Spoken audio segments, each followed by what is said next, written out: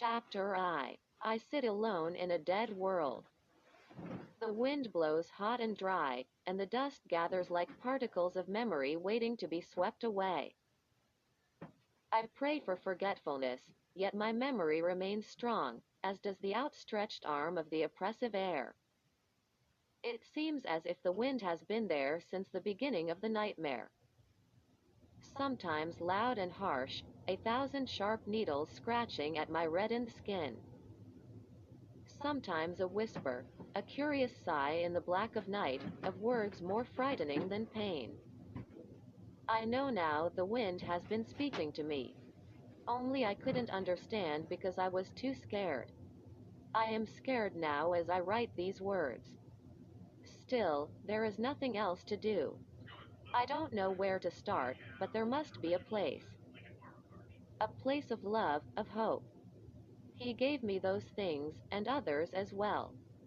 Yes, I will start with him. His name was Pepper. That wasn't his real name, of course.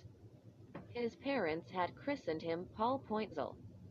He didn't have dark freckles or anything. I don't know where he got his nickname. But he was Pepper when I met him, and that's how I think of him. Pepper and Rocks. My name is Roxanne Wells. I'm 18, or rather, I was 18. At the moment I'm not going to get any older. The second hand on my watch will move forward but won't go anywhere for me. This moment is all there is. We met in high school. He was a babe. I don't know why he asked me out. I wasn't very nice to him. He was new to the area, but not that new. I'd seen him around town for a year or so before he made a move on me. I'd heard good and bad things about him. One friend said he was just out for sex. Another said he was a romantic at heart. What the hell, I thought. I needed sex and romance in my life. Sometimes I believe I would have taken one without the other. Even before Pepper cornered me, I decided that, if given the chance, I would let him get to know me. It was lunchtime at school, a hot early April afternoon. I was sitting by myself on a rock at the corner of campus staring out at the desert. It was a favorite spot for me to hang out and eat junk food. School was in Salem, Arizona, a town built on sand with a lot of sweat. I had grown up surrounded by an ocean of dust, yet the sight of the desert never tired me. I was always glad the city architects had put Salem high at the edge of town, and not in the center. Downtown Salem was about as exciting as an empty movie theater. Things may have been happening in town, but hardly anyone was there to acknowledge the fact. Even before the transformation, Salem felt barren. Pepper suddenly appeared, standing above me with his thumbs hooked into the back pockets of his Levi 505s. He was trying to look cool, and not doing bad job of it. He was too handsome. By that I mean I wasn't given any chance to dislike him. Everything that happened between us had to be. It was inevitable. His hair was brown and messy. He needed a shave. His eyes were as dark as blue prairie grass before a storm. He had a body, every guy does, but his fit him better than most. But I didn't smile at him, not right away. I was cool, too. "Hey, Roxanne," he said, then paused. "That is your name?" It had better be. I had to shield my eyes to look at him. He had the sun behind him, which I think was a strategic move on his part. "What do you want?" "Got a cigarette?" "I don't smoke," I said. "I've seen you smoke." "When?" "At the park, at night." "Those weren't cigarettes," I said. "To each his own. I'm a beer man myself." I shrugged, going back to my honey bun. I get loaded once in a blue moon. I took a bite of my bun. "And every Tuesday." "Mind if I sit down?" he asked, not waiting for my permission to share the rock. At least now I didn't have to blind myself to look at him. What's so special about Tuesdays? He asked. Tuesday means Monday's over. He glanced back at campus, the lackadaisical crowd. You're a senior, aren't you? You'll be out of here pretty soon. What are you going to do after graduation? I laughed. Look at you. We haven't even been introduced and you want to know what I'm going to do with the rest of my life. He just stared at me a moment. Then he offered me his hand. My name's Pepper, he said. That's a weird name. I shook his hand. Is it a nickname? I guess. I hear everyone calls you Rocks. Only my friends. What should I call you? He asked. You don't have to call me anything. You're a real sweetheart, you know that? I smiled sweetly. Thank you. Is that a personal observation or is that something else you've heard? Do you want me to leave? Whatever gave you that idea? I asked. He stood. Have a nice lunch, Roxanne. I quickly put a hand on his knee. You may call me Rocks, Pepper. He hesitated, then sat back down and stared at the ground. Guys often do that, I don't know why. There's nothing there.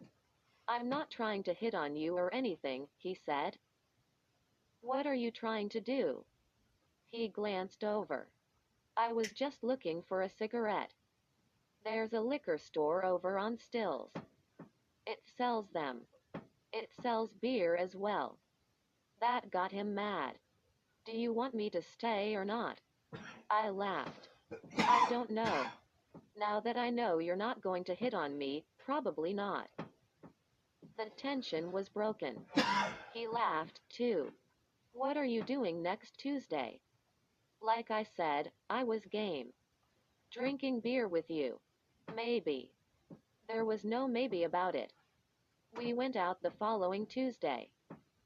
It was the only day I didn't have to work, besides Sunday, which was never any good because it came before Blue Monday. I was a seamstress in a clothes store. It was boring. I never really got to make just sewed the seams. It paid just like every other teen job in Salem.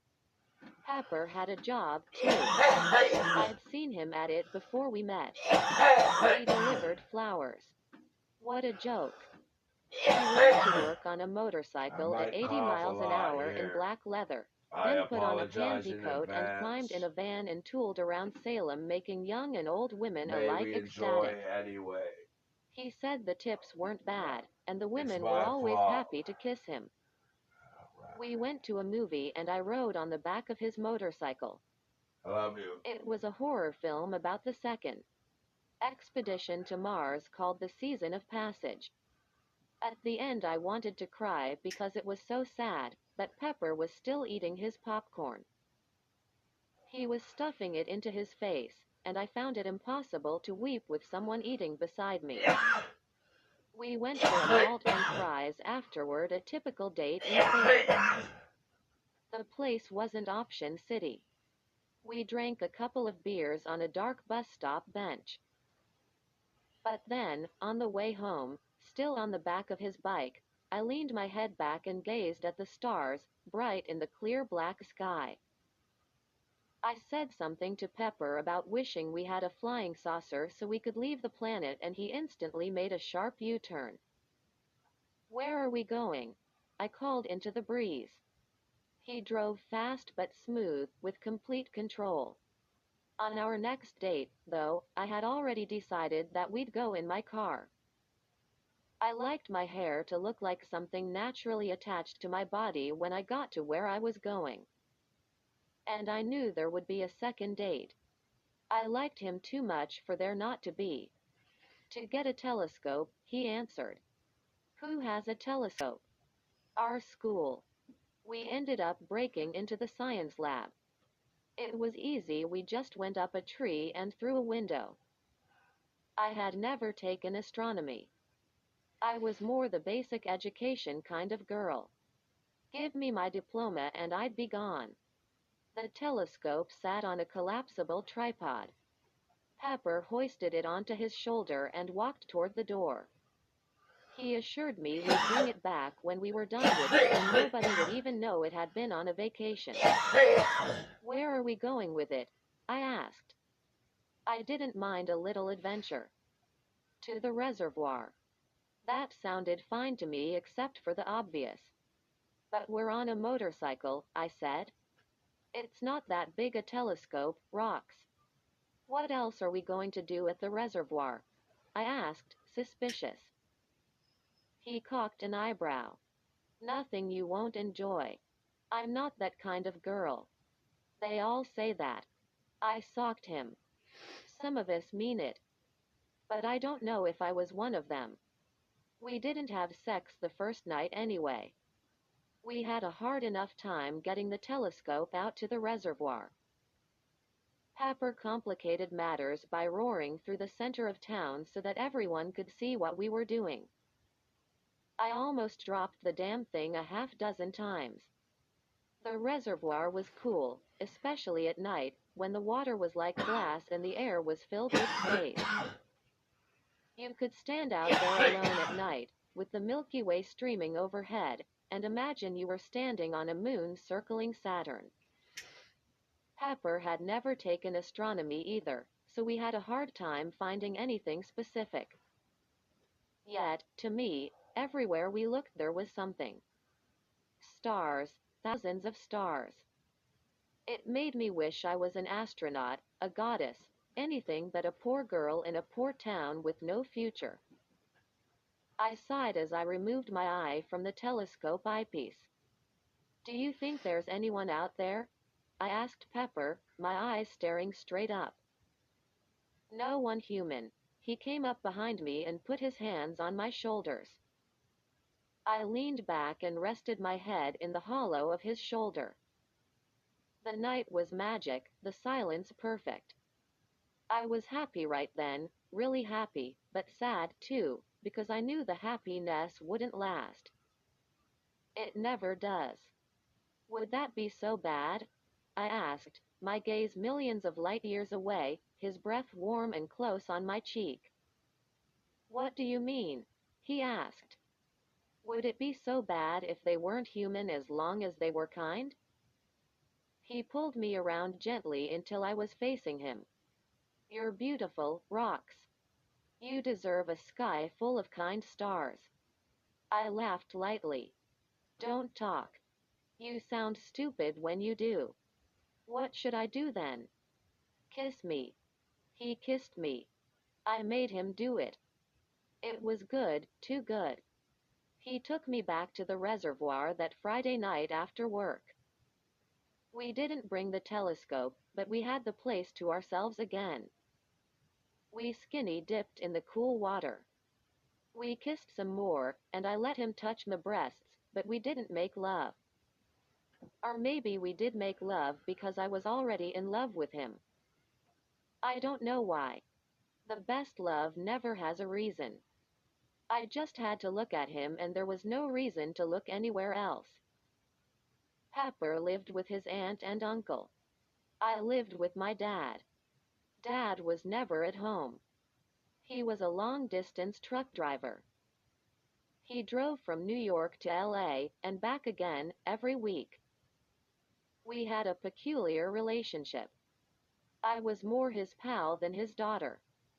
When he was home, I cleaned his clothes and fed him, but the way we talked to each other would have made a child psychologist cringe. We argued, we swore at each other, and in the end he usually agreed with me. But we loved each other, too. His name was Sam. I never knew my mother. From the things Sam had to say, it didn't sound like he knew her very well, either. She left on a westbound Greyhound bus when I was 48 hours old. Seemed she wanted to be an actress in Hollywood or something. Pepper's aunt and uncle lived on the other edge of town from the school, on a miserable farm better known for its horses than its produce. But like any farm, good or bad, it had a barn. And it was in that barn that I lost my virginity after a thorough examination by Dr. Pepper. I don't really remember how the date started. We ate, I know that, but I can't remember where. Then we went for a long walk, and in Salem, it's not possible to walk too far without coming back home. We ended up at Pepper's place. His aunt and uncle were asleep. Pepper wanted to show me his horse, Shadowfax, named after Gandalf the Wizard's horse in The Lord of the Rings. It was a nice horse. It was a nice barn, full of nice, soft hay. But there was something wicked inside that hay that almost got me killed. When we began to kiss, Pepper suddenly tickled me, and I fell back and landed on the hay. I missed impaling myself on a pitchfork by inches. Pepper was white when I pulled it out of the straw beside me. "Did you set this up?" I asked, the pitchfork in my hand, pointed at him. I can see the headlines now. "Poor innocent co-ed pierced on the eve of greatness." Pepper grabbed the pitchfork from my hand and tossed it aside. He wiped the sweat off his forehead. I could tell he was shaken. He came and knelt beside me and spoke seriously. "You are great," he said. I grinned. Those 3 little words meant more to me than those other famous 3 little words, I think. He had yet to say those words, and I was determined not to say them until he said them to me. "Why?" I asked. "I'm not pretty. I'm not smart. I'm nothing." Yet I knew I wasn't ugly or stupid. My hair was long and red, my eyes green and bright, a nice combination. I was too thin, I had no tits, but even girlfriends complimented me on my legs. Those same girls, however, said I didn't smile enough. Melancholy rocks. I didn't like to smile because of my teeth. They were crooked, and didn't shine like those of the actresses on TV. I also seldom smiled because I felt haunted and cursed. Like it was only a matter of time. But for what I didn't know. But in the barn, with my Pepper sitting beside me, the curse seemed oh so far away when actually it had never been closer. Maybe I was stupid. "You're something," Pepper said, taking my hand. "What?" I asked. He moved closer. "What do you want to be?" "Happy." He snorted and scanned the hay, perhaps to determine how flammable it was. "Do you have a cigarette?" he asked. "That's what you said when we met." "You're not supposed to say that right now." "No? A cigarette's supposed to be for after." He moved close enough to kiss. "After what, rocks?" I was looking at the stars in his eyes, the ones I had put there. And I was looking far away. Like I said, he was too cute. My determination wavered. I had no choice but to say what I did. "I love you," I whispered. The words seemed to worry him, like when I had missed the pitchfork, which had only made me smile. I wished so much that he would smile right then. "Why?" he asked. "Because it makes me happy." I hesitated. "Do you love me?" Now I had put him on the spot. He was really missing his cigarette. But he didn't look away. He kissed me instead, lightly, and then sneezed in his lap. I had to laugh. "Never mind," I said. He shook his head. "It's not you. It's the hay." I lifted my knee and poked him with my foot. "I like this hay. It's like one giant bed." That was a hint he understood. The way he looked at me changed. It wasn't a lustful look. It was more like his worry deepened and transformed inside him, becoming something closer to fear. But being scared can be fun, and he looked interested, too. He took me in his arms. "What do you want to do?" he asked. I brushed his hair back. What comes easiest? Rocks. Dot. He began. I closed his lips with my finger. Shush. You don't have to say it. I love you, too. I told you, I began. He closed off my lips with his finger. I will love you, he corrected himself. Is that good enough? I nodded, feeling the hay at the back of my neck, sliding down my shirt. Yeah. Just don't wait too long. I won't, he promised. And then, just before it all began, and the train raced down the hill to the bottom, I asked him one question. I didn't want to. His answer stood a 50% chance of ruining everything. But I had to ask it. I stared at the pitchfork as I spoke, lying so innocently beside us. Is this your first time? I asked. Is it yours? Yes. He kissed the side of my face. It's my first time, too, rocks. I cannot talk too much about the sex. It was better than ice cream. It was like a summer night before summer really began, before school let out. For me, anticipation has always been stronger than the reality, and this was such rich anticipation, so constant, that it couldn't help but be fulfilled. What I mean is, I was happy in his arms, like I was that night we were together in the arms of the stars. I felt so much a part of him. I honestly believed, for a long time afterward, that I could be a part of everything. Did I think of protection against pregnancy? We only made love that one time. I hardly had a chance to think anything. I suppose the thought of contraceptives crossed my mind after we were done. But that's the same as thinking about your parachute after you've jumped. You can think all you want, the ground doesn't give a damn. I suspected I was pregnant 2 weeks later. I wasn't late on my period, not yet, but something inside me had changed. A doctor would have said it was hormonal. Maybe, but it was more than that. Had changed, not just my body. But it wasn't like something had been added inside, the way new mothers usually talk. It was more like a part of me had died. Then another 2 weeks went by, and my period never came. I didn't tell Pepper. I didn't want to worry him. I went to the drugstore in Lendl, a nearby town, and bought an early pregnancy test. Those suckers cost more than I thought, a big $15. I read the instructions carefully. The bottom line was that if it tested negative, then you could still be pregnant. They weren't making any guarantees.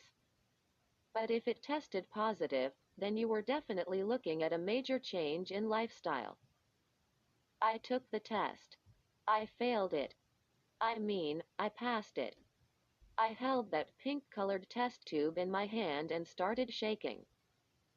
But no matter how hard I shook, the test tube didn't turn blue or green. I was pregnant. God. I didn't cry. How could I? It was a miracle. It was a gift from God. I threw up instead. Then I got out the yellow pages and called a doctor in Lendl. That's what the instructions inside the test box had said to do. Just in case your doctor had a different colored test tube, I guess. I didn't have my own physician. I seldom got sick, and when I did, I just waited it out. I called Drive. Adams. He was the first one listed. I spoke to his nurse. She wanted me to have a blood test and a urine test, even before I saw the doctor. I asked how much. $70, she replied. My baby was already getting expensive, I thought. I said all right. I passed these tests. I mean, I passed them. The doctor was finally willing to see me about a week after I called. He was younger than I thought he'd be, and better looking, which made me even more nervous. He didn't make me take off my clothes and examine me. We just sat down in his office. He started off by asking how I felt. I'm all right, I said. I didn't mean physically. Are you upset? Are you happy? The first choice, I said. Do you have a boyfriend? I think so. Does he know? No. Are you going to tell him? Yes. Do you want to keep the baby? He asked. It was such a normal question for a doctor to ask, and I know it sounds impossible, but I had never asked myself that question. I don't know, I said, gesturing helplessly. I've never been pregnant before. He was sympathetic.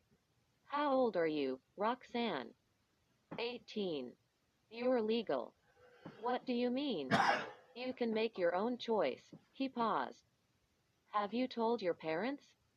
I only have a father. I haven't told him. He studied me. His brown eyes were kind. You look like a girl with a head on her shoulders. You know the choices you have? I nodded. There aren't that many of them. There's a family planning clinic in Foster. It's a 2-hour drive. If you want to go there, you just have to give me a call and I'll set up an appointment for you. I don't want to go there, I said so sharply I startled us both. He didn't want to say the word, and I didn't want to hear it, but we were both talking about abortion. Just the sound of it in my head made me feel sick. I wished they had given the procedure initials instead of a name. Like, oh, just going to have a apt. Be back before lunch. Then I could pretend it wasn't. Much different from ordering a bacon, lettuce, and tomato sandwich. Doctor. Adam stood and squeezed my shoulder. You think about what you want to do. Talk to your father and your boyfriend if you wish. But don't let anyone make the decision for you. Okay? Okay. Thank you, doctor. I paid the nurse at the front and drove home. My car was overheating. I had to stop twice and cool the radiator down with water. It was 4 in the afternoon on a blue Monday. I knew Pepper was at work, driving around town with his bright floral arrangements.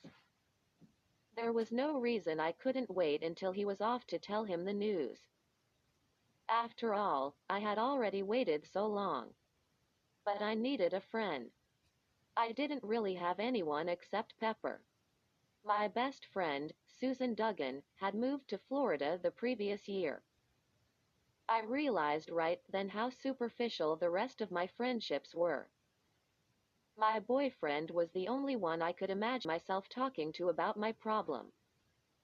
I caught him as he was loading the last of his deliveries in the van. It was funny, I had never seen him so happy to see me.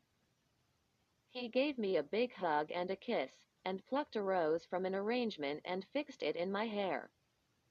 All that before I could say a word. But then I didn't have to say much. He was staring at my face now.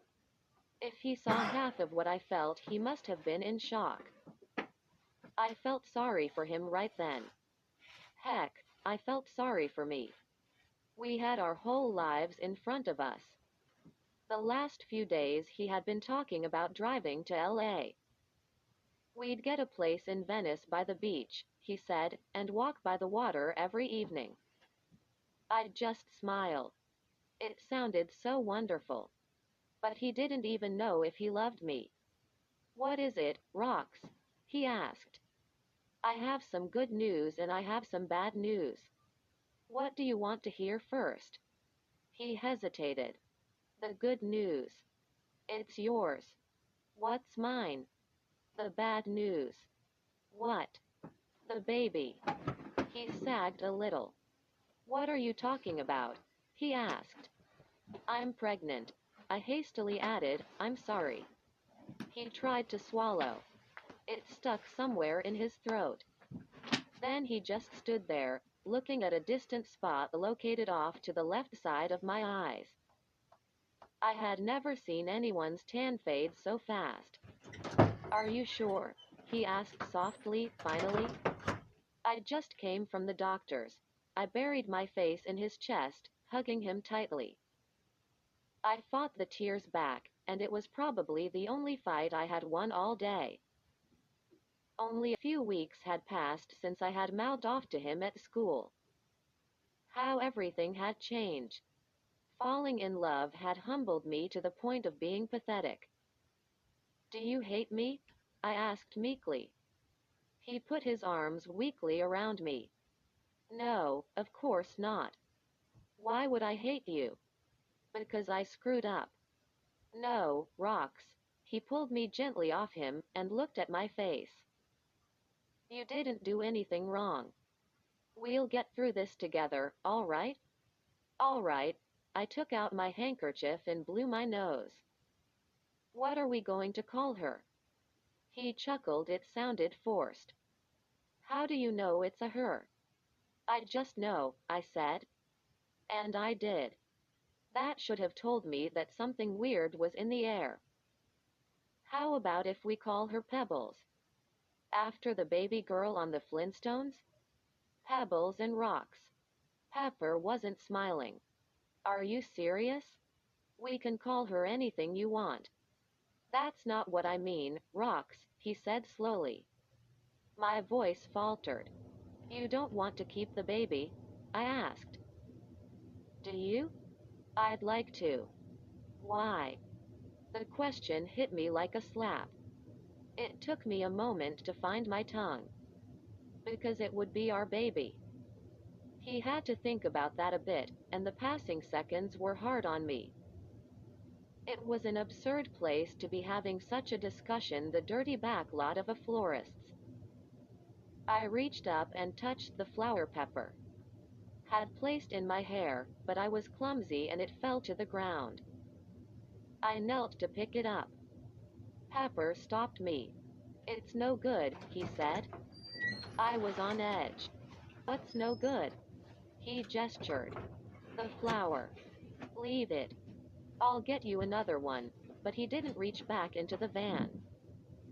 I had given him too much to think about, and he couldn't worry about me right then. He continued to stare off into the distance.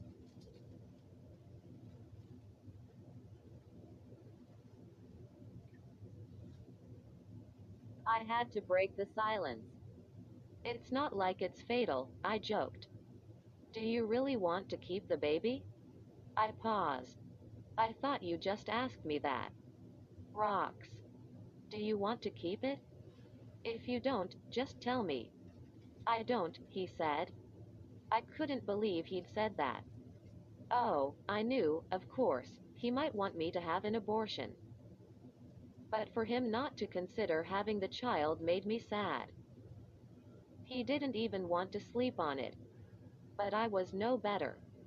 I was the child's mother, and all I cared about was remaining his girlfriend. I would throw away the price of love to be in love. My response just came out of my mouth. It was fate that spoke. All right, I said. He held me again. He acted all concerned, but there was something fake about it and we both knew it. I'll help you in any way I can, he said. I'll go with you. I'll pay for it. Then suddenly I was far away. More words came out of my mouth, but I know I did not speak these ones. There was no love in them. There was nothing of what I really felt for Pepper in them. Yet I said them anyway. Because they were supposed to be true. I'll get rid of it, I said. Life will go on. But it was all a lie. Chapter 2. There is much debate in this country over abortion. I have always found it puzzling. There are the right-to-lifers who say that abortion is the equivalent of murder. Then there are those who say a woman's right of free choice must be preserved. What has always struck me as odd is that each side is convinced that only it is right, and the other is wrong. I feel they are both wrong. No one should take away another person's right to choose. and no one should kill an unborn infant. Of course, I could just as easily say both sides are right, but I won't.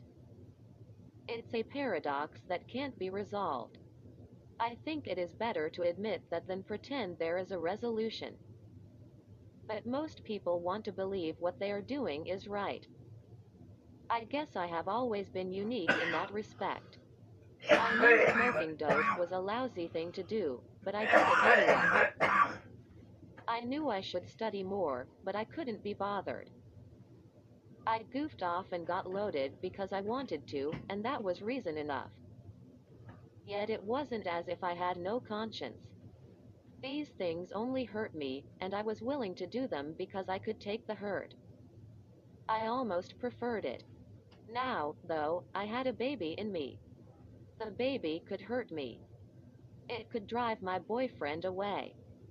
It could make me work and slave for the next 18 years. I could hurt it. I could kill it. But drive. Adams assured me it would be a painless death. Without consciousness, there could be no agony, and the doctor said that an immature fetus had zero awareness. I believed him. Doctor Adams made the appointment for me at the family planning clinic on Saturday in Foster. Because he had already completed all the necessary tests, it was not required that I come in beforehand. All I had to do was show up for the procedure. The time was set for 5:30 in the morning. Apparently, the surgeons liked to get rid of nasty business early so they could spend the rest of the day saving lives. The cost for the abortion would be $462. The clinic wanted to be paid up front. Pepper insisted on covering it all, but I said, no, we'd split it. I only had $300 in the bank to begin with. Condoms would have been cheaper. A heart transplant would have been easier. All my talk was just talk. As we drove to Foster the night before, Friday, I felt I was driving to my death. We decided to get a motel in Foster and sleep, but we ended up talking till it was time to go to the clinic. My dad was out of town, and Pepper's aunt and uncle thought he was camping with a friend. The clinic was located in a small professional office building.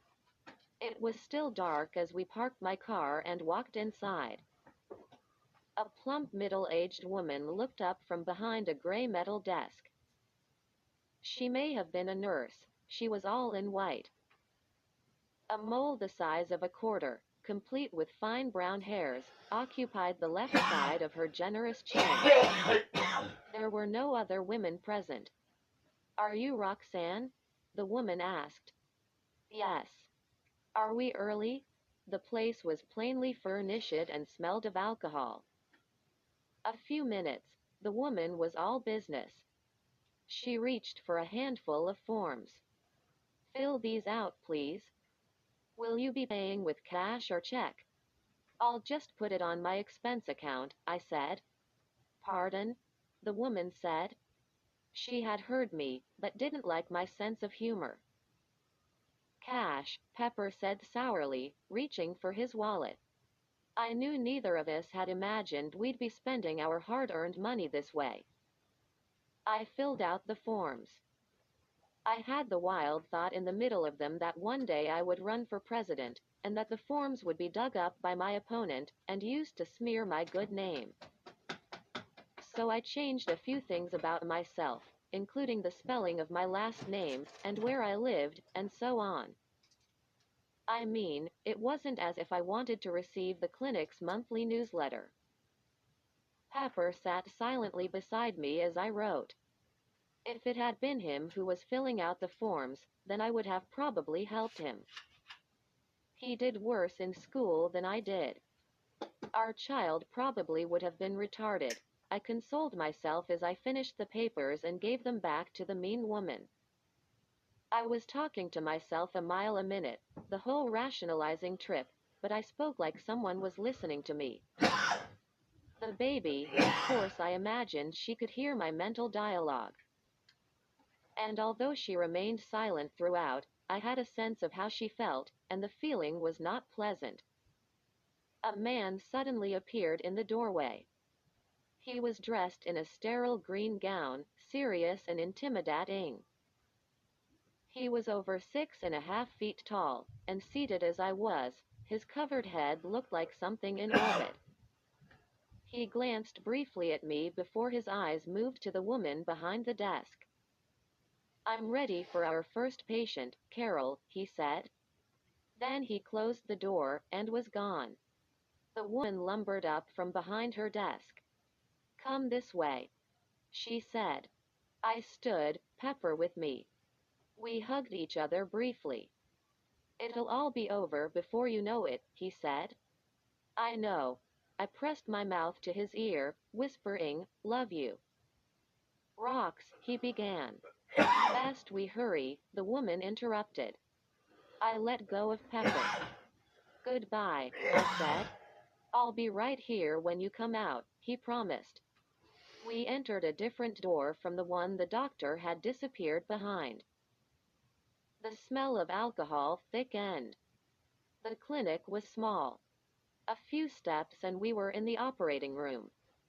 The woman handed me a green gown and told me to undress completely and lie on the table with my feet up in the stirrups. I could not believe this was happening. The woman left the room and I began to unbutton my blouse. What a way to begin a relationship, I thought. I was lying on the table with my legs crossed when the doctor entered the room a few minutes later. I wanted to tell him that the table was making my bare butt cold. I also wanted to tell him that I was basically a good person who had made a mistake and that I didn't mean anybody any harm, particularly to the many tiny babies of the world. But I didn't say anything.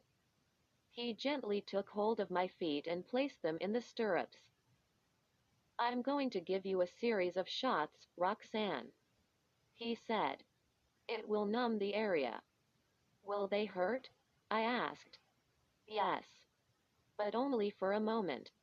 I like an honest doctor." He reached for a packet on a nearby shelf and opened it.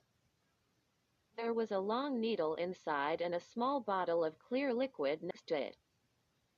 He stabbed the needle into the top of the bottle and slowly filled the syringe, holding it up to the light. It looked like Excalibur, I thought, and he was going to stick it into me. "Jesus," I whispered. "Don't be afraid," he said. I chuckled. It was more fun getting into this predicament than it is getting out of it. He smiled at my comment, but only for a moment. He wasn't a bad man, but I was just another girl in trouble to him. He probably saw hundreds a year, if not thousands. This was business to him, not a matter of life or death. It was only then I wondered if an abortion could be dangerous. I remembered one of the forms I signed had said something about not holding the clinic responsible in the event I croaked. He gave me the shots. They hurt like hell. My eyes were wet when he finished. Then he started an IV into my wrist and patted my arm and told me he would be back in 15 minutes. I could hear a girl in the adjacent room undressing. It did not make me feel any less lonely. The gown was drafty and the doctor had left the door open. I tried to pass the time by singing softly. People told me I had an incredible voice, but I didn't believe them. I always just sounded like myself. I quickly had to give up on the ploy. No one had written a getting ready for my abortion song. Time crept by. Deep inside I felt things going numb. The doctor finally returned and poked at me with glove-covered fingers. I told him I couldn't feel a thing and this made him happy. He was ready to begin the procedure. He picked up a long, sharp silver instrument that glinted in the harsh overhead light. I closed my eyes. He poked me again and then suddenly muttered something under his breath and left the room in a hurry. I kept my eyes closed. My guts felt strange, as if they were made of liquid, and were flowing around inside me. My thoughts began to float inside my head, too, like colored pictures projected on puffy white clouds caught in a gentle updraft. I thought mainly of Salem, where I had grown up, and how bright the stars had been the night Pepper had first kissed me. But the thought of Betty Sue McCormick also flashed inside, her face spread across my imaginary black sky. It was odd that Betty Sue should come to mind. I had hardly known her. Hers was a sad tale.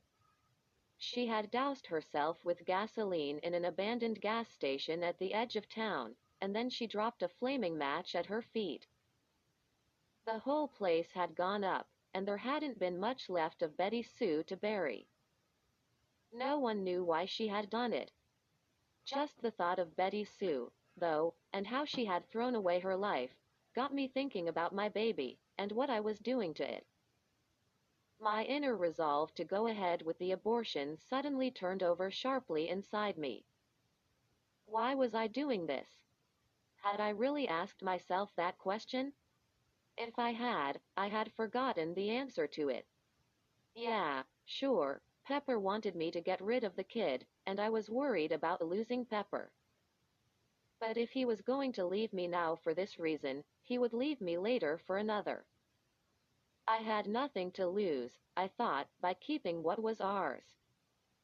I wanted to stop the procedure. I wanted to go home. Doctor? I called, opening my eyes. Are you there? No answer. I pulled my right leg out of the stirrup, then my left. I could sense that I was still numb inside, but believed I could walk. I didn't think I'd changed my mind too late. The doctor had only worked on me a few minutes before leaving. I could see no blood. And suddenly my sensation of dizziness vanished. I felt good, better in fact than I had since I found out I was pregnant. I swung my legs over the side of the table and stood up. I called out to the doctor and nurse again. Still no answer. The green gown was bugging me, so I pulled it off and quickly slipped back into my clothes. Then I stepped into the hallway. A dizzy sensation overtook me with a bang. As I looked down the hall, opposite the direction from which I had entered the operating room, the walls suddenly elongated, stretching the hall into what could have been a pathway into infinity. At the very end of the hall was blackness. Nothingness. I shot out my right arm and caught the edge of the door frame with my hand. I passed the back of my hand over my eyes and steadied myself. My vision cleared. The length of the hallway shrunk to normal size. I turned and walked toward the reception area. Pepper jumped up as I came out. He had been reading a People magazine. The woman at the desk must have been in the back. We were alone. Are you done already? He asked. Yes. You weren't in there long. I'm a quick fix. I opened the door to the outside. Faint blue light shone in the east. Let's get out of here. Pepper hurried after me. Are you sure you're all right? I'm perfect, I said, stepping outside into the cool morning air. Give me the keys. I want to drive. Rocks, you can't. You just had an operation. I paused on the opposite side of the car from him. I didn't do it. You didn't have the abortion? He asked, shocked. No. And I don't want to argue about it. Rocks? I put up my hand. I just want to go home, okay? Give me the keys. He tossed me the keys, reluctantly. We climbed in the car and drove away. I half expected the ugly fat nurse to come bursting out of the clinic shouting for us to stop. But we left in silence. And the silence followed us. I think we should talk about this, Pepper said softly, 5 minutes later when we were on the outskirts of Foster. The town was twice the size of Salem, but that wasn't saying it was big. Soon we would be in the desert. I've decided to have the baby, I said calmly. We can talk all you want. I think you're right, we should talk. But I'm not going to change my mind. If that's not all right with you, I understand. You won't have to be responsible for raising our daughter. If you don't pay child support, I won't take any kind of legal action against you. You'll be free to live your life exactly as you want. He stared at me for a while before responding. I couldn't see his expression, I could only glimpse him out of the corner of my eye. I had my eyes on the road. We seemed to be the only ones leaving Foster that morning. How do you know it's a girl? He asked again. I chuckled. I'm not sure, I just know. Nothing I say will make any difference? No. He sighed, settling himself in the seat as if he were about to take a nap. Then I won't say anything, except that I'll see you through this. I glanced over at him. That makes a difference, I said. Pepper nodded, and then fell asleep. Men, boys, they could sleep through the end of the world. Of course we had been up the entire night before. I never knew Pepper snored. I thought it was cute. When the sun came up an hour later, Pepper was still asleep. The sun peeked over the horizon directly in front of me and burned bright into my brain. It was at that exact moment that I saw a hitchhiker at the side of the road about half a mile in front of us. It looked like a girl, but I couldn't have sworn to it. It might have been a guy with long, red hair, brighter than mine. The person had on a long dark cape, but framed against the light of the sun, she was little more than a silhouette with flaming hair. I debated whether I'd pick her up. I usually did pick people up. I assumed the person was hitchhiking. But as I raised my hand to shield my eyes from the glare, she disappeared. There was a cluster of cactuses just off the road. I assumed she had seen us coming and ducked behind them.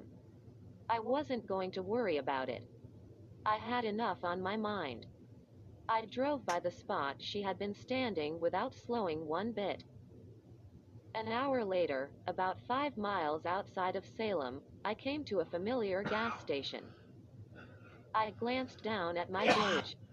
I was on my last half gallon. I decided to stop and fill up. Pulling into the station beside the pump, I reached over and shook Pepper gently. He hadn't stirred once since we'd left Foster. Hey, sleepyhead, I said. We're almost home. He opened his eyes and yawned. What time is it? Almost 8. We need gas. Do you have any money? He closed his eyes again. The clinic has all my money. I got out. Thanks. Just stating the facts, miss. Like I said, I knew the station. It was always open. You could pump your gas before paying. I dug a meager $5 bill out of my blue jeans. I wouldn't be filling up, after all. Pepper was snoring again before I got my 4.3 gallons in the tank. I walked up to the window to pay. A faint breeze played with my hair.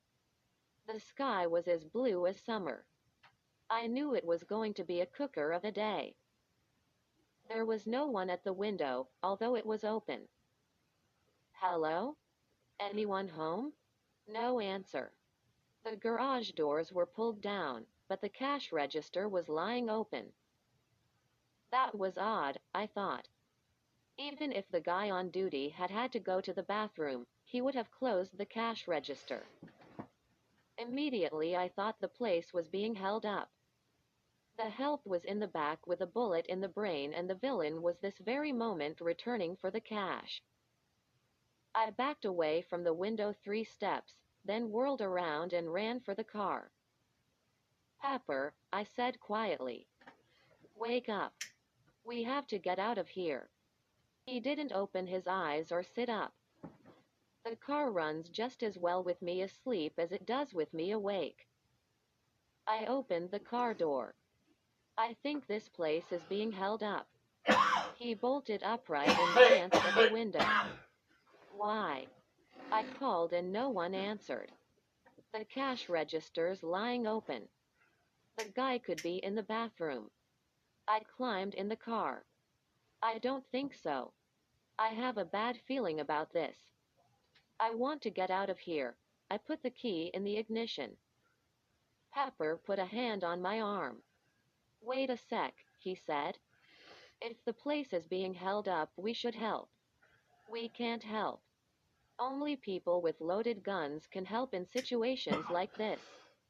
Let's go. No, Pepper said. That wouldn't be cool. I don't want to be cool. I want to be alive. Let go of my arm. He opened his door. You stay here. I'll be back in a moment. If you hear gunshots, drive off. I grabbed his arm. Oh, sure. Oh, great. What a classic macho attitude. You are coming with me. My daughter is not going to grow up without a father. It could be a boy, for Christ's sakes. He shook loose. Do as I say and don't worry.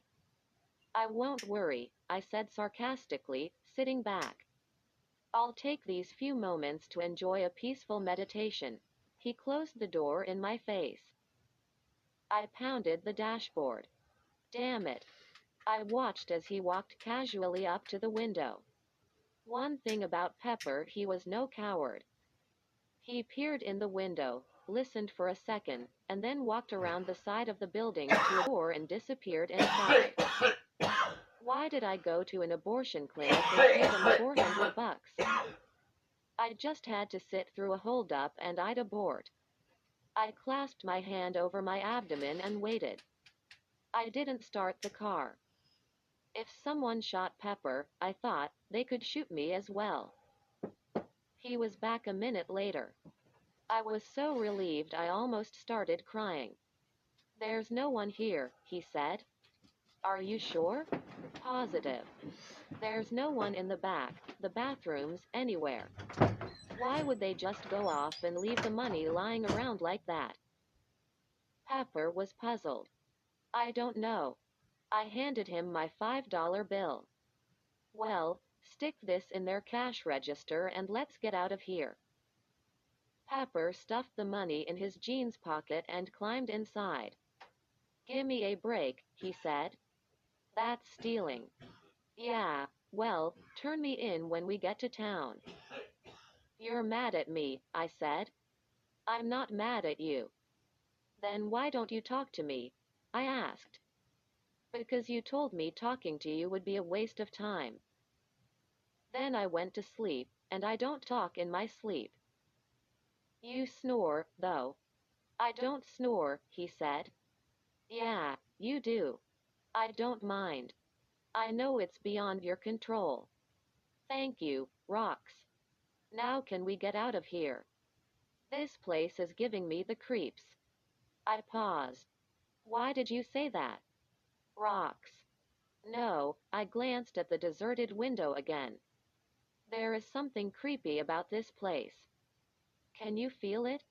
It's just because it's deserted, that's all. But why is it deserted? I told you, I don't know why. Please, let's go home. I started the car reluctantly. Okay. We drove into Salem. There was no one out.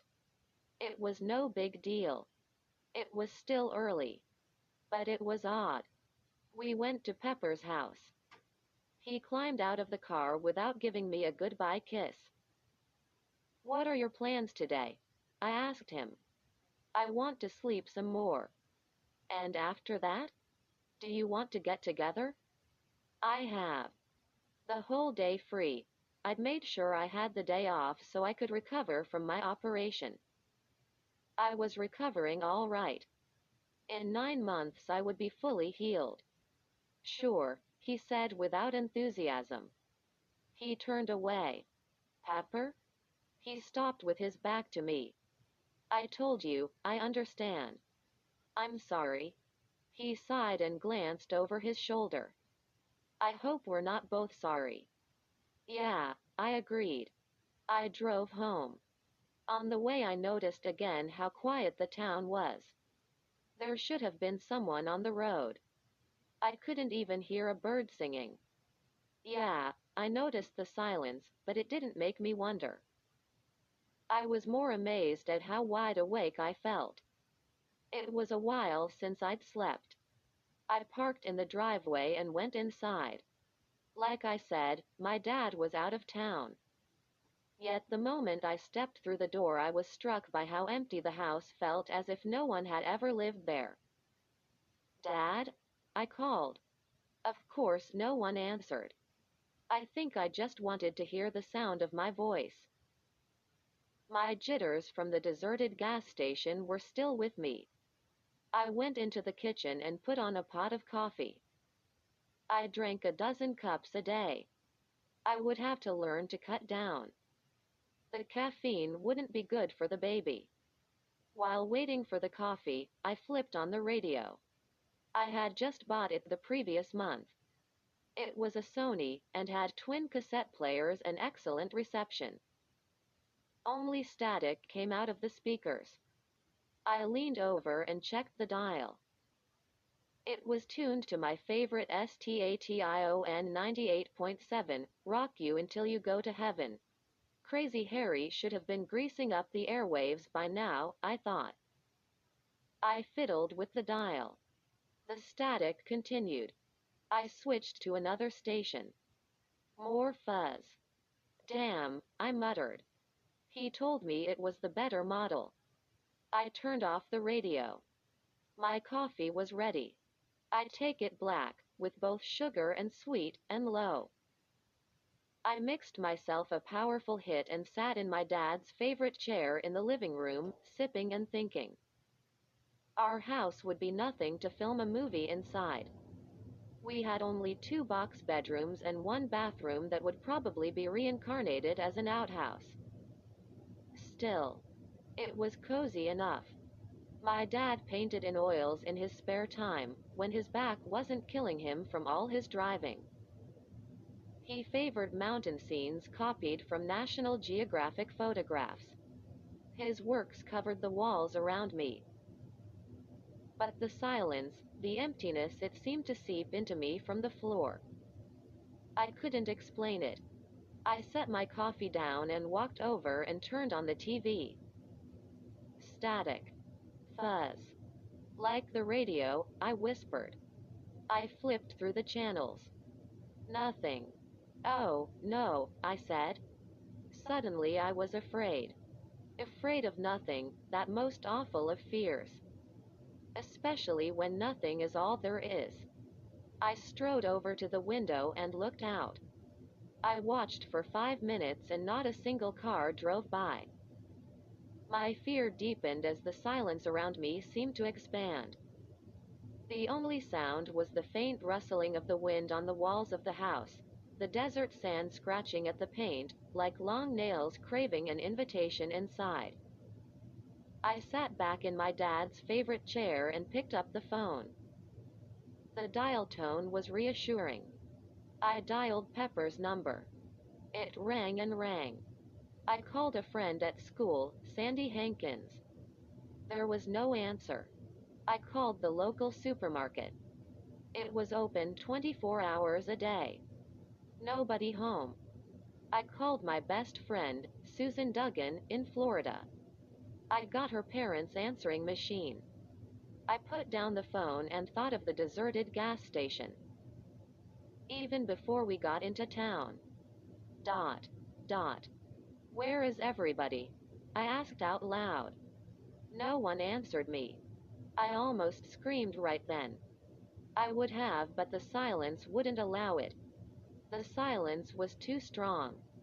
I got up and ran out of the house. The block was deserted. I went to my neighbors, the Hollands. They had 2 hyperactive kids and a dog that barked at its own barking. I banged on the door. Hello, is anyone there? Please answer if you're there. It's an emergency. I was talking to a door. I ran to my neighbors on the other side the Blaines. No kids or animals, but two loud people who got up early and let the rest of the world know it. I called to them, too, and injured their front door with my fists, but they were definitely not home. It seemed no one was. What did I do next? I began to move toward the center of town 6 blocks away. I stopped at other houses, even peeked my head in a couple, but I quit doing it very soon. There was no one around. The sight of a corpse would have been welcome to me right then. A skeleton, sitting at a kitchen table with a fresh cup of steaming coffee. Sure, let me meet him, I'm desperate. Anything, even a goldfish. But I was alone. I stumbled into the town square and collapsed on the lawn beside the statue of David Fitzpatrick, the town's founding father. He was covered with bird lime, as usual, but there were no birds. They must have all flown away, into a sky above mine. Help! I finally screamed. My voice echoed against the watching buildings, until it became an echo of an echo, and was lost. I buried my face in my hands, thankful that they at least had not deserted me. Tears filled my eyes, and I cried, but only quietly and to myself because there was no one there to share them with. I was not merely confused. I was lost. Lost in a town I had lived in all my life. Time did not go by. That would have been a joke. Time had already packed its bags and left town. But something passed, and then after a while I became aware that someone was standing above me. I raised my eyes. I had to look into the sun to see him. Just like the first time. Just as I'd looked into the rising sun when I spotted the lone hitchhiker on the empty highway. Pepper, I said. Where is everybody? He asked. Chapter 3. Pepper told me his story. His aunt and uncle had been out when he'd gone into the house. The fact hadn't disturbed him greatly, but when he had lain down to sleep, the creepy feeling he'd felt at the gas station wouldn't go away. He got up and called me, but I must have already been out and pounding on the neighbors' doors. He called a few friends, but no one was home. He didn't turn on the radio or TV, but started walking toward the center of town as I had done, calling out for anyone to answer. Finally, of course, he found me. We sat on a bench in the center of the town square as we caught up on each other's stories. To say there was a feeling of unreality to our situation would have been like saying the sun was hot. We sat on a bench in the shade, but we were perspiring. Both our shirts were stained with cold sweat. Why would everyone leave? I asked. Pepper grimaced and sat quietly thinking. The only thing I can figure is there must have been some kind of evacuation. Maybe there was a toxic spill in the area. The National Guard could have been brought in last night. They might have cleared everyone out. If that was the case, they'd have put up roadblocks. He nodded. I know. But it's the only explanation that makes any kind of sense. There were people here at 9 last night when we left. Now they're gone. There must be a reason. There must be something bad here. I think we better get the hell out of here. But I told you how I called Susan in Florida. Even she wasn't home. It's like everybody's disappeared. Are you saying the whole world's deserted? He asked. Maybe. That's ridiculous. What's happened here is ridiculous. I stood. I want to call more people in more places. He got to his feet. I don't think that's a good idea. Let's just get out of here. We can call people from Foster. The word hit me like a sharp spike. I'm not going back there. He was taken back by my reaction. I didn't mean rocks. I know, I said quickly. Then I shrugged. This is not my day. First I go for an abortion, and then I end up in the Twilight Zone. I pointed to Mike's electronic repair, next to Baskin Robbins. Look, let's make a couple of calls. Maybe we can reach someone who'll tell us what's happening. Pepper hesitated. Fine. But let's make it quick. The door to Mike's shop was locked. Pepper paused for a second, glanced up and down the block, and then kicked in the glass beside the door. I jumped at the sound. Pepper reached inside and undid the latch. We'll have to tell Mike we did this, I said. I wanted to add, if we ever see him again. We stepped inside.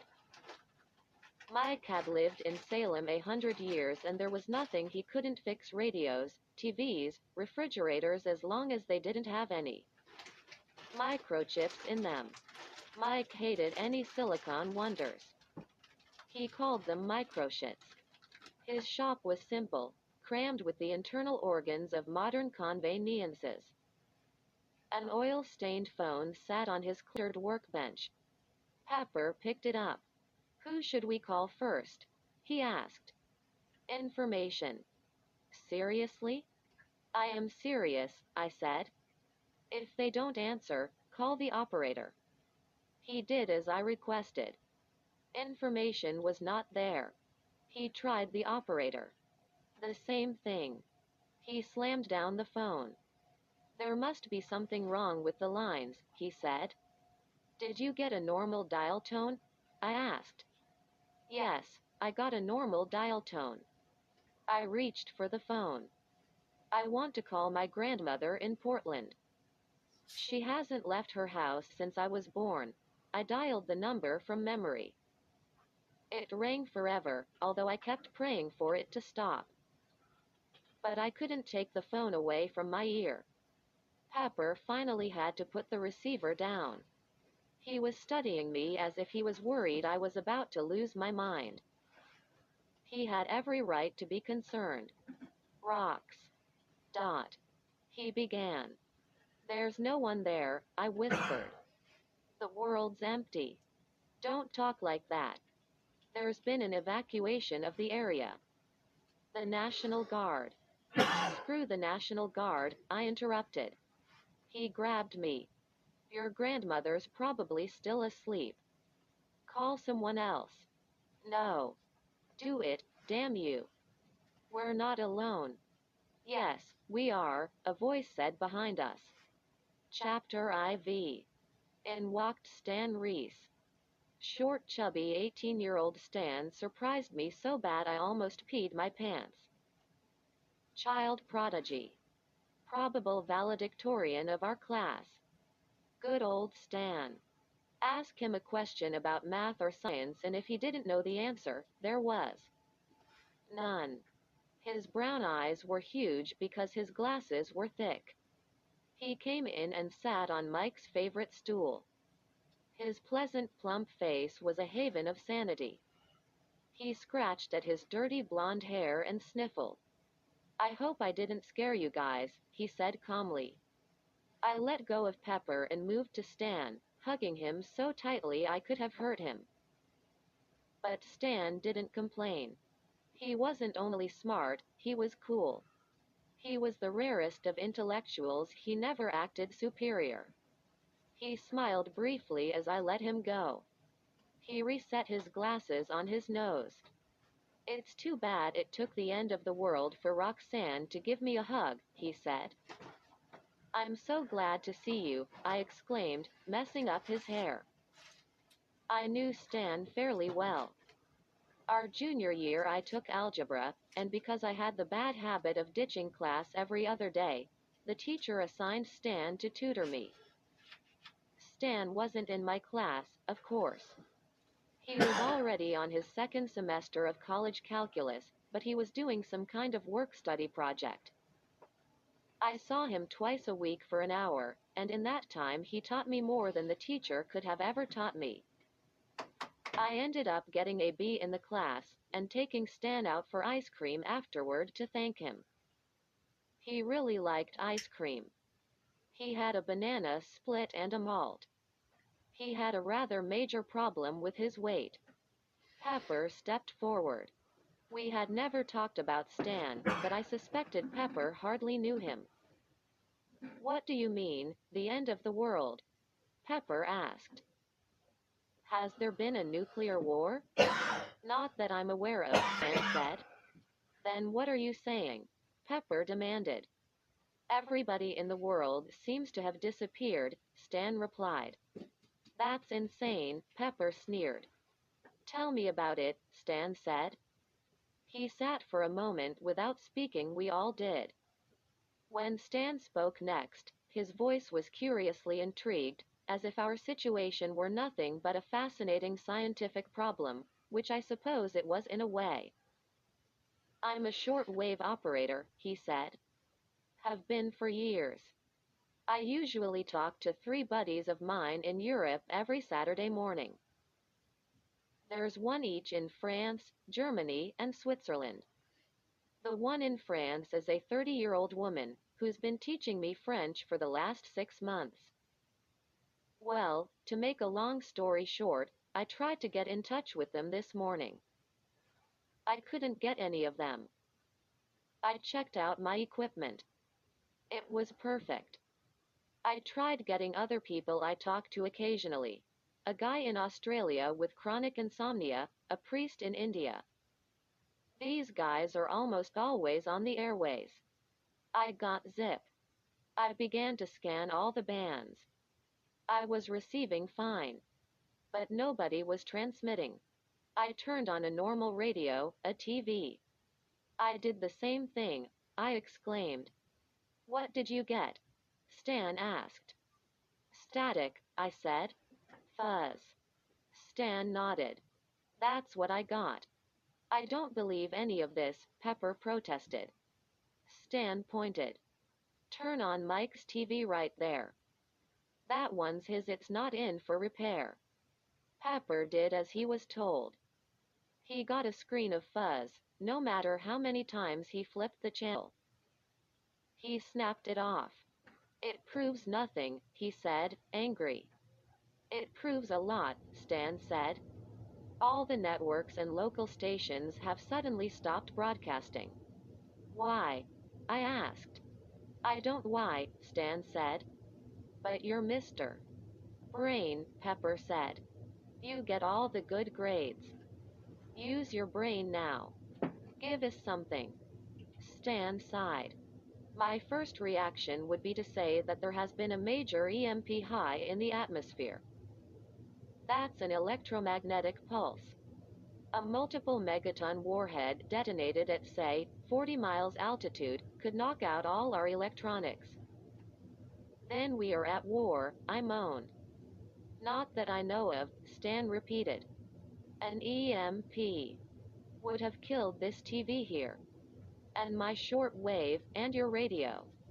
We wouldn't be getting fuzz, we'd be getting nothing. Plus an EMP wouldn't explain the disappearance of everybody. Then give us another explanation, Pepper said. What about a toxic spill or something like that? Stan spread his hands. I got up this morning, and after realizing that there was no one on my radio or TV, I went to my parents' bedroom. There was no one in their bed. There was no one in the house. If my parents had been evacuated in the middle of the night, don't you think they'd at least awaken me? Ask me if I wanted to come? Was their bed messed up? I asked. Stan nodded. Good question. Yes, it was unmade. My mother never left a bed unmade more than 10 minutes in her whole life. I think they were in bed when they left. When they left where? Pepper asked. I don't know, Stan repeated. I felt faint and couldn't think clearly. All the rules had been changed. Reality had fallen asleep at the wheel and driven off the road. I had to sit down. Pepper pounded his leg in frustration. We can't just sit here, he said. We have to find out what's happened. I say we get a car and drive to another town. We might have to do that eventually, Stan said. But I wouldn't start our investigation by traveling. Why not? Pepper asked. What's in another town that's not here? Stan asked. More people? Maybe, maybe not. But we already know for a fact that most of the people on Earth are gone. I can tell if a radio or a TV's been damaged.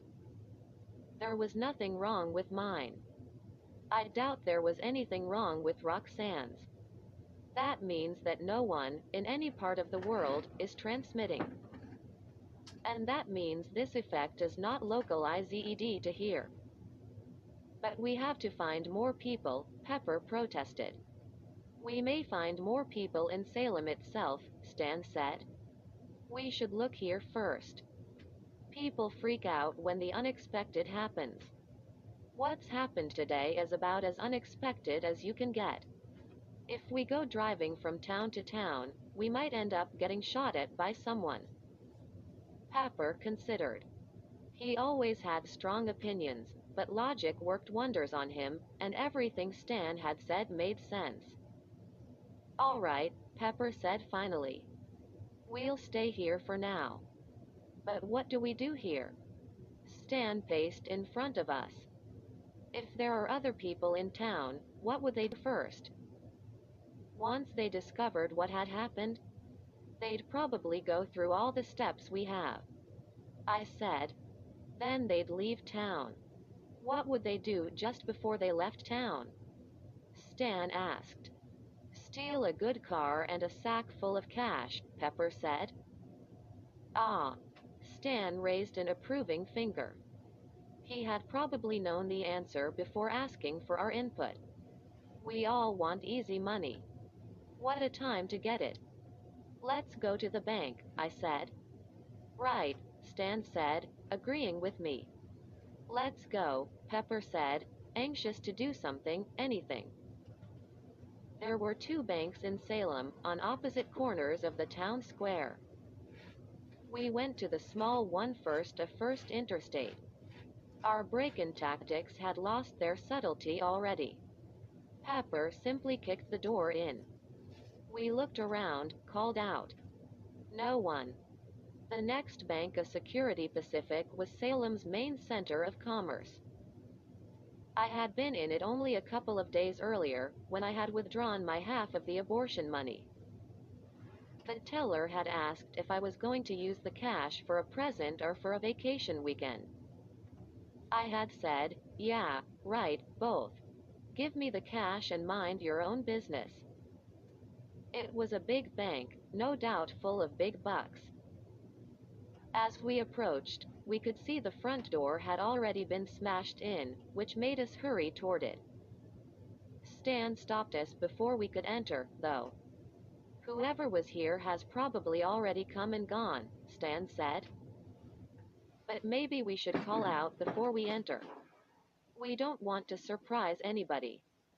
Good idea, Pepper said. He stuck his face close to the hole in the front door. Hello, he called. He got no response.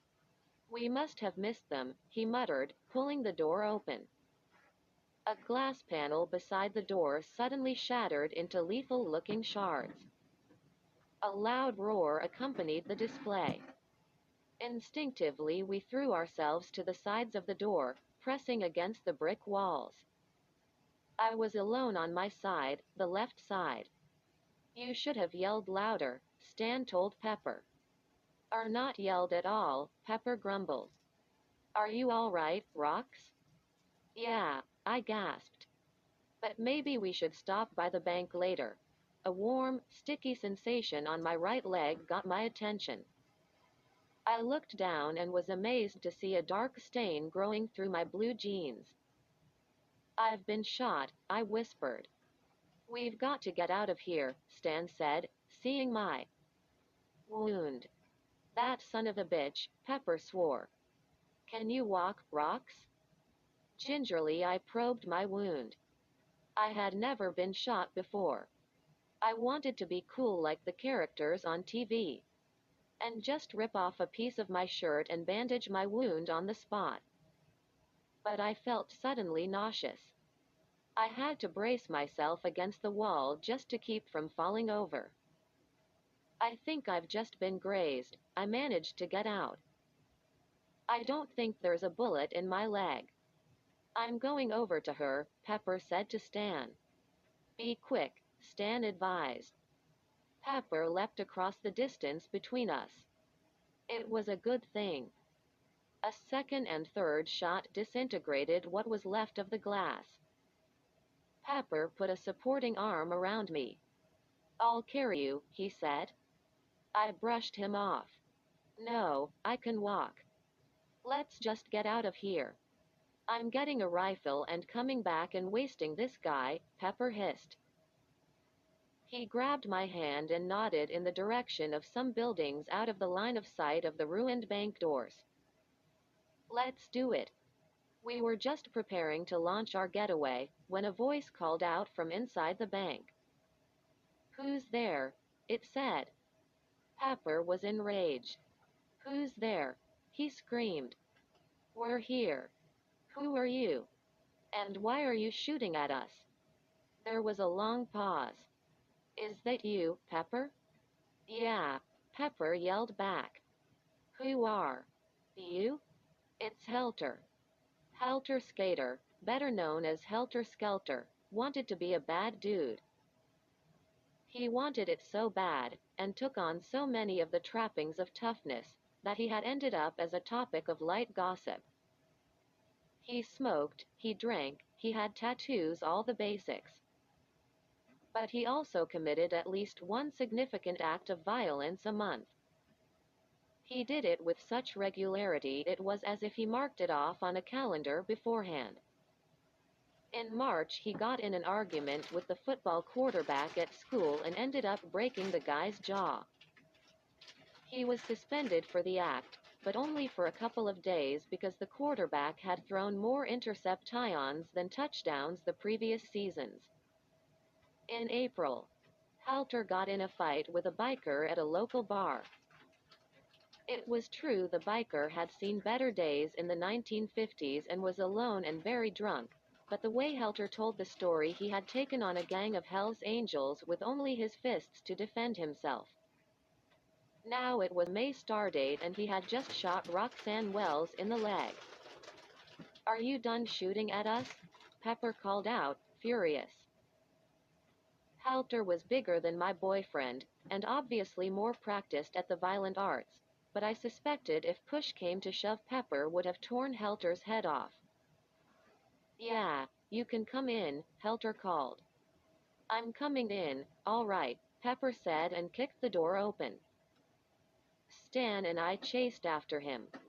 I was still bleeding, but it was going to have to wait. If there were only 4 people left alive on the planet, it wasn't going to do for one to get killed. Pepper, I called after him. Don't start anything. I don't have to start it, he snapped. You're bleeding. That's a hell of a start, already. Where are you, you yellow bastard? Halter was, of course, back beside the vault, where all the money was kept.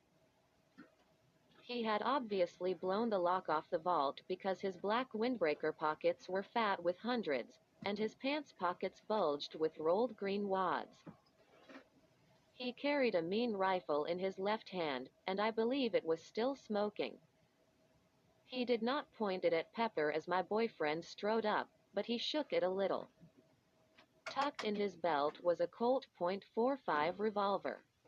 Don't mess with me, Pepper, he said. I didn't know who it was out there. You just decided when you woke up this morning that you would shoot at anything that moved, huh? Pepper demanded, momentarily halting his advance.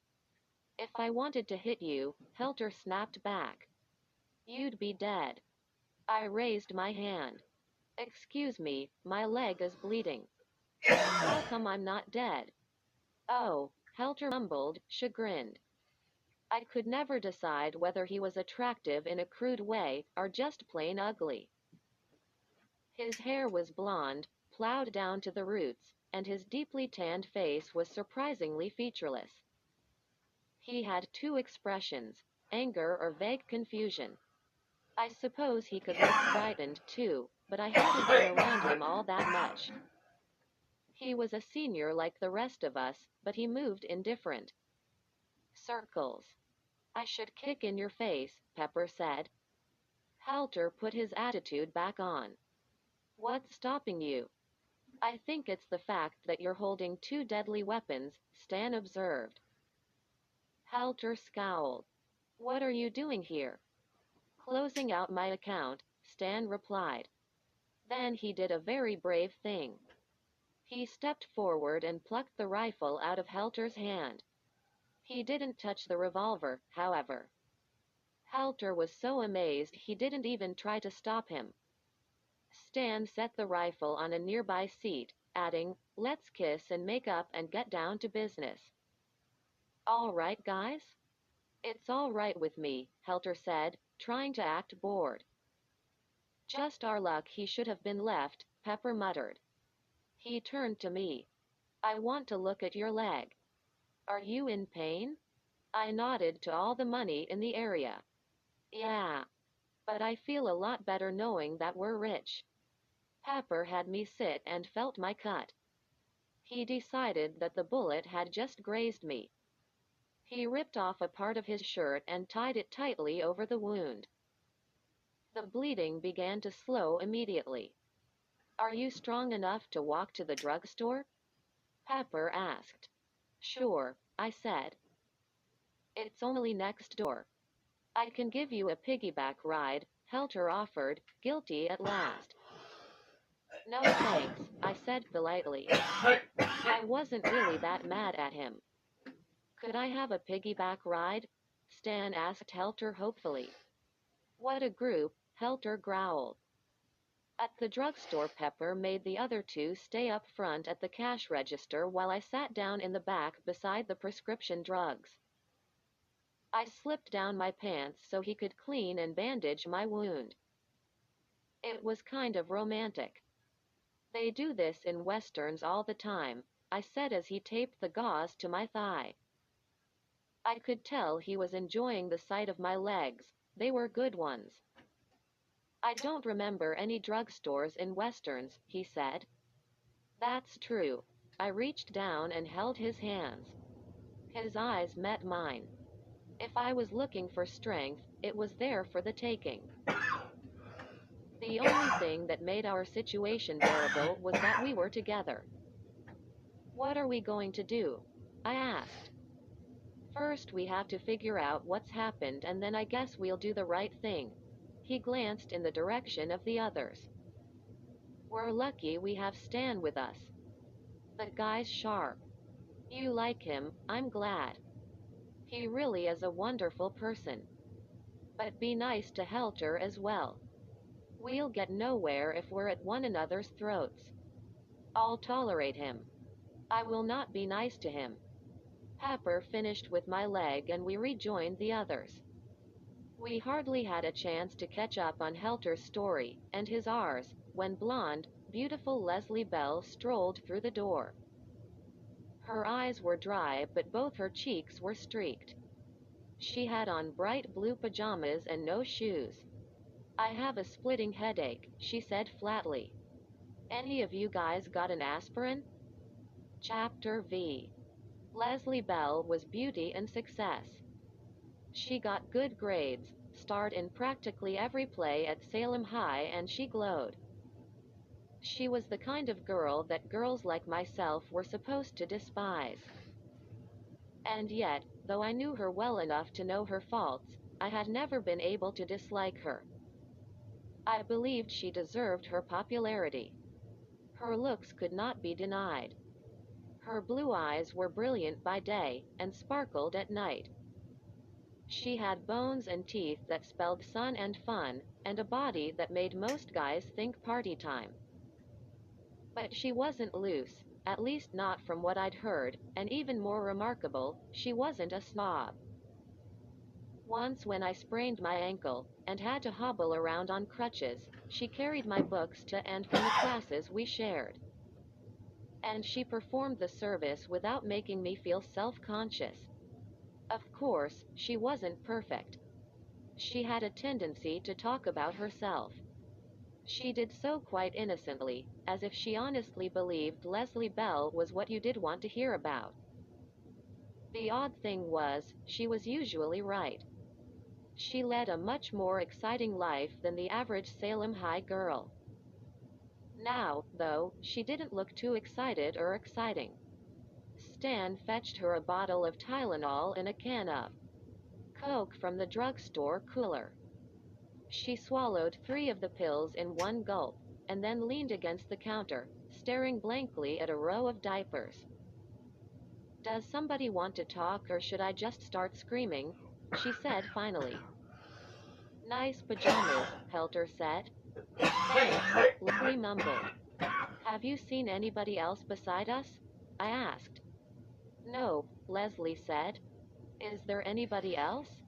"We're not sure," Stan said. Leslie nodded slowly. Then her beautiful face began to fall to pieces. Her lower lip quivered. Her cheeks trembled and the tears fell. Pepper was by her side in a moment, his comforting arms around her. That was okay, I suppose, though I would have been happy to comfort her myself. "Shush," Pepper crooned. "It's not so bad.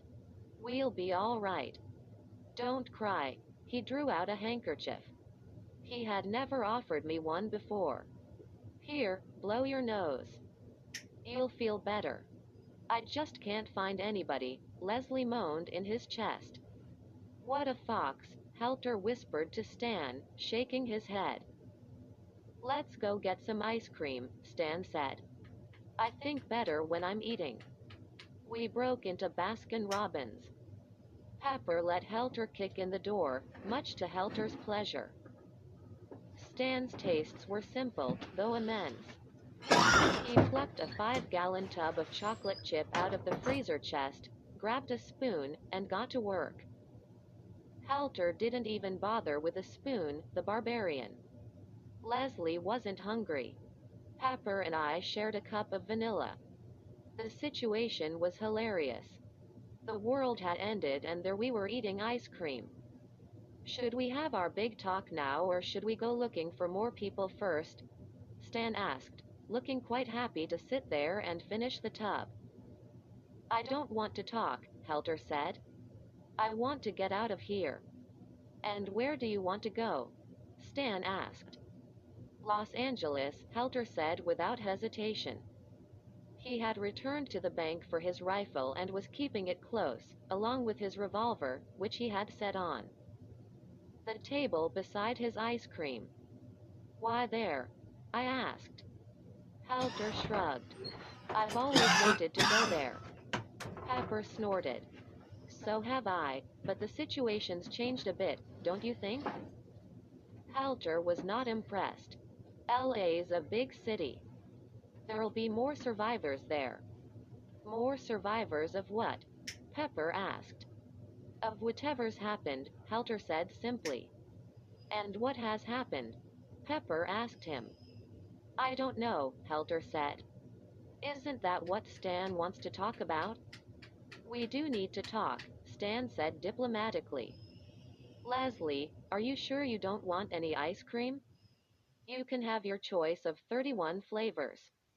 "I'd rather not," she replied, clutching Pepper's handkerchief to her chest. Her gaze was far off. I believed she was in shock, and knew that Stan believed the same thing about her. He set aside his spoon and reached out to touch her hands. "Why don't you tell us what happened to you this morning?" he asked. She stared at him a moment. "Nothing happened." "Tell us," Stan insisted gently. Leslie gestured helplessly. "I woke up and my parents were out. I couldn't understand why they would suddenly leave without telling me or leaving me a note. I made myself breakfast. I had a bowl of cornflakes and strawberries. Then I turned on the radio, but it was broken. I called a couple of my girlfriends, but no one answered. Then I started to get scared. You felt like you were surrounded by emptiness? I said. Leslie nodded. I feel that way still, even with you guys here. I stepped outside on our porch. There were no cars on the road, no people. I began to walk up the street. At first I called out, but no one answered. Then I just walked without saying anything. I walked for a long time. You must have been happy to see us, Helter said gamely. Leslie remained solemn. I don't even know if you guys are real. Why should I be happy? We're real, Pepper said. He, too, reached over and squeezed her hands. It seemed the in thing to do. No one had squeezed mine in the last half hour, and I had got shot. About what time did you wake up, Leslie? Stan asked. I don't know. The sun was up. Stan nodded. Helter, tell us your tale. Mine's like hers, except I didn't get all freaked out, Helter said. I woke up and realized everybody had split. I figured I'd split, too. I got a gun, I was getting some bread. I was heading for the coast. Then you guys showed up. And you decided to shoot us, Pepper said bitterly. You startled me, all right, Helter said. I told you I was sorry. You never said you were sorry, I said. Well, so what? Helter said. Who has time to be sorry with all this weird crap going on? What time did you get up? Stan asked Helter. A little after 8, Helter said. You guys said you were out of town this morning when this change happened, Stan said to me and Pepper. Give me more details. Where exactly were you? We started off in Foster, Pepper said. What were you doing there? Stan asked. We were visiting friends, I said quickly. What time did you leave Foster? Stan asked. Pepper glanced at me. About 6, I said. Were your friends up when you left? Stan asked. Yes, I said, thinking of the doctor and nasty nurse. You saw them? Stan asked. You talked to them? Sure, they were awake, I said. Why? Have you tried calling them since you left Foster? Stan asked. No, I said. Do you want to try? Stan asked. No, I said. I mean, I know they won't be home. They told us they were going out. Stan paused. He was sharp. I could tell he suspected I was hiding something. What did you do after you left Foster? He asked. We drove straight here, I said. Who drove? Stan asked. I did. What did you do, Pepper? Stan asked. Nothing. Dozed off. Stan was interested. Did you sleep the whole way back? No, Pepper said. I woke up when we got to that gas station out on 37. You know the one? Yeah, Stan said. What time was that? Close to 8, Pepper said. There was no one at the station. We thought it had been robbed. And from there you drove straight into town? Stan asked. Yeah, Pepper said. What are you getting at? I'm trying to find a common denominator, Stan said. Roxanne, was the sun up when you left Foster? No. But there was light in the east. Did you see anyone while driving back? Stan asked. No, I said, then paused. Wait a second. There was a hitchhiker. I saw her way ahead of me on the road. She was standing in the glare of the rising sun. But when I got to where she was gone. What do you mean? Stan asked. Did she dash off the road? I suppose. Like I said, I had the sun in my eyes. I just blinked and she was gone. It's funny, at the time I thought I might have imagined her. But I remember her hair. It was long and red, bright red in fact. And she was wearing a long black coat. Where was this? Stan asked. In the middle of the desert, I said. Halfway between here and Foster. Did she look like anybody you knew? Stan asked. No, I said. This is interesting, Stan said. What? Pepper asked. Several things, Stan said. Roxanne was the only one who was awake when the change occurred. The rest of us were all asleep. So, I said, that could just be coincidence. Maybe, Stan said. But let me point out something else that can't be coincidence. Look at the five of us here. What do you see? Do we have to include Helter in this question? Pepper asked. You just watch your mouth, Helter growled. We're all about the same age, I said, stunned that I hadn't seen the truth earlier. We all go to school together. Exactly, Stan said. Why? Why is it that the only 5 people left in town happen to know each other? What do we have in common? I don't get it, Pepper interrupted. Who cares? I want to know where everyone's gone. That's the question we should be asking. Stan shook his head. What if everybody's gone nowhere? Huh? Helter said. Naturally, we assume something has happened to everybody else, Stan said. But what if we have it backward? What if something's happened to us? There was a moment of silence, a profoundly deep silence that could not normally be found on the planet Earth. The only sound was a low whistling of the wind that we could hear through the open door. Raising my eyes to the sky, I noticed something else. There are no birds, I said. Who cares about the birds? Helter asked. No, it's true, Pepper said, staring out through the plate glass window of the ice cream parlor.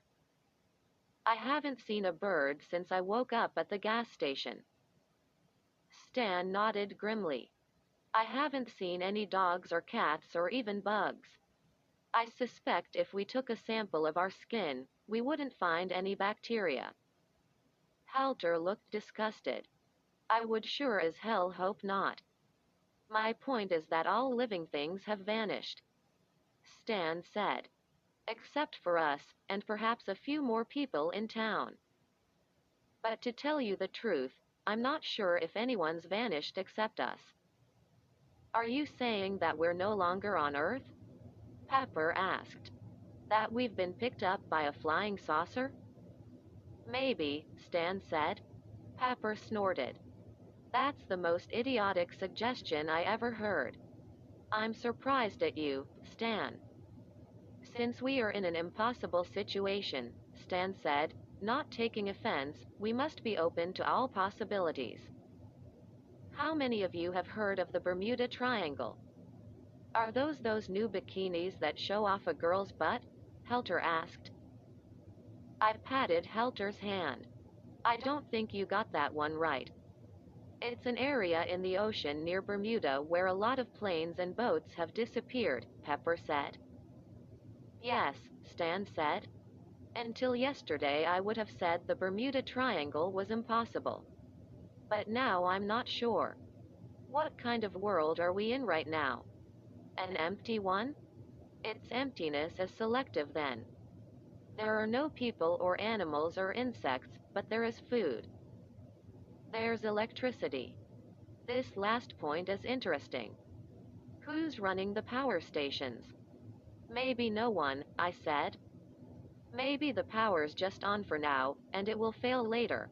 I shuddered at the thought. Because now it was day. The sun was out and we were together. But come night, it could be very dark and silent. It was strange how the silence preyed on my mind more than the emptiness. They weren't the same, I knew, not at all. That's possible, Stan said. But my point is we appear to be in the same world we've always been in, but with a few important differences. He paused. I wonder if we haven't fallen into our own Bermuda Triangle. You mean, like into another dimension? I asked. Yes, Stan said. What does another dimension mean? Helter wanted to know. In a sense, nothing, Stan said.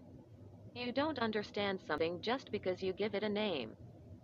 But I think it's worth talking this way because I can tell you right now that we're not going to find a logical explanation for our predicament. Everyone in the world simply does not disappear overnight. You're depressing me, Helter complained. Then let me give you some encouragement, Stan said. If we've fallen into another dimension, and we can figure out how, we might be able to climb back out. Hold on a second, Pepper said. I'm not ready to accept this other dimension theory until we've looked at others. Go ahead, Stan said. I don't know any others, Pepper said. You suggest some. Flying saucers could have swooped in during the night and beamed everyone aboard except us, Stan said. Be serious, Pepper said. I am being serious, Stan said. You're not accepting the fact that this phenomenon is worldwide. That being the case, all our theories will have to be ridiculous. Could we just be dreaming? I asked. This is no normal dream, Stan said carefully, considering the idea. I certainly feel like I'm awake. Then again, dreaming people often do. We must be dreaming, Leslie whispered, and there was suddenly hope in her voice. She sat up in her chair and there was color in her cheeks. Yet I couldn't say I preferred her wide-eyed look to the flat one of a moment ago. We can just wake ourselves up, she exclaimed. Leslie, I said. No, rocks, she said, jumping to her feet. It makes sense. We'll all pinch ourselves and we'll wake up in bed. Her voice cracked as she laughed. We won't have to worry about aliens and spaceships. We'll just roll over and turn off the alarm. We could try that, Leslie, if you want, Stan said, obviously concerned.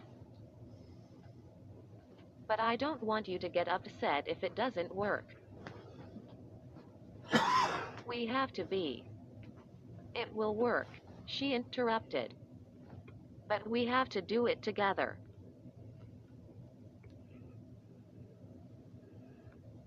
Come on, you guys, let's get ready to pinch our arms on the count of 3. 1. I wouldn't mind pinching other things, Helter muttered to Pepper. 2. Leslie, I began again. 3. Leslie cried, pinching her arm. Pinch, pinch, pinch, everyone. Harder. Faster. You're not doing it hard enough. The 4 of us watched as Leslie hacked at her arm for perhaps 20 seconds. Then Pepper stood and held her that was twice in a row and helped her back into her seat. Once there she burst into sobs and had to be comforted by another of Pepper's strong hugs. I don't mean to sound unsympathetic. Leslie was hurting, there was no doubt of that, but he was my boyfriend. I wished Helter would comfort her. Of course, Helter would probably have tried to get in a feel in the process. This has got to be a dream, Leslie cried. Leslie, Stan said patiently with great strength in his voice. You have to relax. The situation is strange, but we're not in any danger. We're together, and together we can solve this puzzle and make things right. Leslie stared at him with a combination of hope and disbelief. How do you know we're not in danger? She whispered, sniffing.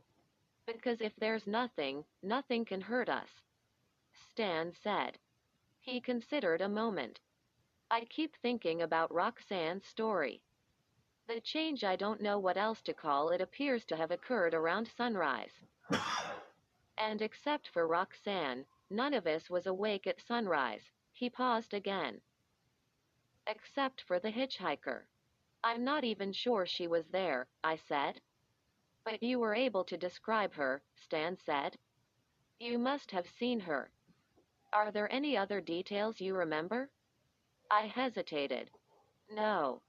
Are you sure? Stan asked. I frowned. I was just thinking how when I saw her she looked like a shadow across the sun. It came up exactly behind where she stood. Another coincidence, Stan said. Stan, Pepper complained. You're sounding superstitious. Stan grinned. An empty planet could do that to the most hardened scientist. His grin faded. She was wearing a black coat, he muttered to himself. I'm not sure what she had on, I said. Stan looked at me sharply. Her hair was long and red, bright red, you said. Isn't that odd? I have red hair, I said, not understanding where he was coming from. Yes, but yours isn't bright red, Stan said. He thought a moment. She reminds me of someone. Do any of you know who? No, Pepper and Helter replied together. They turned to each other, surprised. Leslie suddenly sat up but didn't say anything. Who? I asked. Betty Sue McCormick, Dan said. Why do you bring her up? Pepper asked impatiently. She was just a suicidal weirdo, Helter said. And she's dead. She's been dead 4 weeks. Leslie added, and the words sent a shiver through the length of my body. Because the more I thought back to the hitchhiker, the more it seemed possible it had been Betty Sue. That hair, it was as if her head had caught on fire from the rising sun. And then she had vanished, like the last traces of night at dawn. Of course, it couldn't have been her. No way, Jose, I thought. She died in a raging fire, Stan said. I heard there were hardly any of her teeth left to identify her by. The 4 of us were incredulous. Are you saying she's alive? Pepper asked angrily. Stan raised an eyebrow at his reaction. What's the big deal? Stan asked. That's what we're asking you, Helter said. Betty Sue is dead, Leslie said solemnly. Let's not talk about her. Yeah, Pepper said. We're just getting off on tangents. She was just a bitch, Helter added. Stan's eyes narrowed on Helter. Stan wore thick glasses and was short, but he was no lightweight, that was clear. She wasn't a bitch, he said. She was my friend. I was just talking, Helter mumbled. She was an unusual girl, though, Pepper said. That's for sure, Leslie whispered. Stan turned his attention to Leslie. You knew her the best. You grew up practically next door to her. So what? Leslie snapped. I told you, I don't want to talk about her. Why not? Stan asked. And he stopped her before she could reply. Why are all of you fidgeting in your seats at the mention of Betty Sue's name? I'm not, I said. I hardly knew her. But the rest of you knew her, judging by your reactions, Stan said. Come on, let's speak our minds. What's the big deal? Stan, Pepper said, we're in a big mess here, and you're the only one of us who has a big brain. We want you to help us get out of this mess. We don't want to talk about a girl who killed herself 4 weeks ago. I couldn't help but notice the uneasiness in his voice. Absolutely, Helter said. I agree, Leslie put in. Stan was stoic. What if I want to talk about her? But why? Pepper cried. Once more, his reaction was startling to me. Pepper had never mentioned Betty Sue, not even at the time of her death. Never once. He looked over at me and sat back in his seat. This is silly, he muttered. Stan studied him a moment, then sighed. He leaned toward me. Roxanne, he said. Could it have been Betty Sue on the road? No, I said. She's dead. What if she wasn't dead? Stan said. What if she faked her death? What if she did that to throw everybody off, and then left town for the past month? And waited out in the middle of the desert until today? I asked, more confused by the second. Until I drove by? If you like, Stan said. Could it have been her on the road? I hesitated. It's possible. We have to stop this, Leslie said, and there was a note of desperation in her voice. Betty Sue was nothing. She was someone, Stan said quietly. He lowered his head and seemed to be thinking a moment. When he raised it back up, his expression was dark. I liked her, he cleared his throat. How many of you liked her? No one responded. How many of you hated her? None of us hated her, Pepper said impatiently. I hated her, Helter said. Why? Stan asked. I told you, she was a bitch, Helter said. At least to me. She wasn't bitchy to me, said Leslie. But she was a spooky girl. What made her spooky? I asked, curious. Leslie was coming out of her shock. The mention of Betty Sue had done it. She was still afraid, but now she had fight in her, too. She leveled her gaze at me. Just take my word for it, she said. Stan, Pepper said. I am going to ask you one last time. Why do you want to talk about her? Stan shrugged. I don't know. I just have this feeling. Dot, dot, dot. Maybe she's the common denominator in this situation. In what possible way? Pepper asked, exasperated. We all knew her, Stan said. We all knew lots of people, Pepper protested. We all went to the same school for Christ's sakes. Besides, Rox hardly knew her. But Roxanne is the one who might have seen her on the road, Stan said. She doesn't know if she saw anybody, Pepper said. I saw somebody, I whispered. Yet the words rang false in my ears. I had wanted to say I saw something. A shadow. A ghost.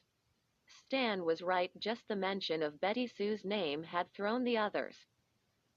Pepper had given up. What do you want to do with Betty Sue? He asked Stan. I don't want to do anything with her, Stan said. But I'd like to find her, if she's alive and in this neighborhood.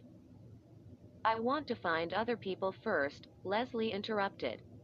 I want to drive around town with our horns blaring. Why don't we just shoot off guns in the square? Halter asked. He was itching to play soldier. Because if people are still here, they'll run the other way, Pepper said. I say we follow Leslie's suggestion. At least it's something to do. And if we do this, and we don't find anyone else? Stan said, then can we look for Betty Sue? Where would we look? I asked. The desert? Stan glanced out the window.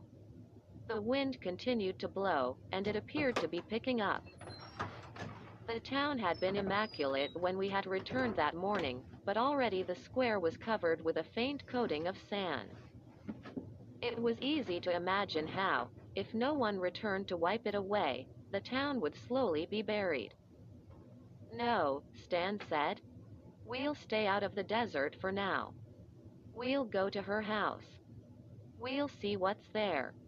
It was then I realized Stan was keeping something from us, as Pepper and I had kept something from him. I hoped it was nothing bad. Chapter V. We drove around town for an hour in a car we borrowed with the horn blaring. We talked little while we went up and down the streets. The sand bristled against the windshield the whole time. We found no one and no one found us. The odd thing was none of us was surprised. It was like the gang had been assembled and that was that. Finally, I glanced over at Stan, who sat in the back seat between Helter and Leslie. I don't know where she lived, I said. 232 Chesterfield, Stan said. Take Magnolia away from the square and turn right. You'll see it halfway down on the right, behind a white picket fence and a hedge of rose bushes. A hedge of thorns, Leslie muttered, putting her hand to her head as if she was in pain. Why do you say that? Stan asked. I'm not saying anything, Leslie replied. We arrived at the house 5 minutes later.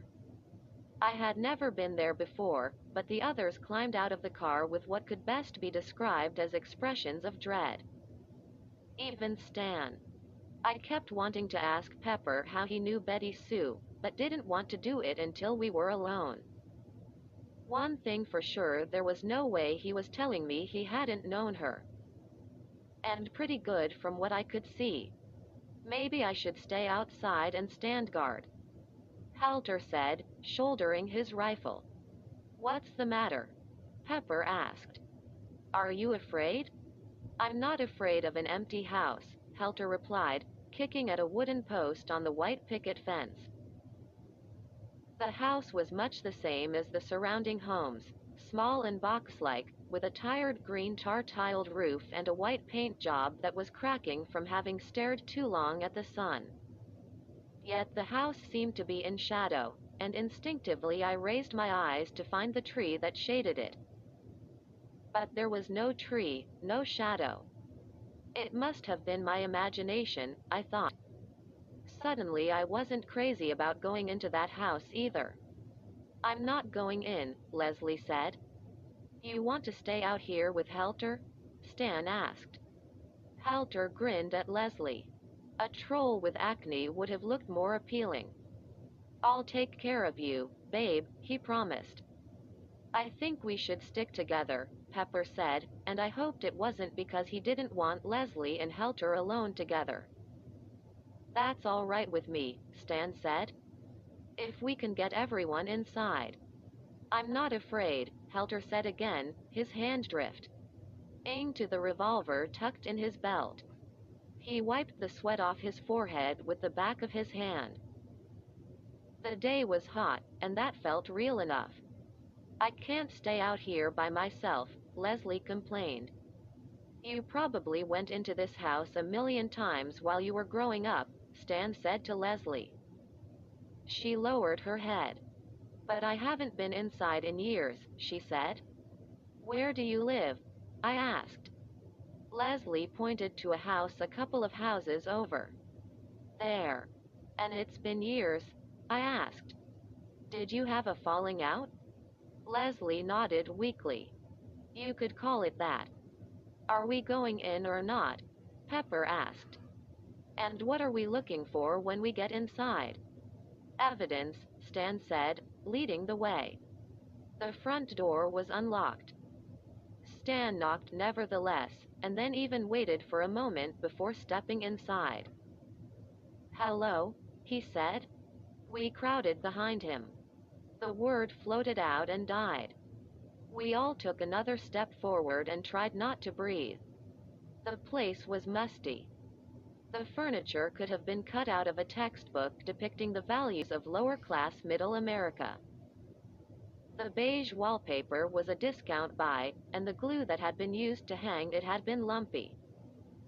Cheap copies of biblical paintings covered the walls. We looked at them in wonder because in every one of them either Jesus, an apostle, or some saint was bleeding. Her mother's a religious fanatic, Leslie said flatly.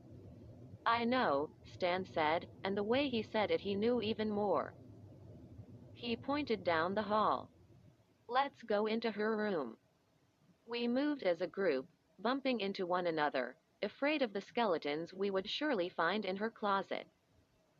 Betty Sue's room was obviously a reaction against her mother. Here there were no disturbing paintings of pierced and bleeding saints. No motel beige. This room was stark ultra-modern, painted in shades of gray and white. A neat wooden desk sat beneath the sole window.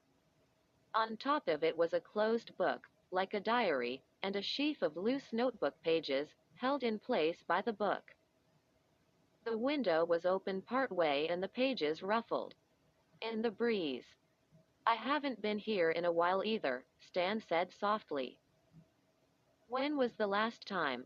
I asked. 4 weeks ago. The day she died, Stan said. You saw her that day?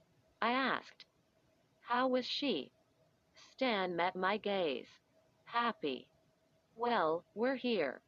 Now can we go? Pepper said. What's the hurry? I asked. What's the point in staying? He asked coolly. I want to look at her papers, Stan said. He stepped up to the desk. We crowded in behind him. He picked up what looked like the diary and confirmed that it was indeed Betty Sue's secret jottings. Yet I wondered if that was true, how secret they were, I mean. It was almost as if the book and pages had been left there for someone to find. Stan ignored the loose pages for a moment and flipped open the diary at random. We read over his shoulder. Dear Diary. Today we had a party for Leslie. She was 10. I am 10. Now we're both 10. We sang and played games. Her mom brought out a cake with 10 candles. We told her to make a wish and she did. But she wouldn't tell anybody what it was because she said it wouldn't come true. But she smiled at me as she said it. She knew she'd tell me. And that Fat Freddy would make it come true. He always does. I think I will go to sleep now and dream about Mars. I haven't been there in a long time. Who the hell is Fat Freddy? Helter growled. Stan looked at Leslie. Do you know? Leslie shook her head slightly, obviously scared. She had turned the color of the gray carpet. No, she whispered. You don't remember? Stan asked. No, Leslie said, and we all knew she was lying. Stan flipped to another page, a later date. Dear Diary. Boys are beginning to look good. I like their mouths and their legs. Mom says that's what happens when a girl gets older, she likes to look at boys. But Mom says that boys aren't ever as nice as they look. In fact, she says most boys are bad. I wonder if that's true. I don't think Sam Douglas is bad. He talks to me in math and always calls me by my full name. I hate when people just call me Betty. Steve Kinder always did that to annoy me. But Steve has moved away and I think he died. I hope so. I would like to make Sam kiss me. I wonder if he would if I made him. Who the hell was Steve Kinder? Helter asked. He moved away to Colorado when we were 12, Stan said. I used to know him pretty good. Do you know how he's doing? I asked.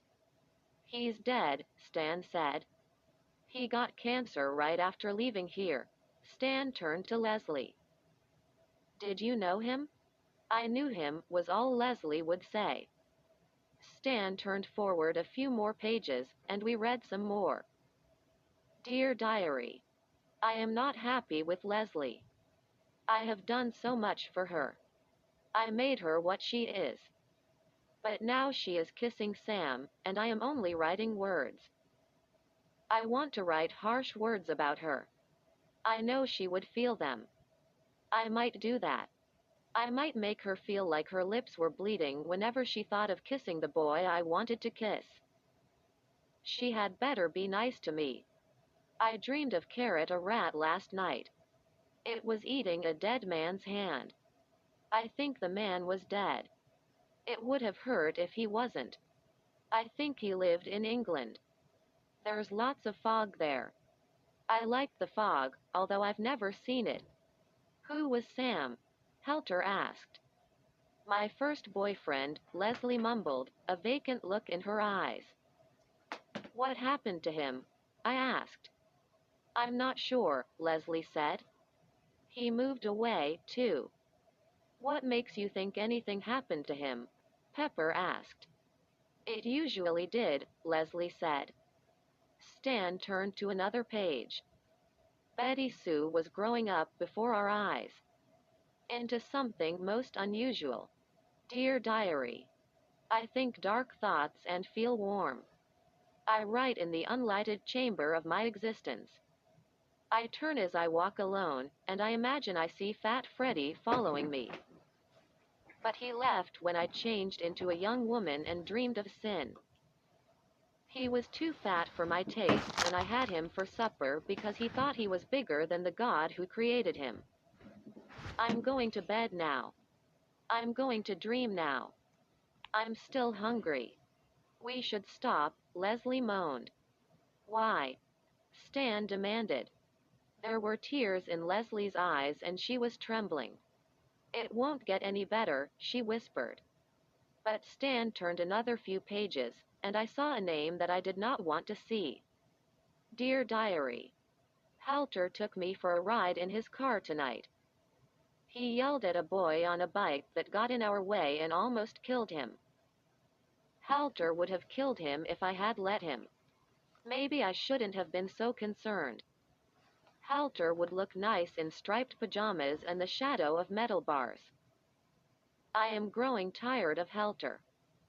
But he thinks something wicked for me, and I want to see what it is. I am curious. I will imagine this a little further. Pepper called me tonight.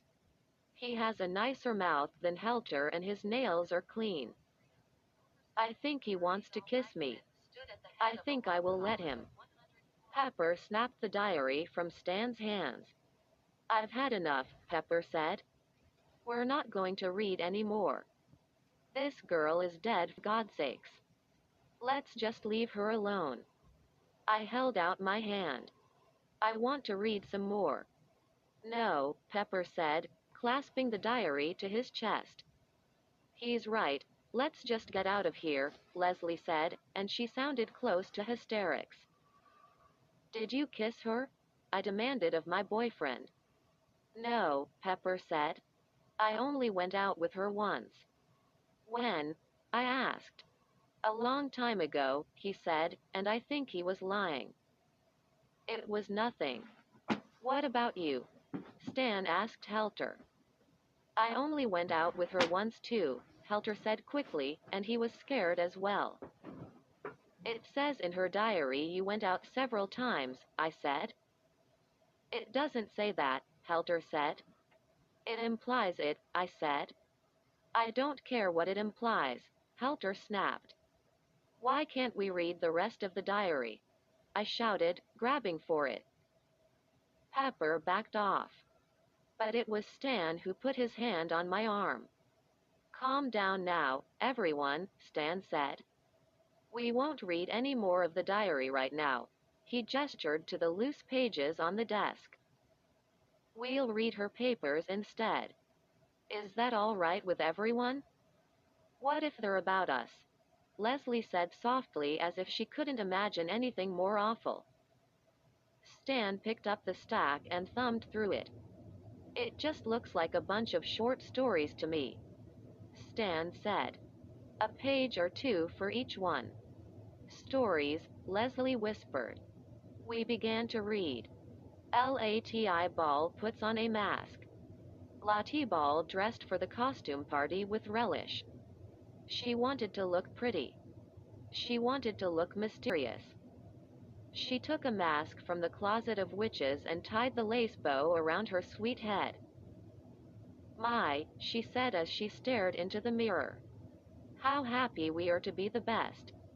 The men will ask me to dance. The men will forget the rest. Lati Ball went to the dance. The mask fit tight on her soft face. The people did not recognize her, but said she was the best. Oh, who is this woman? They cried. She walks like an angel and floats like a swan, and the men lined up and asked for her hand. She was swept around the floor into another land. The party went late and the night grew tired. Lottie Ball had to stop and rest between dances.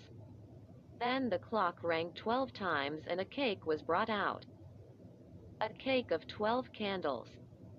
And Lottie Ball wondered whose birthday it could be, and hurried to hear.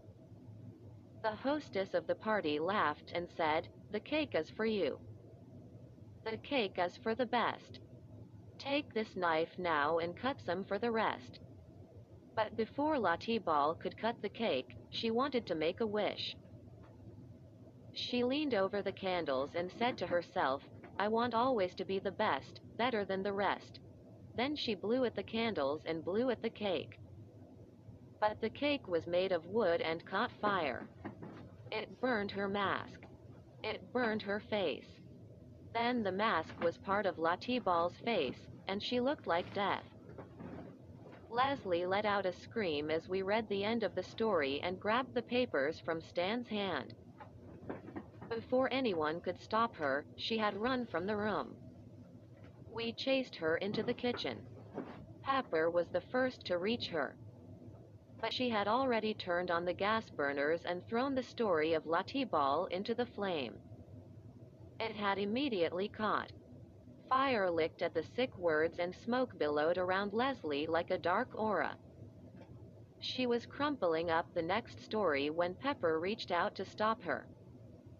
She grabbed the diary from Pepper and dropped the stories on the floor in the process.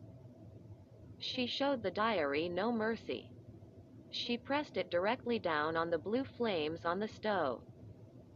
Pepper tried to pull her back and was rewarded with a hard kick to the shin. He bent over in pain. Leslie was determined. She was possessed. She pulled the book open on its side and let the fire slip into the cracks. The pages could have been soaked in gasoline. There was a flash of light and the room choked with another blast of black smoke. "Stop!" Stan shouted. He leapt forward and knocked the diary off the stove and onto the floor. He began to stamp out the fire as Leslie also dropped down to the floor. She was after the pages again, and she had them in her hands in a second. Pepper grabbed at her once more. This time she poked him directly in the eye. He let go of her and screamed. "You bitch!" I shouted at her, hurrying to Pepper's side. Leslie wasn't listening. She made a beeline for the back door, and was out in the yard before we could regroup. Stan was still trying to stomp out the burning diary. Halter was anxiously fingering the revolver in his belt and being about as helpful as a side of frozen beef. "Are you all right?" I asked Pepper. He grimaced. "I think so, damn it," he replied, his right hand over his left eyes. "Somebody stop her. She's going to hurt herself." "Let her hurt herself," I said. I wanted to get a better look at Pepper's eye. I was worried. We didn't exactly have a lot of medical experience between the five of us. "Get her," Stan said, close to extinguishing the diary, or what was left of it. "Get the stories." It was up to me, I suppose. Giving Pepper a reassuring pat, I dashed out the back door. Leslie stood in the middle of the overgrown yard, tearing the pages into rough rectangles and sailing them on the wind, which had picked up considerably since we had entered the house. Leslie sang like a demented child. I didn't try to tackle her or anything. I didn't care that much for the stories anyway. "Why are you doing this?" I asked in a bored voice. The scraps of paper blew over the fence and out of sight. They belonged to Salem now. Leslie stared at me gleefully. "We're safe now," she babbled. "Betty Sue can't get us." "Betty Sue's dead," I said. "She was never going to get anybody." Leslie had finished with her shredding job. "That's what you think." The guys appeared in another minute, Stan holding the tome of ash. Maybe a few pages of the diary had survived. Pepper had taken his hand down from his eye. It was horribly red, but not bleeding. Helter stood twitching beside them, trying to look important. Where are they? Stan asked Leslie. She gestured to the sky. Gone, she said. Stan was furious. I told you to stop her, he said. Why? I asked. I didn't want to read any more of that crap. I glanced at Pepper. I was more interested in her true life experiences. I only went out with her once, Pepper said again defensively. Why did you destroy the stories? Stan asked Leslie. She studied him as if he were slow. You were her friend, too, she said. You knew what she was. I didn't know her as well as you think, Stan said. Why did the story of Lottie Ball make you berserk? Leslie shook her head violently. I can't talk about it. I'm not going to talk about her. I'm going to leave this town. She stared at Stan defiantly. Don't try to stop me. Stan shrugged. Whatever you want. Leslie turned to Pepper and tilted her head back, sizing him up. I hated her in that moment. I knew what she was going to say. The trouble was, I didn't know what my boyfriend would answer. Do you want to go with me? Leslie asked Pepper. Pepper glanced uncomfortably at me, and then at the ground. Do you want to go, Rox? He asked. No, I said, my voice cold. But don't let me influence you. Pepper's head snapped up. I told you, I'm with you, he said. Tell her then, I said. Sorry, Pepper said to Leslie. His response surprised her. She shook off the rejection with a toss of her beautiful blonde hair. She eyed Helter next. How about you? Leslie asked. Want to come? Helter was interested. The empty world was giving him a sexy blonde all to himself to play with. What would we do? He asked. Go to LA, she said. Have fun. Helter nodded vigorously. I'm in. This place sucks anyway. And what will you do in LA? Stan asked. We'll live, Leslie said crossly. Which is more than I think you'll to hear. Stan took a step toward her. You have to tell us what you think is going on here. We have to work together. Leslie was resolute. No. Can't you at least tell us why these stories scared you so much? Stan said. Leslie smiled at the question. It was a curious smile because it was full of despair, without a hint of joy in it. She hung her head then and her hair fell forward, casting a shadow across her blue eyes. The ones that had sparkled in the dark.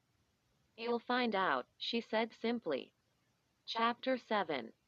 Stan and Pepper and I sat across from the gas station where Leslie and Helter were making their final preparations to leave. They had found themselves a brand new Ford Bronco. They had stocked it with guns and food and clothes. Now they were topping off the gas tank and a spare tank they had wrestled into the back. They were afraid fuel might be short on the road, but I didn't believe it would be a problem. You know, I said to Stan and Pepper. I freaked out this morning when I realized everyone was gone. But then I adjusted. I began to accept the idea. You two helped me. Maybe we did fall into another dimension. Maybe the saucers came and dumped us on the planet Xeon. I could handle all that. But now I've got another problem I can't handle. I feel like screaming. What is it? Stan asked.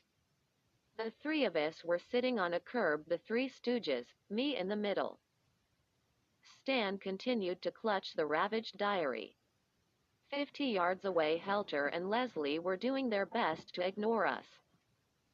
They would be gone within minutes. Helter had the gas pump set on automatic and was busy checking the air pressure in the tires.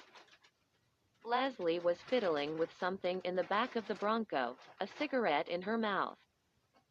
I had never seen her smoke before. She had changed out of her pajamas and into black jeans and a tight red blouse. "Well," I said, "we seem to have a strange girl who happens to be dead who grew up with exciting characters like Fat Freddy, and who put a hex on every boy who wouldn't kiss her. In fact, this same girl who I might have seen hitchhiking this morning in the middle of nowhere seems to have had a big effect on everyone who knew her intimately. A big bad effect." I paused and took a deep breath. "I was just wondering what the hell is happening and why isn't anyone telling me about it?" I smiled sweetly at Stan. "Do you see my problem?" Stan nodded casually. "I don't know what the hell is going on either. Maybe we should both start screaming. But you, at least, have your suspicions," I said. "You're the one who dragged us straight to Betty Sue's house. Why?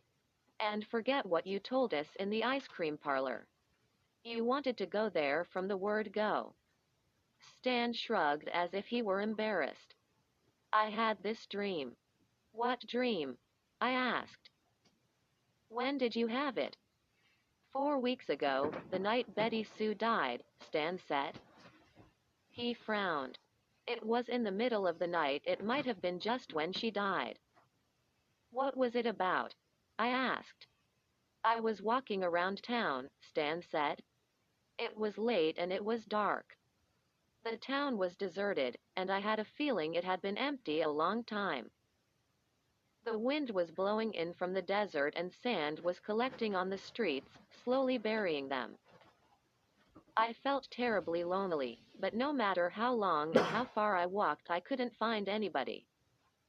Yet, at the same time, I had a constant feeling that I was being watched. I'd suddenly whirl around and catch a glimpse of a black shadow.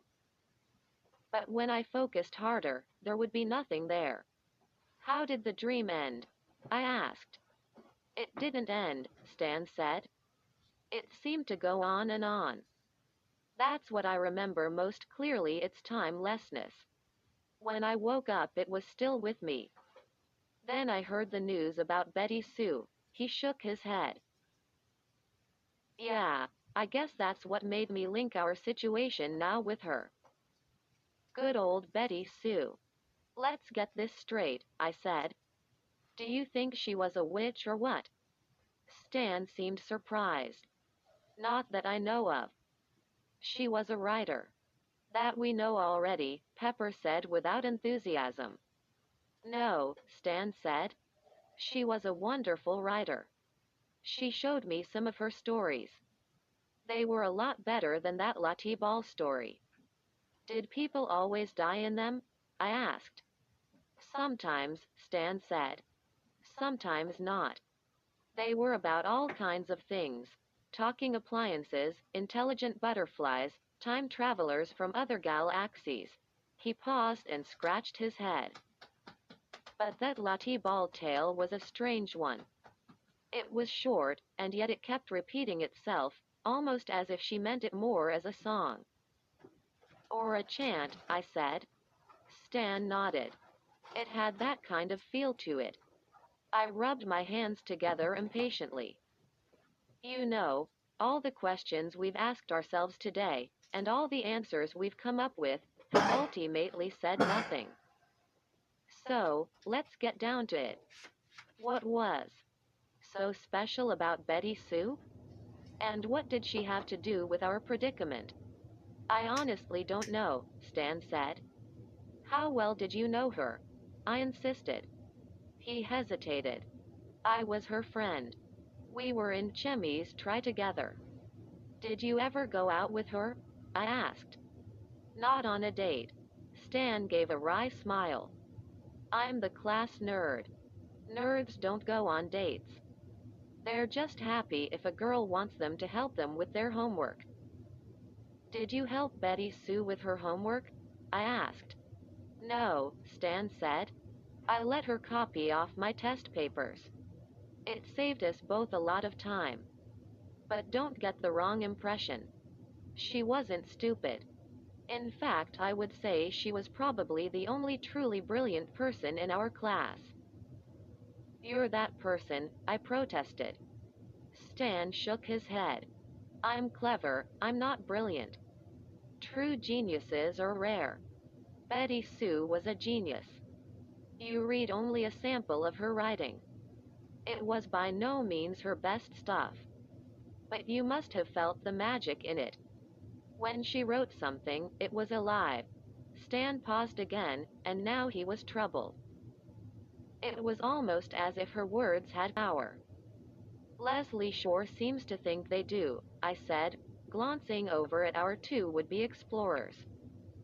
I wondered for a second what they'd find in LA. I wondered if they'd even make it that far. Stan hadn't exactly said so, but I knew he believed there was no one left in the entire world except us. I wish she'd talk to us, Stan said, referring to Leslie. Maybe if we went with her she would, Pepper answered. He caught my eye and shook his head. Whatever, he muttered. We still have to talk, I said. I have nothing to talk about, Pepper said flatly. I can leave, Stan volunteered. Don't, I said. It's all right. It looks like we're all going to have plenty of time to talk, alone or together. That reminds me, Stan said. I think you know what I'm going to ask. About this morning? I asked. I don't mean to pry, Stan said carefully. But these friends of yours in Foster. Quote. We have no friends in Foster, I said. Pepper and I were there on private business as all. But everything else was as I described. Did you talk to people there this morning? Stan asked. Yes. You don't want to tell me who? Stan asked. I understand if you don't. I smiled at Stan, although I didn't feel much like smiling. I trusted him. I should have just told him the truth and been done with it. But I didn't know how Pepper would react. I'm glad you understand, I said. Stan nodded. That's fair. Would it be fair if I asked more about your last visit with Betty Sue? I asked. He thought a moment. I'm going to have to ask for your understanding. It looks like Helter's ready to say goodbye to us. Pepper said, pointing. Armed and combat ready for the enemy, Helter was lumbering across the road to pay his final respects. I continued to follow Leslie out of the corner of my eye. She had climbed out of the back of the Bronco and was trying to squeeze a few final drops into the main gas tank. You guys having any second thoughts? Helter asked. Are you? Pepper asked. Helter pointedly glanced back at Leslie. Hell, no. She's a babe. I would never have got a piece like her if there were people around. What if you meet other people? I asked. Other guys? Do you think Leslie's going to stay with you? Helter obviously hadn't thought of that. He fingered his jaw. I guess I'll just have to impress her with my charm before we get to LA. Are you taking Highway 10? Stan asked. I suppose, Helter said. Stan checked the time. It's 3 o'clock, and the sun seems to be crossing the sky at the same speed as 90. Usual. It'll be dark before you get there. Be careful on the road. There could be cars sitting right in the middle of the highway. It might be better if you didn't drive at night. You might want to stop and check into a motel, I said. Helter grinned wolfishly. Hey, as long as they don't ask me for a credit card, we should be okay. He held out his hand to Pepper. I'm sorry I shot your girlfriend. I'd like to part friends. Pepper was surprised. He shook Helter's hand. You listen to what Stan said, Pepper told him. And when you get there, call my number. It's 5679. Just remember you start at 5 and you skip the 8. Leave a message if I'm not in. I'll call tonight and tell you what's out there, Helter said. He offered me his hand. Rocks. Helter, I said. And I don't know why, but I stood up and hugged him. Don't go shooting any other pretty girls. Only if they shoot first, he said, giving me a strong squeeze. He let go and turned to Stan last. But Stan seemed preoccupied. He was watching Leslie intently. He didn't even hear when Helter said his name. Huh? Stan mumbled finally. Saying goodbye, Helter said. Stan blinked at him, then glanced back at Leslie. Don't go just yet, he said. Helter snorted. We've talked about this till we're blue in the face. We want to go now while the sun's still up. Leslie won't spend another night in this town. He offered Stan his hand. We'll talk on the phone, if they keep working. Stan held on to Helter's hand and didn't let go. He was suddenly uneasy. Helter, Stan said. Listen to me. Something's wrong, I can't quite place it. You have to give me a minute. Helter laughed and shook him off. You're a great guy, but you think too much, Stan. Me and Leslie are going to have some fun. We're going out on the town. He turned away. Stay healthy. We watched him go. Stan especially. He kept his eyes locked on Helter and Leslie and the gas station. And I followed his lead. The Bronco tank had to be overflowing by now, I thought. Leslie pulled the nozzle out of the tank and started to place it back on the pump. But she still had that goddamn cigarette in her mouth, and as far as we all knew, she didn't smoke that much. It was a dirty habit anyway. It ruined your lungs. It gave you cancer. It cut short your life.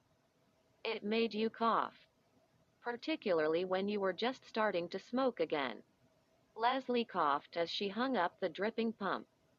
The cigarette popped out of her mouth. It fell on the ground and rolled out of sight. Stan leapt to his feet. Leslie, he cried and started running toward the station, toward Tough Dude Helter and Salem High's All-American Beauty. Stan was 15 feet from Helter and 70 feet from the gas station when the orange flame suddenly snaked up Leslie's side of the Bronco. It looked like no big deal at first. Just a little fire and smoke. But the snake was in a hurry. It had places to go. Leslie watched it crawl right up to the opening of the gas tank.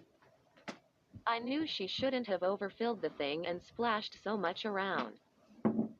The fumes are what ignite. Leslie stared dumbfounded, then jerked her head over in our direction. Right then Leslie's world exploded. The tank in the Bronco went first. An orange ball of death shelling out glowing mangled steel. It was enough as far as Leslie was concerned. The shock wave slammed her into the pump and the flames and metal ripped through her torso. Just like that, her story was over. 18 years of school and acting and the best shampoo. Just wasted. Smoke. God. Stan was smart. He saw what was coming. He slammed into Helter and they both fell to the ground just as the huge tank beneath the burning pump met the flames. This fireball was atomic. The shock wave hit Pepper and me like the hammer of Thor. We were knocked off the curb and onto our backs. For a moment thought was blown from my mind, and I could hear nothing. I don't know how long I lay there. I know my eyes were closed as Pepper pulled me to my feet. My eyes popped open. Are you all right? He shouted. I knew he was shouting, even though he sounded far away. My ears weren't really ringing, it was more like I was underwater. Yes. What? I nodded. Yes. He nodded. Good. We turned toward Helter and Stan. They were getting up slowly. The shock wave must have hit them really hard. If Helter had been standing, he would have died. We all stared at one another for a minute, our faces as blank as those of fish dragged into the open air with hooks in their mouths. Why look over anyway? So we could see what was left of Leslie, if anything. But people are sick. I know I am. I looked, we all did. We saw hell. We saw an eviscerated Ford Bronco. Gas pumps that fumed like stumps of sulfur.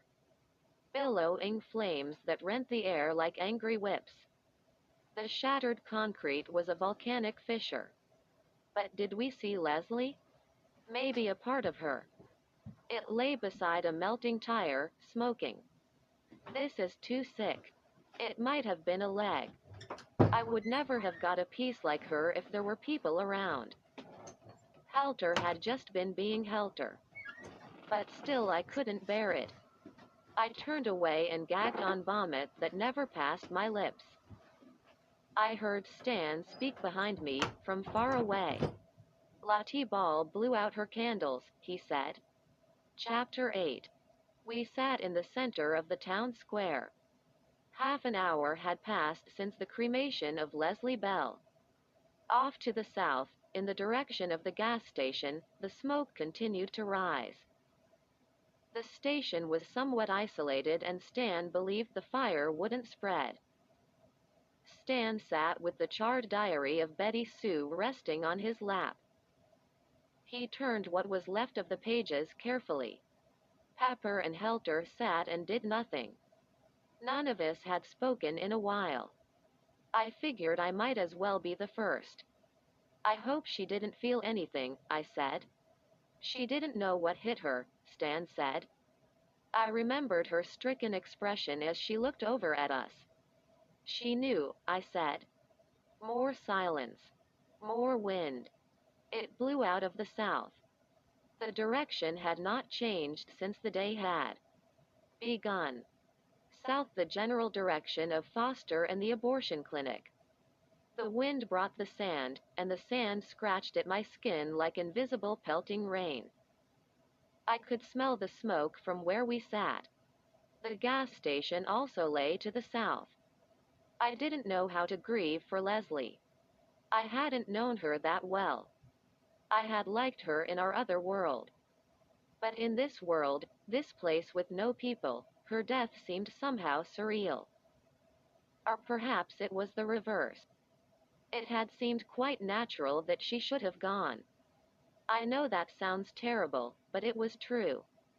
The silence was so alive it was as if it couldn't tolerate any living things disturbing it. I wondered if the silence would come for more of us. This thing is really hard to read, Stan said, his face close to the diary. Can you read any of it? I asked. He nodded. Bits. He glanced at Helter and Pepper. Not much. Does she always sound crazy? I asked. Yes and no, Stan said. She was definitely unusual. Stan set the diary aside. I'm more interested now in reading the stories that were on those loose pages. Why? I asked. Stan shrugged. If I tell you what I think, you'll think I'm crazy. Try us, Pepper said. Stan looked at the distant smoke. Leslie died like Lottie. No, she didn't, I said. It was totally different. Stan shook his head. It was the same. The story was a metaphor for Leslie. I don't see the connection at all, I said, lying. What he was saying spooked me like nothing that had happened since that morning. And I think it was because he had finally touched upon a truth. Did you know Leslie when she was young? Stan asked us all. I didn't live here, Pepper said. I'd see her around town, I said. I knew her, Helter said. Of all of us, he was the most upset over what had happened to her, and I don't think it was just because he had lost his source of sexual delight. He had wept as the flames streamed before us. He just kept saying over and over again, "She was so beautiful. She was so beautiful," but not in a crude way. I believe the possibility of going off with her had meant more to him than any of us could imagine. "I knew her," Stan said. "She wasn't nearly as cute as she was later on." "So?" I asked. "That's common. People blossom." "She blossomed a lot," Stan said. "Yeah," Helter said, showing interest. "She was ugly when she was a kid. I used to throw rocks at her." "Wait a second," Pepper interrupted. "I want to stop this before it goes any further. Betty Sue had nothing to do with Leslie being pretty." "I don't think he's saying that," I told my boyfriend. "Maybe I am," Stan said. "Remember what she said in her diary. I have done so much for her. I made her what she is." Pepper got up and paced in front of us.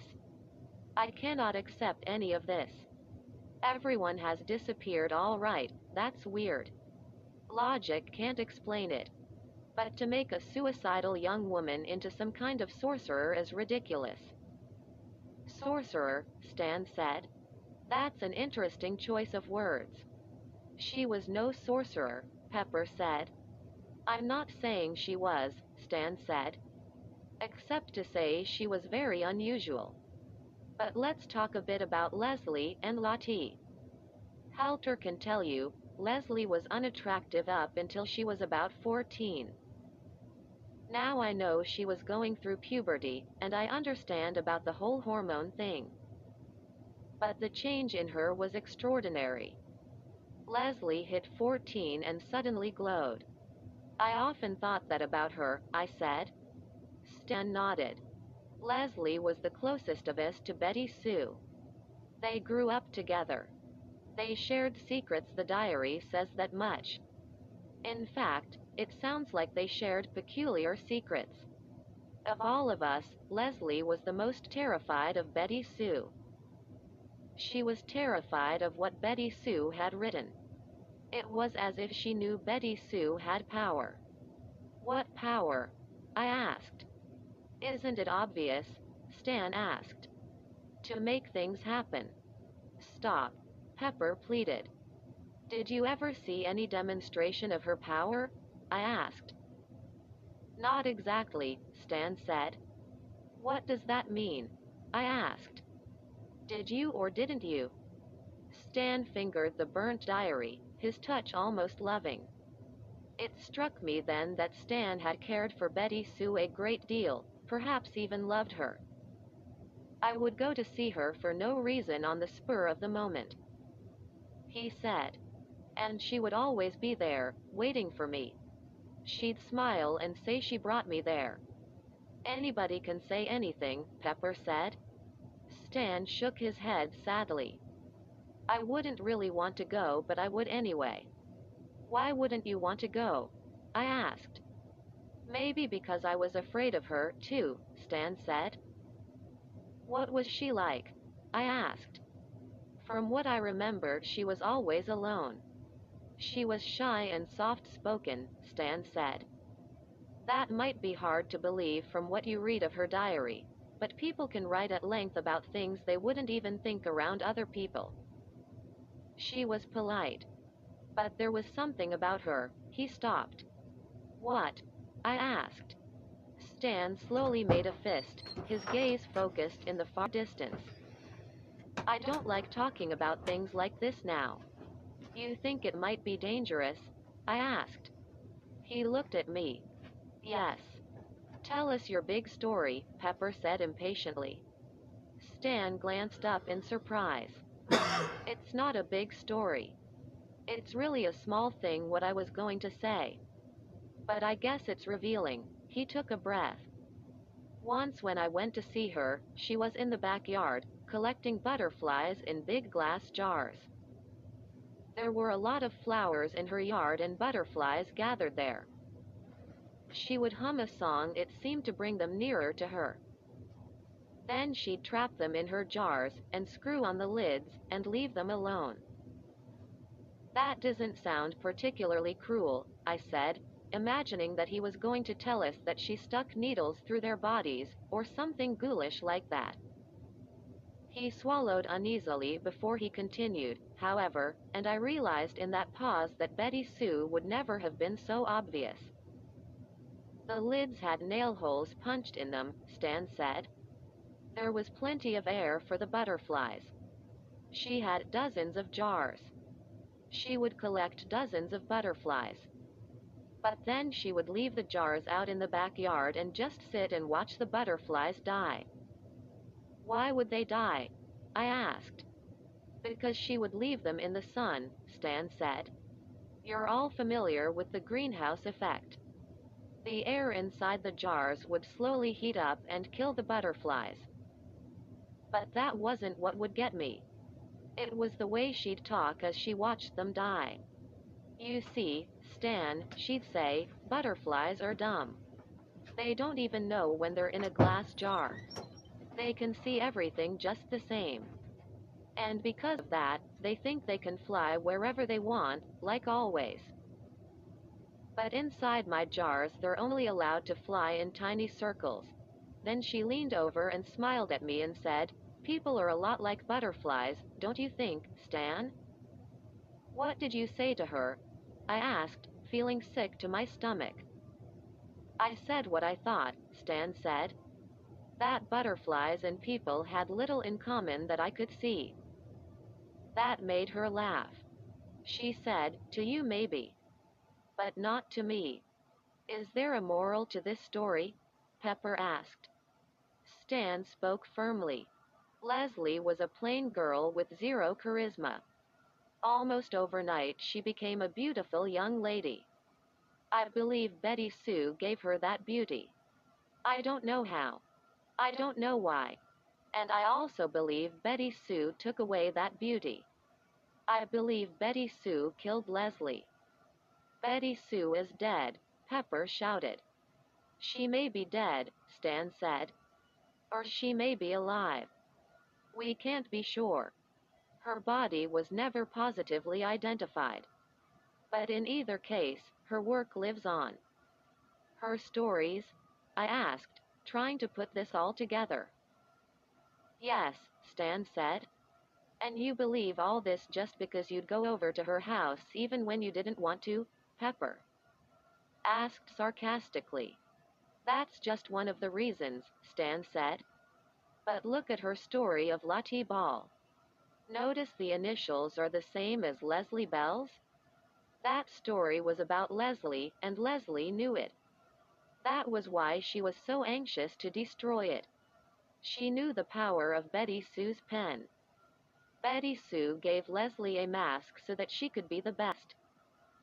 That was Leslie's beauty. Then Betty Sue destroyed the mask with her candles. Did any of you ever see Leslie smoke before? Of course you didn't. Leslie didn't smoke. She only started today because she had to. What do you mean, she had to? I asked. Was she commanded? I believe so, Stan said. I hope she didn't write a story about me, Helter said. From the quaver in his voice, he was obviously buying everything Stan was laying down. I wasn't. I mean, I felt Stan had insight into the situation, and I didn't think he was making stuff up just to scare us. But he had turned Betty Sue into a Jedi Knight who had gone over to the dark side. If I bought that scenario, I thought, then I might as well go wait in the car for her to come and drive me off the side of the planet. Yet looking around at an empty planet made it impossible for me to dismiss Stan out of hand. The more he spoke, the more I felt like I was falling into a silent void where gravity wasn't the only thing pulling me down. Maybe the car would come to pick me up, after all, and Betty Sue would be behind the wheel. Smiling. Lottie Ball, I whispered. I wonder what she called each of us. We'll never know, Pepper said in dismissal. And it doesn't matter. Stan stood. We can know. We can try to find the pieces of paper that Leslie tore up and fit them back together. Pepper grabbed Stan. You're going too far. Stan just looked at him. She was strange, Pepper. She was almost more strange than a dead planet. But you liked her, Pepper said. Stan nodded. She was childlike inside, too. I liked that part of her. Pepper regarded him closely. What did she do for you? He asked. Stan sighed. Nothing, I hope. Chapter X. We started at Betty Sue's house, in the backyard, where Leslie had stood dancing in the sun earlier and singing about how the Wicked Witch couldn't get us anymore. The wind had died down somewhat, perhaps out of respect for our search. There were a few scraps of paper caught on the back fence, and Stan gathered those up first and studied them closely. But they were too little and too few to tell a tale. We had to move on to the next backyard, and into the next street, searching for bits of the notebook pages. Yeah, we all thought Stan had gone way out on a limb with his Betty Sue obsession, but we were going to search for those pieces of paper as long as the sun was up. And maybe even into the night. 'Cause there was nothing else to do. The madness began around 5:30. We had talked so much about Betty Sue that maybe only our mind's eye saw it. I am only sorry that it had to be me who screamed first. I did see her, though. I saw Betty Sue. I think. We were moving around a house, Pepper and I. Stan and Helter were across the street, picking through the bushes. It was only after I saw what I did that I realized we were circling Leslie's house. Maybe it was a coincidence. Anyway, Pepper had just spotted a scrap of our paper stuck on a branch in a tree and was reaching up to free it when I turned toward the bathroom window of the house. It was one of those fat fuzzy windows that make you look disfigured no matter how beautiful you are. I stared at it a second, blinking, because I thought I saw something move behind it. There was nothing there. A moment later it appeared again, a head of bright red hair swept across the glass. No one in Salem, except Betty Sue, had had hair that color. The image was just there for a second. I should have screamed then. But I wasn't sure what I'd just seen. I didn't want to make a fool of myself. I glanced over at Pepper. He was preoccupied. I decided to take a closer look. I should have known better. I'd seen enough horror movies to know that the absolute worst thing you can do is to go off and investigate on your own. But that's what I did. I stepped around the back of the house and turned the knob on the door. It was open. I stepped inside. The late Leslie Bell's house. Hello? I called. Deep silence. Betty Sue's calling card. A silence so sharp it could cut. I moved forward, through the kitchen and into a hallway that I instinctively knew led to the bathroom. I felt something tighten around my throat. A garrote of silver wire spun from a nightmare recorded in black ink on a page of white notebook paper. But the feeling was only in my mind. Betty Sue's stories were only in her mind. Why should her mind have the right to overlap with mine? I hardly knew her, I thought. What was our common denominator? Then I stood in the bathroom before a drawn shower curtain. The thick fuzzy window stood behind the curtain, and beyond that was the outside, where there were trees and sunshine. I lined up the order of things in my mind so that I would know if there was something in between them that wasn't supposed to be there. Like a dead girl. I pulled back the curtain. There was nothing. Nothing but a whisper at my back. I whirled. But there was nothing. Except a shadow in the bathroom mirror. A moving shadow of red and black. Moving out of sight. Was it Betty Sue? I don't know. I didn't care. I screamed. That brought the guys. Pepper found me first, but before I could get my voice back, Helter and Stan were in the hallway as well. I must have screamed pretty loud. "What is it?" Pepper demanded. I pointed a shaky arm. "She was here." "Who?" Stan said. "Her," I gasped. "Who's her?" Pepper asked. "The witch," I said. I stared at each of them. "I saw her." "Are you sure?" Stan asked me. I nodded. "I saw something, I swear it." I grabbed Pepper's arm with one hand. My other hand was stuffed full of scraps of Betty Sue's notebook pages. "God, she's alive." Helter cocked his rifle. "Let's get her." "No, wait," Stan said. "We're not going to shoot her." "We're not," Helter said. "I am." "Pepper, are you coming?" "Where am I coming?" Pepper asked. "Where is she?" "Don't go," I told him. Pepper let go of my arm. "I've got to," he said. "Now where did you see her?" I gestured helplessly. "Just here. Through the window. In the mirror." "I don't know." "She's dead meat," Helter swore, scanning the area with beady eyes. I turned to Stan. "Stop them," I pleaded. "We'll look for her together," Stan said. "No violence." We left the hallway for the front of the house. Leslie's place was a simple two-story, about twice the size of Betty Sue's. Helter's trigger finger was sweating. He ran ahead of us and up the stairs out of sight, Pepper not far behind. Stan had lost control of the group. "Who the hell let that guy carry a gun?" Stan cursed, his extra weight slowing him down. As if in response, a shot was fired. "Oh, no," I moaned. We caught up with Helter and Pepper in an upstairs bedroom. Double doors leading onto a small balcony were lying wide open. There was a bullet hole through the center of the right door. "I almost got her," Helter cried, peering out the side of the door. Pepper crouched by his side. "Did you see her?" Pepper asked. "Sure," Helter said. "Didn't you see her?" "I don't know," Pepper said. "I saw a red and black blur." "That was her," Helter said. Stan strode straight to the balcony door and looked straight out. "I don't see anything," he said. "She was here," Helter exclaimed. He jumped out onto the balcony and surveyed the length of the street.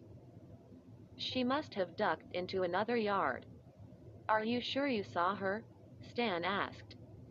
"Do you think I'm seeing things?" Helter asked, insulted. He was breathing hard. Sweat stained his shirt, and he had a wild-eyed, vacant look, as if no one was home. That vacantness had begun with the explosion at the gas station. "I think it's possible," Stan said. "How did she get off the roof?" "She climbed down," Helter said. He shook his head in confusion and disgust. "You're the one who's been telling us all along that she's a witch." "Well, I believe you now. We've got to get her before she gets us." He shielded his eyes from the twilight sun low in the sky and peered across the street. Then suddenly he jumped up and pointed. "There she is. Right there. Come on, Pepper." Helter and my boyfriend dashed downstairs, anxious to slay the evil monster. I didn't see anybody across the street, but I had started to chase after them when Stan put a hand on my arm to stop me. "Let them go," he said. "There's nobody there." "But I already saw her," I protested. "I believe you," Stan said. "Then what are you saying?" I asked. He gestured to the scraps of paper I had collected. I had Pepper's pile as well now. I handed them over.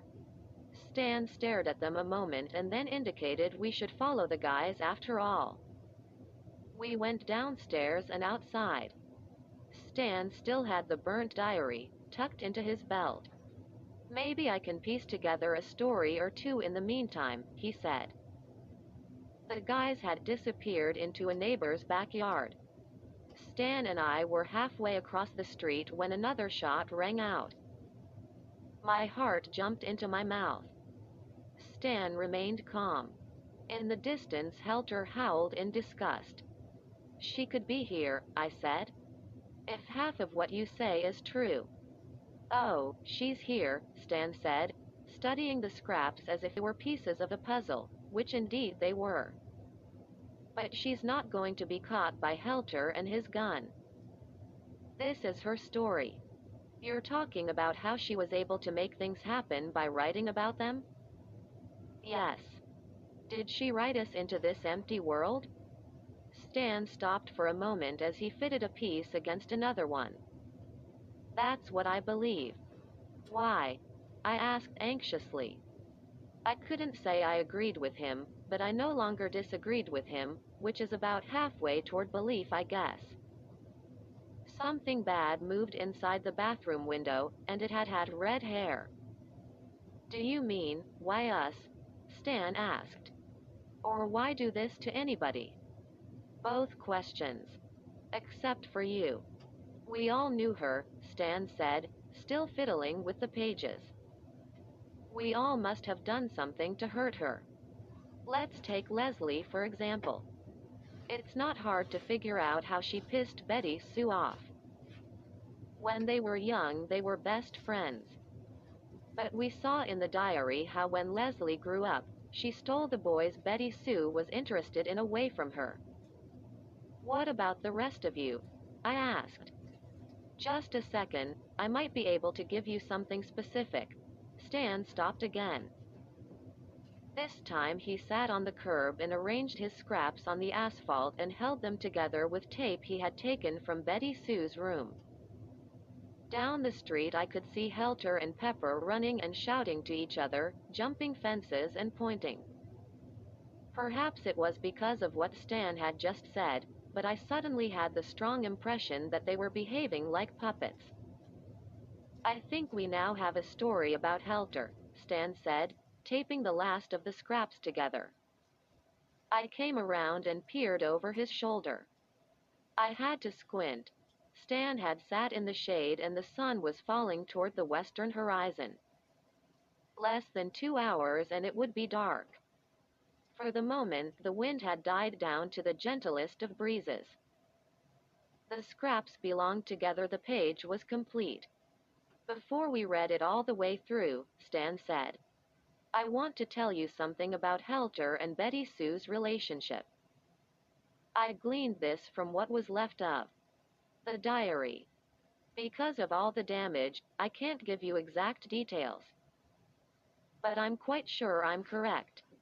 Correct about what? I asked. Helter raped Betty Sue. God. Are you sure she didn't make him do it? Stan nodded. You're beginning to think like me.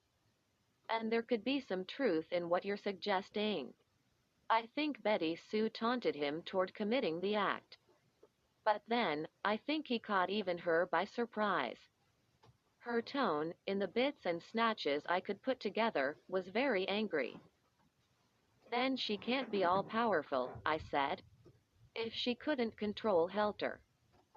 Stan glanced toward the lowering sun. When he spoke there was nothing but despair in the sound of his voice. She couldn't control the butterflies, he said softly. Until she put them in her jar. I sat beside him and shivered. It was ironic that here we were in the midst of a mystical discussion and down the street Pepper and Helter were locked in what they thought was a life-and-death pursuit. I just hoped Helter didn't accidentally shoot Pepper. I lowered my head. Let's read her story, I said. We read in silence. Holt Skater takes a walk. Holt Skater lived beside a stone wall that was both wide and tall. He would look up at it each day as he walked to his farm field. And he would say to himself, it is not so tall that I could not climb it. Not this wall. Holt did not like the field where he had to work and toil in the mud and soil. He did not like it at all and wanted to escape over the tall wall. One day he noticed a tree beside the wall, a tree that was very tall. And he climbed the tree and jumped onto the wall and glimpsed the other side. There he saw streams and fields, where the food would be easy to pick for frequent meals. But at the foot of the wall he saw thorn bushes instead of fields, and he could not climb down and walk beside the streams. Then he said to himself, I will walk along the wide wall until I come to a tree that is tall. He thought then he could climb down onto the other side and forget his work and hide. Holt went for a long walk along the wall. He walked and forgot the other side of the wall and the tree that helped him up, the tree that was tall. But the thorn bushes did not stop and he began to grow hot. He had walked so far without a hat, and he wished he could go back. But he looked and the thorn bushes were now on both sides, and he knew if he jumped into them they would tear his hide. He turned around and tried to go back along the wall without a hat. But the wall stayed tall without staying wide. And soon the wall was so narrow it was like a walk on a dangerous ride. The wall got narrower and narrower and he said to himself, I do not understand how I could have turned around and not gotten back. Holt was now scared and he began to shake. He knew if the wall got too narrow he would fall off and the thorns would get him like a rake. He turned back again, the other way, and the wall narrowed more so that he was now sure he would fall and be sore. Then he turned once more and the wall became like a razor and he began to cry for someone to be his savior. But it was too late for Holt, who had brains that were like steel bolts. The wall was now a razor that could cut like laser. And Holt finally slipped, one leg this way and one leg that way. And what happened to him is not easy to say. He fell and prayed to Jesus. But in the end he was just a bloody mess made up of two pieces. Sick. I cried when we finished. Helter skelter, Stan said. Holt skater. What's going to happen to him? I asked, and there were tears in my eyes. I didn't believe any of it. Witchcraft, sorcery, curses, it was all BS. But Betty Sue's stories, the way they were worded, the rhymes, the endings, they had gotten inside me. And I couldn't get them out, any more than a butterfly could get out of a sealed jar. Helter raped Betty Sue, Stan said. I'm sure she's thought up something special for him. When you thumbed through the pile of papers on Betty Sue's desk, the story of Lottie Ball was on top. What story was second? I believe it was the one we just read, Stan said. I jumped to my feet. Let's get Helter. Let's not let him out of our sight. Stan got up slower. Do you believe me? What I said about her? I hesitated. Yes. He seemed relieved for a second, but then his face fell. What difference does it make? It does make a difference. We have to know what's going on. Only that way can we prevent it. I paused. We can stop it, can't we? He smiled at me. He had a nice smile. He was a nice guy. I had just reassured him and now I was asking for his reassurance. I'm sure there must be a way, he said. He held up the remainder of the scraps of papers we had collected so far. We need to get the rest of these stories together. Let's get Helter first, I said. We started up the street in the direction of the boys. But I stopped after a minute. Stan? Was there any more mention of Pepper in Betty Sue's diary? I asked. It was Stan's turn to hesitate. Yes. What did she say about him? I could only pick out bits and pieces, he said. Come on. What did he do to her? Stan was stubborn. I don't know. Ask Pepper. He'd know. Yeah, I said thoughtfully. I suppose he would. Chapter X.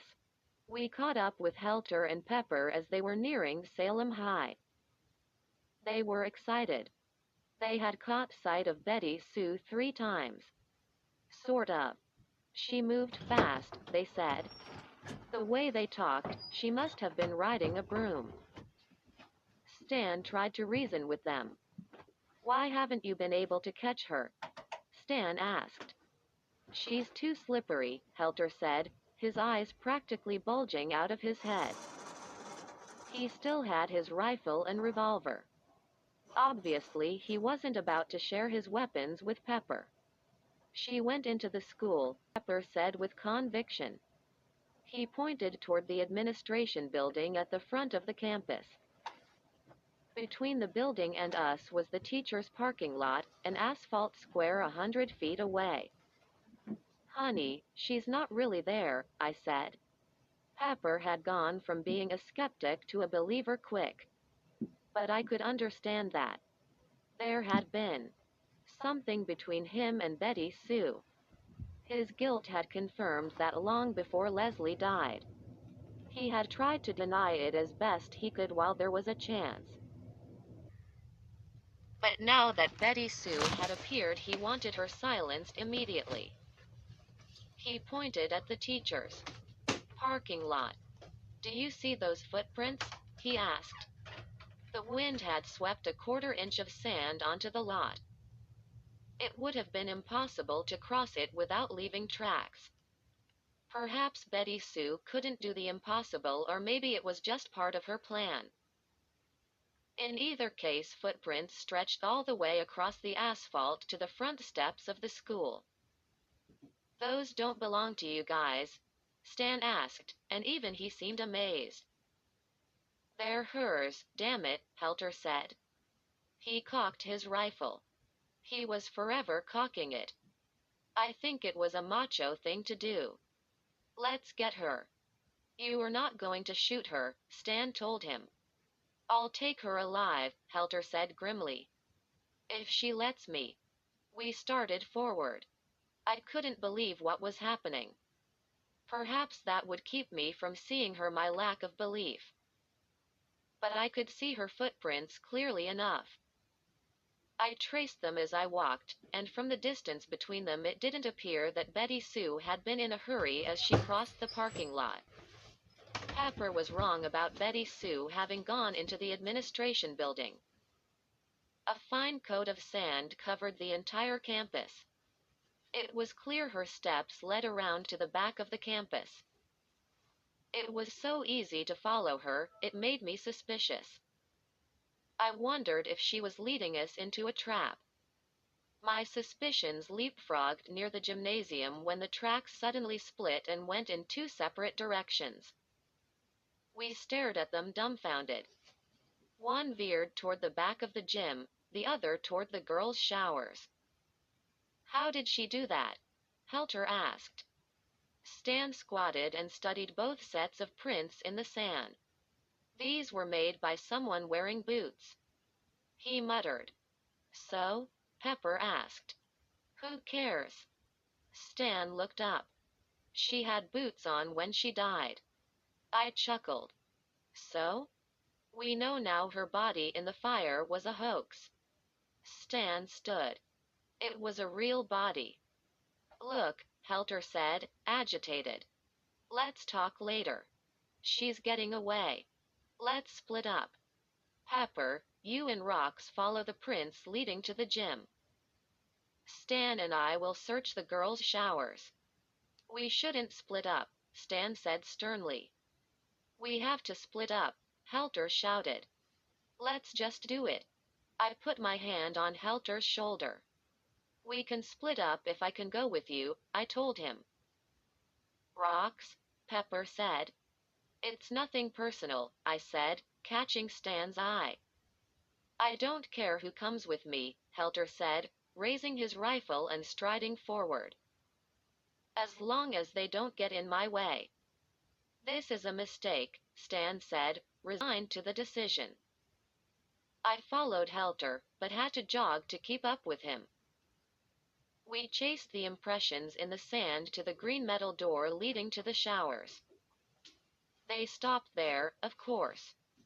The door was unlocked but closed over. Helter pulled it back. There was no sand inside. No wind. It was dark and cool, and my skin cringed as the door slowly closed behind us. I had never liked gym. I hated exercise. I hated to shower in front of other girls. I hated gym teachers. I got very poor grades in the class. Do you hear anything? I whispered to Helter. Shush, he said. He touched my hand and scanned the rows of lockers. She's here. How do you know? I asked. He drew in a shuddering breath. I feel her. He looked at me. I feel what I felt at the gas station before Leslie died. What was that? Evil, he said.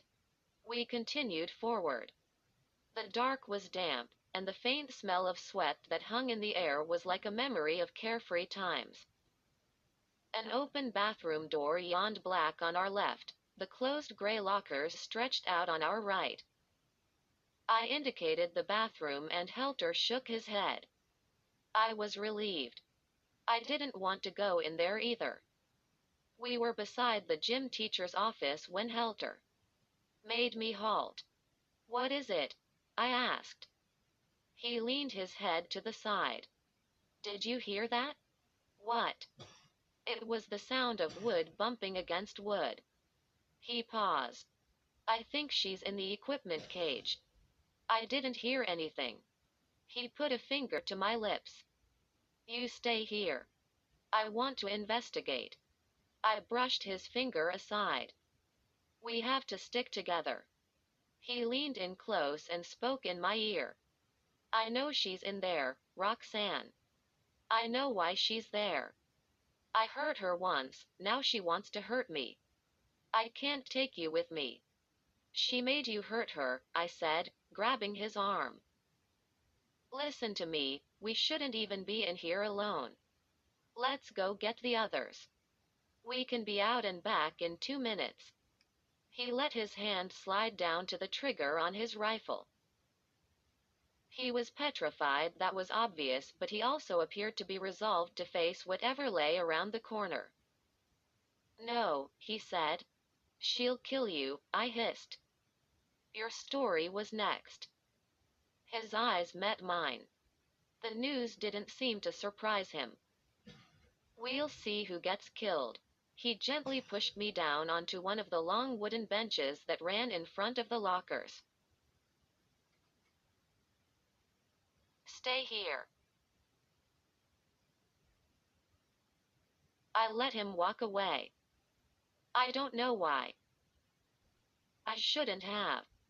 Yeah, actually I do know why. I was scared. Helter vanished in the dark. I sat there feeling like a coward, so I got back up. Yet I didn't feel like chasing after Helter or entering the equipment locker. I was afraid he might accidentally shoot me. I decided to swing around the back of the locker room, through the showers to see what was there. I sneaked up the narrow aisle on my toes. The pale twilight coming in through the high dirty windows was of small help. Once I stumbled and banged my shin. The shock made me recoil in pain. I had almost forgotten about the bullet wound in my right thigh. The showers waited for me in shadow. I stepped hastily inside and hugged the tile wall as I scampered toward the far end. I could hear my heart pounding, my breath coming in ragged gasps, and nothing else. It seemed to take forever to reach the far end. I think the main reason was because as I walked, I was burdened with memory. A memory of Betty Sue. There was no mystery why it came to me right then and there. My only real encounter with Betty Sue had occurred in these showers.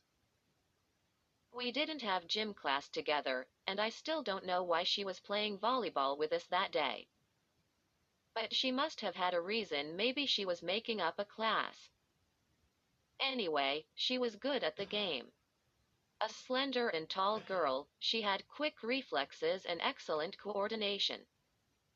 She was on my team, and she was the main reason we won. But her skills didn't make her popular. The whole period, I doubted if the other girls said 5 words to her. I know I hardly even looked at her. I hated being out there on the volleyball court when I could be lying on my bed at home listening to the radio. But the few times I did glance over at her, I remember wondering how she got her curly hair so bright. The color certainly didn't look natural. Then class was over and we went inside to shower. Betty Sue and I were the last 2 girls to get under the water. The gym teacher had made us collect all the balls and put them away in the equipment locker. She took a shower not far or close to mine. Once more, I hardly looked over at her. I didn't want her to think I was queer or anything. But I did see enough of her to know she wasn't simply thin, but bony almost to the point of starvation. She was also extremely pale. She finished with her shower first, but didn't walk out the way she had come in. She deliberately walked past me and handed me a bar of soap. I grunted, "Thank you," and paid the gesture little heed, until Betty Sue was out of sight. Then I glanced down at the soap. I could hardly believe what I saw. A baby, a crying baby, in exquisite detail had been carved into the face of the bar. It could have been an artist's square of ivory she handed me. I had known Pepper about a week then, and I was pregnant, although I didn't know it. Betty Sue would be dead in less than a week. I walked out the same way Betty Sue had vanished. I wanted to ask her where she had gotten the soap. It appeared to be a one-of-a-kind item. The figure of the baby had clearly not been preformed with the bar, but had been carved in later. I peered around the edge of the showers and saw Betty Sue drying herself in front of a mirror. At least that's what I thought she was doing at first. I stopped myself from speaking when I saw she was drawing on the naked reflection of herself in the mirror with another bar of soap. This bar was dyed red. In fact, the soap was the same shade of red as Betty Sue's hair when her hair was wet. Mixed with water, the soap dripped off the mirror like running blood. I didn't say anything. I just dropped my bar on the floor and walked away, sick to my stomach. Betty Sue had been soaping her reflection in the area of her stomach. And that's what I remembered as I paused in the dark. To my left was the mirror where Betty Sue had colored her reflection. It was dark, and my own reflected image was even darker. Betty Sue had stood out as a silhouette against the sun this morning, and now that the sun was going down, I stood as a shadow of that day almost 5 weeks earlier. I could distinguish the faint outline of the dyed soap on the mirror still. Betty Sue had drawn a jar around her reflected belly. What did she pretend to fill this one with, I wondered. Halter screamed. A shot rang out. "Oh, no," I cried. I spun and ran in the direction of the noise. Another shot tore the dark, followed in quick succession by 2 others. And all the while Helter screamed as if an alien monster with claws and tentacles and teeth as long as knives was bearing down on him. Coming at him without a pause. Impervious to his shots. He screamed like someone dying. But when I finally saw him, he was all in one piece. He'd had his rifle out and was blasting away. In the flash of the bullets, I saw and heard glass shatter at the far end of the building. In an instant I realized what was happening. He had glimpsed his own reflection in the big primping mirror by the exit and spooked himself. "Halter," I called. He shrieked.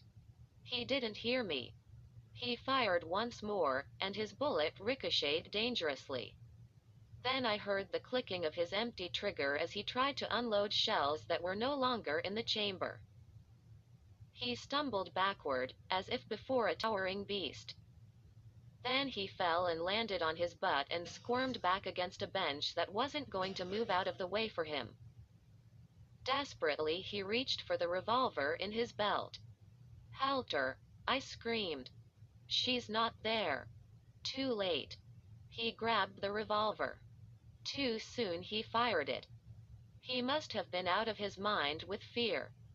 He grabbed the revolver and the trigger and accidentally shot himself while the gun was still in his belt. "Ah!" he cried. The revolver fell from his hand onto the concrete floor as he rolled into a ball of agony. I was at his side in a moment. I tried to hold him, to comfort him, but he kept thrashing. The door flew open behind me and remained open. It was Stan and Pepper. A shaft of evening light shone down on Helter through the open door. The top of his pants was soaked dark red. I couldn't help but remember Stan's prediction. Helter raped Betty Sue. I'm sure she's thought up something special for him. Helter had shot himself in the groin. "Oh, Jesus," I moaned, my hands already soaked with his blood. "Help him." Stan and Pepper ran to Helter's side. Stan tried to roll him over on his back so that he could figure out the extent of the injury, but Helter was in too much pain. He kept shaking violently. "It's no good," he cried. "It's no good." "You're going to be all right," Stan said, and there wasn't a whisper of truth in the words, and he knew it. Helter clawed Stan's hand, the veins on his neck bulging like wires, his contorted features drenched with sweat. He was crying and I was crying and it was horrible. "Kill me," Helter begged Stan. Stan shook his head, shocked. "We're going to help you. We're not going to kill you." Helter started to sob. "Do you know where I've been shot? You have to kill me. I'll die anyway." He reached feebly for his revolver, but Stan pulled it away. "Please," Helter pleaded. Stan put his arms around Helter and held him as if he were an injured child. When he spoke next, he sounded as if he was trying to convince himself. "We'll go to the drugstore," Stan said. "We'll get medicine. We'll put you to sleep and we'll get the bullet out. You'll live. You'll be fine." Helter's voice cracked. "I want to die. I can't live like this in this horrible place." A spasm of pain shook his frame and his spine arched as he let out a deafening howl. "Stop it. Somebody stop it." Stan stared desperately at Pepper and me. "What can we do?" Pepper was the color of chalk. "I don't know. There's nothing we can do." He shook his head and bit his lower lip. "We should do what he wants us to do." Stan looked faint. "We can't just kill him." "I can't." Pepper was panting. "I can't either." "No," I cried. "Let's not talk this way. Do something to help him." "That's the problem," Stan yelled, still hugging Helter. "We can't help him. No one can." A bloody hand reached out and touched my hand. Helter screwed his face up at me, his breath coming in burning gasps. He spoke to me as if I was a god. "Make it end, Roxanne," he whispered. I held his eyes a moment. What did I see? What he saw in the mirror when he shot at it in terror. Perhaps. Certainly I saw something that had been shattered beyond repair. Maybe that's what Betty Sue really was, a walking wave of destruction. You could not get out of its way. You could only bow before it. I came to a decision. "Leave us alone," I said flatly. "What are you going to do, Rox?" Pepper asked. "He's hurt real bad," Stan said. "I know," I said and squeezed Helter's hand. "Go now, the two of you." I'll be out in a minute." They stared at me in amazement. Then Stan eased out from under Helter and let him lay on the floor. Stan stood beside Pepper, staring at Helter, at me. I don't know which frightened the two of them more. They backed away, practically holding on to each other, and vanished. I turned back to Helter. "What a screwed up day this has been," I said. He nodded. His breathing had become a bit steadier and he was no longer shaking, but he was still in terrible pain. There was no reason it should go on. "I wish I hadn't woken up," he gasped. I know the feeling. I picked up the revolver, surprised at its weight. I had never cared for guns. They were only good for one thing, which was a bad thing. Helter watched me as I cocked the hammer. "Was she that strange to be with?" I asked. He nodded weakly. "She was like a worm. You would hold her, but when you let go you felt like she had slipped inside your guts and started to grow." He glanced down at his pants and whimpered. "She was bad." "Why did you go out with her?" I asked. "Because she would," he coughed. "She would do anything." "Did you rape her?"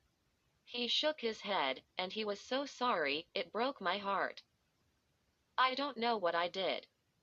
It was one of those nights where I felt her inside my head and I couldn't get her out. That's why I was afraid when Stan started talking about her. She knew how to get inside. She knew all the right doors. One was just trying to get her out." He coughed again. "I guess I did rape her. I wish I had killed her." "I wish you had, too, Helter," I said gently. I raised the gun to his forehead.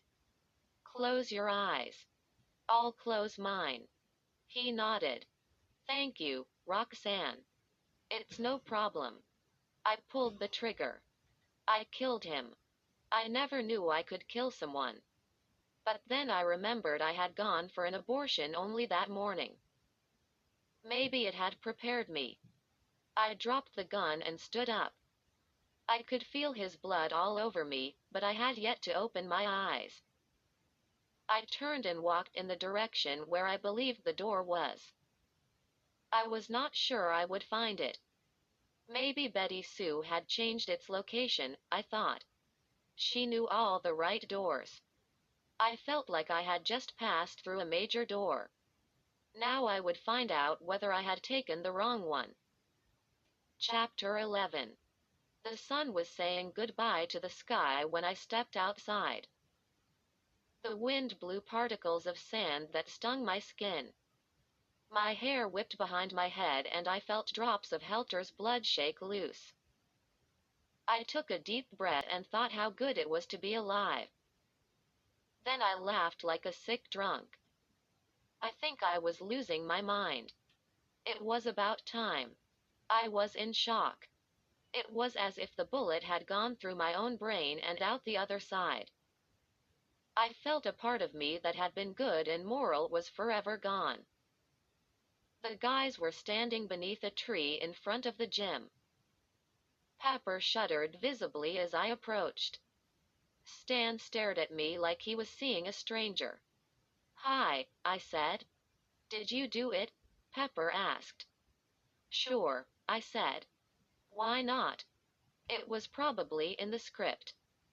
"We have to find the rest of the stories," Stan said. I laughed again. "Why?" "Tearing them up didn't do any good." "Nothing's going to do any good. Why don't we just go sit in one of the classrooms and write our own stories?" "Who knows? Maybe Betty Sue will be pleased and give us a passing grade." "We have to know what's going to happen next," Stan said. "Nothing will happen next unless we make it happen," I said. "I say we plant ourselves in a field and act like cornstalks. Let the storm pass." "That might not be a bad idea," Stan said. "But we're not going to do it." He gestured back the way we had come. We'll get flashlights and look for more pieces of paper. Pepper stopped him. Shouldn't we bury Helter first? Stan shook his head. Helter will have to wait. We got flashlights, fresh batteries. I changed my shirt. I had whole stores to choose from. It was wonderful, a shopper's dream. I left on my bloody pants. They had become a part of me. We started again near Betty Sue's house and worked our way downwind. We walked unarmed, like good little campers. The task should have been hopeless from the start, but it was amazing how many pieces of notebook paper we collected. By the time we neared the square, we had pocketfuls. Stan made us stop. He tried to put some of them together. More puzzles, I thought. It was now entirely dark, but the lights in the square were still working and we were grateful for small favors. What if we don't put them together? I asked as Stan taped in the beams of our flashlights. What if they don't work unless we read them? Stan glanced up. I doubt Steve Kinder read his story. Which one was he? Pepper asked. The boy who got cancer after he moved away from here, I said.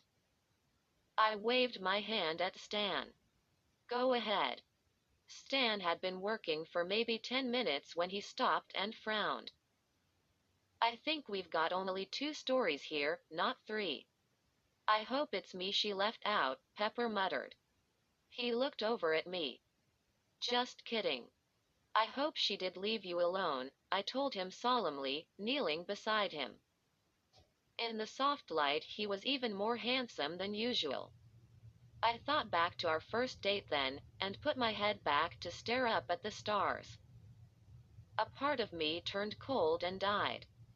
Do you think there's anyone out here? No one human. There were no clouds in the sky, no haze, no smoke. And there was no stars either. Betty Sue must have failed to write them in. She probably knew how much I loved them.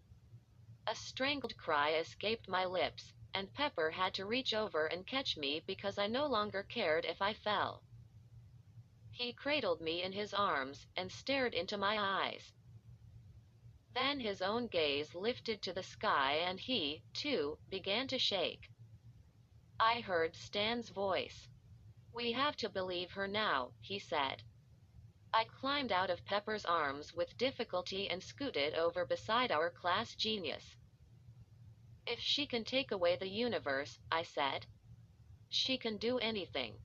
Stan seemed beaten. I have no answers for you. I touched Stan's knee. Could she kill us tonight and bring us back tomorrow? Could she kill us over and over? Forever? Stan put a hand to his head. I don't think she can bring back the dead. Why not? I asked. He sat still for a moment, then twitched involuntarily. Let's see what the stories can tell us. Stan worked for another few minutes. He could have worked for hours, I wouldn't have cared. I had stopped being aware of time. Who was to say there would be a tomorrow? The sun was only a star, after all, and maybe Betty Sue could have moved it as far away as she wished, into another dimension if she so desired. Finally Stan Reese had a story for us to read. It was about him. Soda Radar Goes to Sleep. Soda Radar was court jester to Queen Beetle. Soda would tell his queen stories while she sat on a magnificent chair and sewed with her needles. She sewed dresses and cloaks, and sometimes they ended up on the fire and turned to smoke. Queen Beetle was wonderful and Soda Radar was sometimes disrespectful. She told him, your stories have no rhyme, no sense of time. And that is the worst of crimes. Then she sent Soda into the woods to think of a story that would deliver the goods. She told him he had best get better or she would tickle him with a feather. Soda picked up a stone and turned over a bone.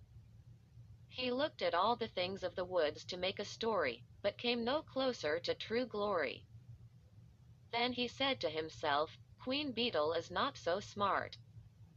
I will tell her a story from the past, from a time that has not been marked.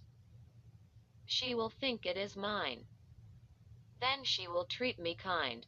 He returned to the court of Queen Beetle, and went to her private chamber while she sat sewing with her needles. I have brought you a story of wonder, Soda said. A tale that will ring in your soul like thunder. Then he told her about salt and pepper and the plate of late dinner. The story of kids and the end of time and cold winter. Queen Beetle smiled as he spoke, but inside her clasped hands she readied her needles for a poke. Soda did not know this and finished happy, thinking he had presented himself in a tone that was both clear and snappy. I can see I kept you from being bored, Soda said. I am happy you are pleased, and now I want my reward. Queen Beetle stood and her height was good. She said, from day one you hovered near me like flies. You sing and dance, but really you think of it all as lies. Your story is not new, but old. And I have decided it is time you were sold. Then Queen Beetle took her needles in, grabbed Soda's arm and began to do him great harm. But he cried aloud and said, do not do this to me your slave. I apologize and promise never again to misbehave. Queen Beetle laughed and gave him her needle. Poke yourself so that you bleed, she said. Then I will take what is left of you, and give it to someone who is in need. Then Soda took her needle and stuck it hard into his heart. His blood poured onto the floor, and after some time he had to close his eyes, and inside it grew dark. Cheery, I said. I love the upbeat endings, Pepper agreed. He patted Stan on the back. None of it has to happen.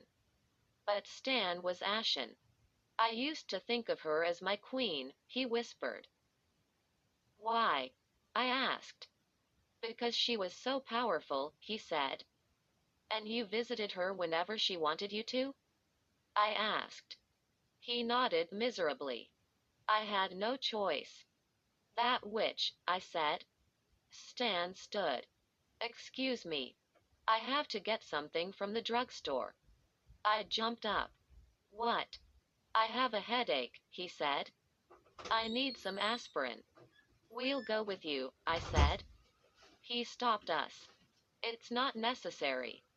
I'll be back in a couple of minutes. He handed us the remainder of his notebook scraps.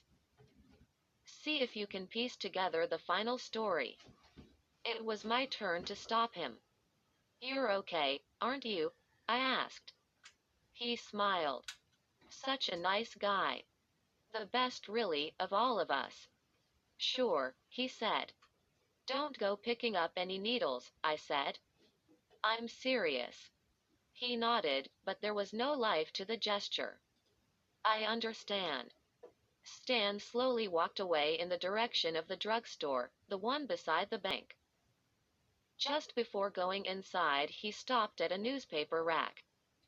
He fished inside his pocket for change and bought himself a paper. Then he went inside the drugstore. I think I should go with him, I fretted to Pepper. You might want to stay with me, Pepper said. He was already on the ground, fiddling with the scraps Stan had left behind. The wind was hassling his efforts. There was sand in his hair and I brushed it out. Why do you need me now? I asked. He glanced at me. Because, in case you didn't notice, I was mentioned in Stan's story. And I can already see that this last story's got my name all over it. Oh. He paused. Why do you hate me, Rox? I was annoyed. I don't hate you. Why do you say something stupid like that? You haven't been particularly nice to me today. Well, I'm sorry, it has been a kind of bad day. I popped my hands on my hips, a gesture I never normally used. You haven't been nice to me either. Pepper tried to lean over to touch me, but I was standing just out of reach. What is it? He asked. Why don't you tell me? Tell you what? About your relationship with Betty Sue for one thing, I said. I know you had one. Your name is all over her burned diary. He was obviously worried, which did wonders for my confidence in him. What did it say? He asked. Does it matter? I want to know what you have to say. I took a step closer. We used to tell each other everything, Pepper. Tell me now about her. I don't know how much longer we'll have to talk. He stared at his feet, sitting perfectly still for a minute. He closed his eyes, keeping his hands pressed on top of the scraps of the last story. I went out with her a few times, he said finally. She had a mystery about her that I found fascinating. But we didn't do anything interesting. He opened his eyes and shrugged. We went to a couple of movies, ate dinner a few times. Did you kiss her? He hesitated. Yes. Did you have sex with her? He faced me straight on, his dark eyes wide. No, rocks. Did you go out with her after you went out with me? No, he raised his hand. I swear to God I didn't.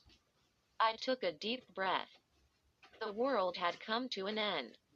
The stars had been vanquished.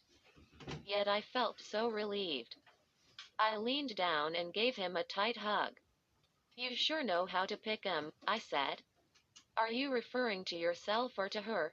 He asked. I let him go and stood straight. Both. I glanced at the drugstore. Stay here a second and put the rest of the story together. I want to check on Stan. Pepper started to get up. Don't you want me to come with you? Once more I was breaking the cardinal rule of real-life horror. But I answered without hesitating. No. I passed the newspaper stand as I approached the drugstore. The Salem Herald circulation 4015, if something was happening in town. The bin was empty. I wondered if Stan had taken the last copy. I opened the door to the drugstore and went inside. The lights were out. Stan had not bothered to turn them on. But enough illumination came in from the square lamps to keep me from bumping into things. Stan sat on the counter near the front, his legs dangling down, leaning back on his arms. One page of the newspaper rested on his lap. Hi, he said softly. How's the headache? I asked. Better. Did you take something? Yeah. Good. I sat down on the floor at his feet, looking up at him in the silent dimness. He appeared more at ease than he had a few minutes earlier, and that made me relax. So, what's new in the news? I asked. He nodded with his head for me to take the paper off his lap. Apparently he was too comfortable the way he was sitting to move. It's only the first page, he said.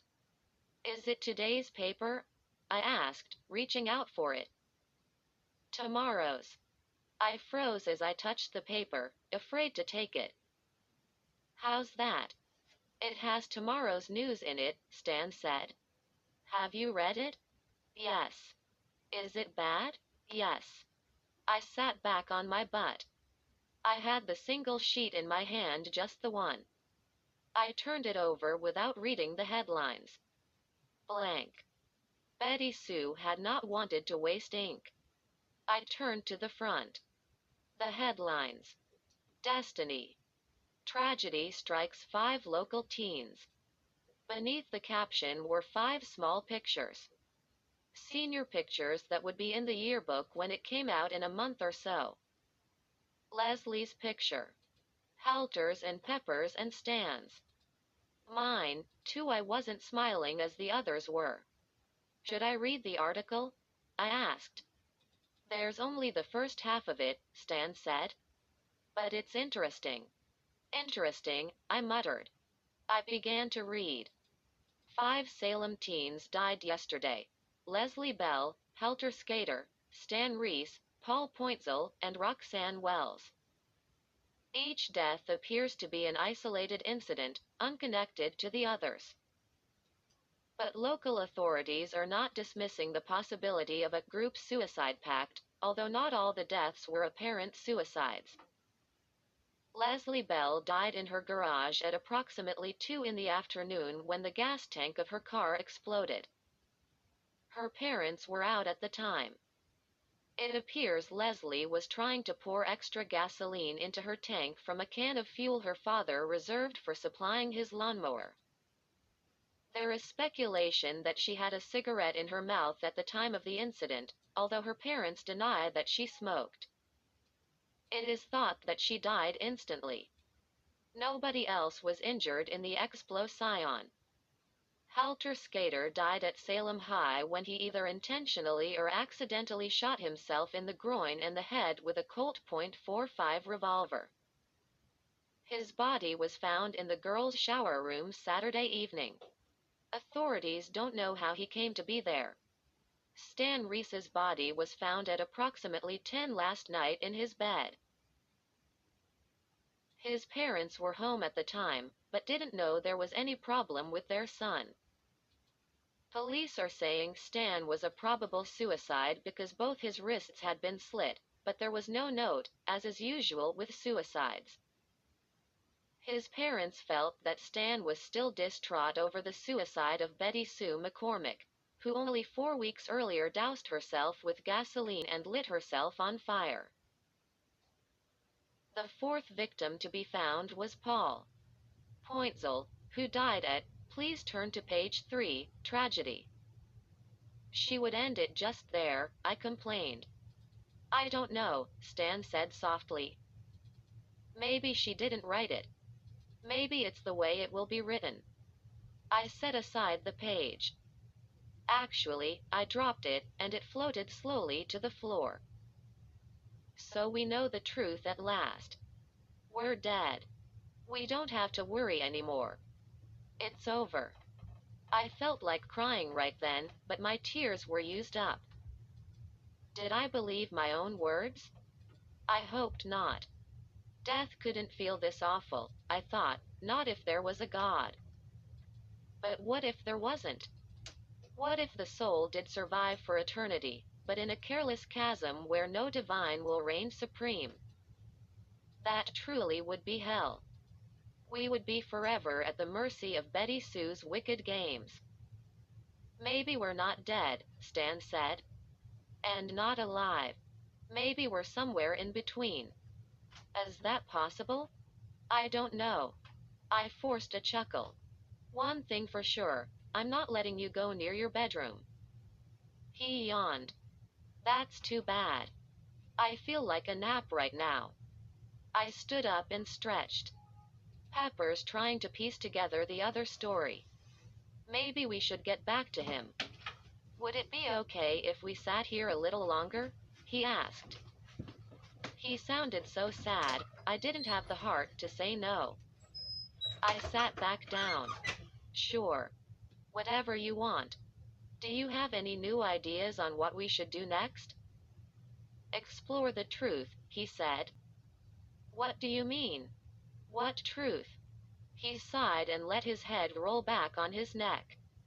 His arms were still behind him, supporting him. He was breathing hard, but I figured it was because the stillness inside the drugstore was claustrophobic.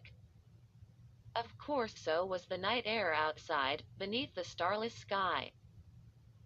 Betty Sue called me over to her house the last day of her life, Stan said in a dreamy voice. It was not one of those times when I felt I had to go see her. Still, I wanted to say no to her. She sounded strange, even for her. But she said I had to come. She needed my help. What was her problem? I asked.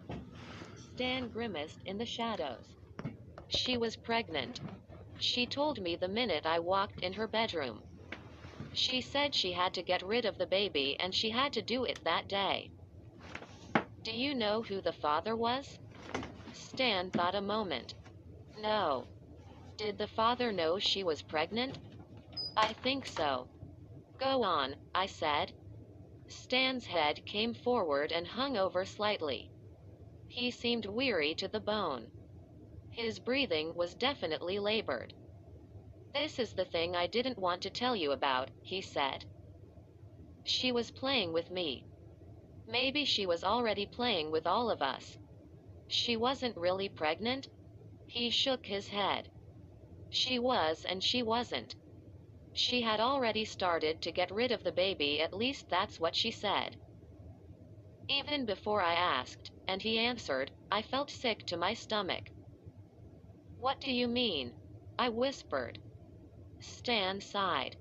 I don't know the gory details, thank God. But she said she had done something to her insides. When I got there, she was hemorrhaging internally. She looked fine, at first, but then she told me what was happening. Then I saw stains on her. I don't even want to say it. I believe she was telling me the truth. She wouldn't let me take her to the hospital. She wasn't scared. Like I told you earlier, she was happy. She told me she had an exciting evening planned. I pressed my hands to my ears. I can't listen to this. Stan was sympathetic. I understand. I begged her to let me help her, but she refused. She said she knew how to take care of herself. She said she was going to make herself invincible, so that nothing could ever hurt her again. Then she would come back in style. Come back? Spooky, yeah. But first she said she had to take care of some unfinished business. She wanted me to get her a few things. What kind of things? Pictures of Helter and Leslie and Pepper and you. She also wanted a picture of me. She needed them to make voodoo dolls, I asked. I never thought of it that way. Yeah, in a sense. Her stories are like those dolls. Why did she want you to get the pictures? I asked. I was probably her only friend. And I was on the yearbook staff. It was easy for me to obtain the pictures. I got her copies of the ones you just saw on the front page of the newspaper. Why did you do it? I asked. I didn't know she was planning next month's news, he shrugged. I don't know if I had a choice in the matter. Why didn't she get them herself? That's an interesting question. I believe she wanted me to know what she was up to so that when we ended up here, wherever we are, I would suspect that she had something to do with it. Did she say anything else that led you to believe she could work such a major miracle? Two things. She told me just before I left that her butterfly jar could be any size she wanted it to be. He sat up straighter, and it was a major effort. He was dozing as he spoke. That's why I didn't want you to try to leave town. One didn't think you'd be able to. You thought we'd run into a glass wall? Something like that, he coughed. All day long we've been flying in tiny circles. And dying, he added, it's been hot today. What was the other thing she said? I asked. He raised his head as if it weighed a ton, and met my eyes. You went to Foster this morning to get an abortion, didn't you? I was shocked that he'd know. Did Pepper? No, he interrupted. I knew because she told me that there would be another like her, and that she'd use this other to screw tight the lid on her jar. What does that mean? Since we're talking about Betty Sue, I'd venture to say she needed you and your situation as an important ingredient in her curse. But I didn't get an abortion. I couldn't go through with it and got up and left in the middle. Stan's head jerked at the remark. In the middle?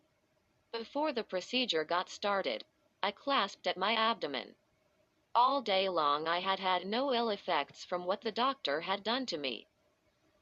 I felt safe that I had changed my mind in plenty of time. Yet now, ever so faintly, I felt a cold liquidy sensation in my guts. It crept from the right to the left, like an icy finger across my intestines. I shook it off. It was probably just Stan's story, I reasoned. It was enough to make anybody's stomach turn. I didn't mean to pry into your private business, Stan said. No problem. Did you see her again after you left to get the pictures? No. She didn't want to see me. She wanted me to get the pictures, put them in an envelope, and slide them under her bedroom door. And that's what I did. How come you didn't tell Betty Sue's mother what was wrong? She wasn't around. You should have told someone. Stan gestured helplessly. She didn't want me to. Was Betty Sue in her room when you returned with the pictures?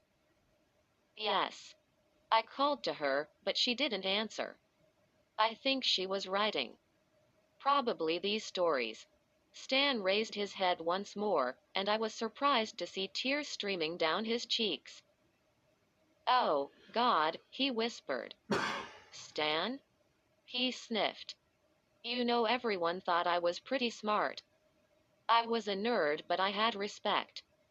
People didn't make fun of me. They liked me, and I liked them. My life was pretty good. It was a great life. Stan shook his head sadly. It couldn't be great because deep down inside I was a coward. I knew what was right and I knew what was wrong. I knew everything connected with Betty Sue was wrong. But I did what she said because I was afraid of her. His voice cracked. I should never have brought her those pictures. It wasn't your fault. I got up and stepped to his side. Come on, let's get out of this drugstore. It's got bad vibes. Let's go see Pepper. The night's young. We'll think of something to do. It'll be okay. Stan refused to budge. I can't go, he mumbled. Come on, I said, tugging at his arm. We'll make a plan. We'll. Dot. Dot quote. I stopped. I had stepped into a dark puddle. It was coming from the back of the counter, through the druggist's walkway. A whiff of a sickly copper odor touched my nostrils and stabbed right into my heart. I leaned around where Stan sat and saw that the puddle formed from twin trickles pouring off the counter. And following the course back a bit further, I realized that Stan had slit his wrists and was bleeding to death right now. Stan, no, I moaned. I'm sorry, he whispered as he sagged into my arms. I caught him before he could fall. He was cold to the touch. He continued to weep. I had to do what she said. But why? I cried. I don't know why. It's always been this way. He coughed some more and buried his face in my chest. I believe I felt his heart flutter in his chest. It was probably low on blood to pump. It was amazing Stan was even conscious. The puddle soaked the entire space behind the counter. I wanted to save you and Pepper from her, he said pitifully. I hugged him tight.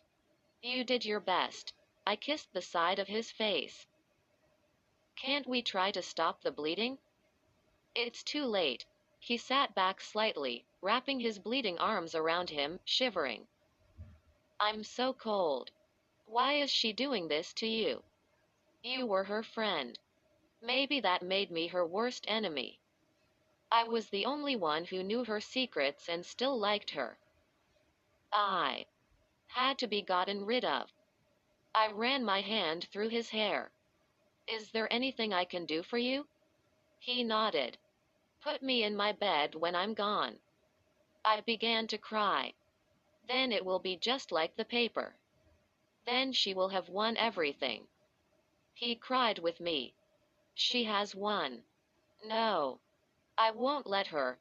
I grabbed his shoulders and he shook in my hands like a rag doll. You can't die yet. You have to tell me how to stop her. But I had apparently waited too long for my emotional plea. Stan tried to speak but collapsed in my arms. I laid him back on the counter. He gasped for air. His skin was white as marble. The vampiress had claimed another victim, damn her to the deepest hell. He gestured me closer. I pressed my ear to his lips to catch his last words. He smiled weakly. I always had a crush on you, he said. I'm glad you passed your math class. I buried my face in his chest. I always had a crush on you, Stan. But I don't know if he heard me. He didn't answer, and when I sat back up, his eyes were open, staring at a distant ceiling that covered the invisible stars. I closed his eyes for him and folded his arms across his chest. Goodbye, old friend, I said. Chapter 12. Pepper took the news hard. Can't say that I blamed him. Once there were 5 and now there were 2. I couldn't bear to think which one of us would go next. We have to get out of here, Pepper said desperately. I don't know if we can, I said, thinking of the glass jar. Pepper held me by my shoulders. He looked 10 years older than he had that morning. I hadn't told him about the newspaper. I suppose I didn't want to worry him. We can't stay here, he said. Her power may not extend beyond the limits of the city. I nodded. I had no strength left to argue. We can leave as soon as we move Stan's body to his bedroom. Forget it, Pepper said, letting go of me. Every second we stay here is dangerous. Stan's dead. We can't help him. I turned toward the drugstore. It was his last wish. I'm going to move him to his bed with or without your help. Pepper grabbed me from behind. I had never seen such fear, and I had seen a lot of it that very day. We have to leave now. I read the last story. What did it say? I asked. Stupid question. He pulled a handful of paper scraps from his pocket. It says that I'm going to die, he replied, thrusting the mutilated story in my face. I sat down and put it together. Another voodoo doll. Salt and Pepper for supper. Salt and Pepper were a happy couple. They laughed and kissed, and when they were apart it was as if something was amiss. But they were only spices. All they had were flavor and a few miserable vices. It came to pass one day that Salt and Pepper met Fat Freddy. He said to them, I will take you to my queen. Are you keen? Salt said, I do not know her name. I do not know if the one I think of is the same, but Pepper said, I know this great queen. I have heard she never gets mean. So Fat Freddy took Salt and Pepper to meet Queen Beetle, and they found her sewing in her secret chamber with her needles. Queen Beetle said, I know this Pepper. He kissed me once, but then he left and never wrote me a letter. Then Pepper was afraid and clung tight to Salt. Pepper was so afraid he would not tell Salt it was all his fault.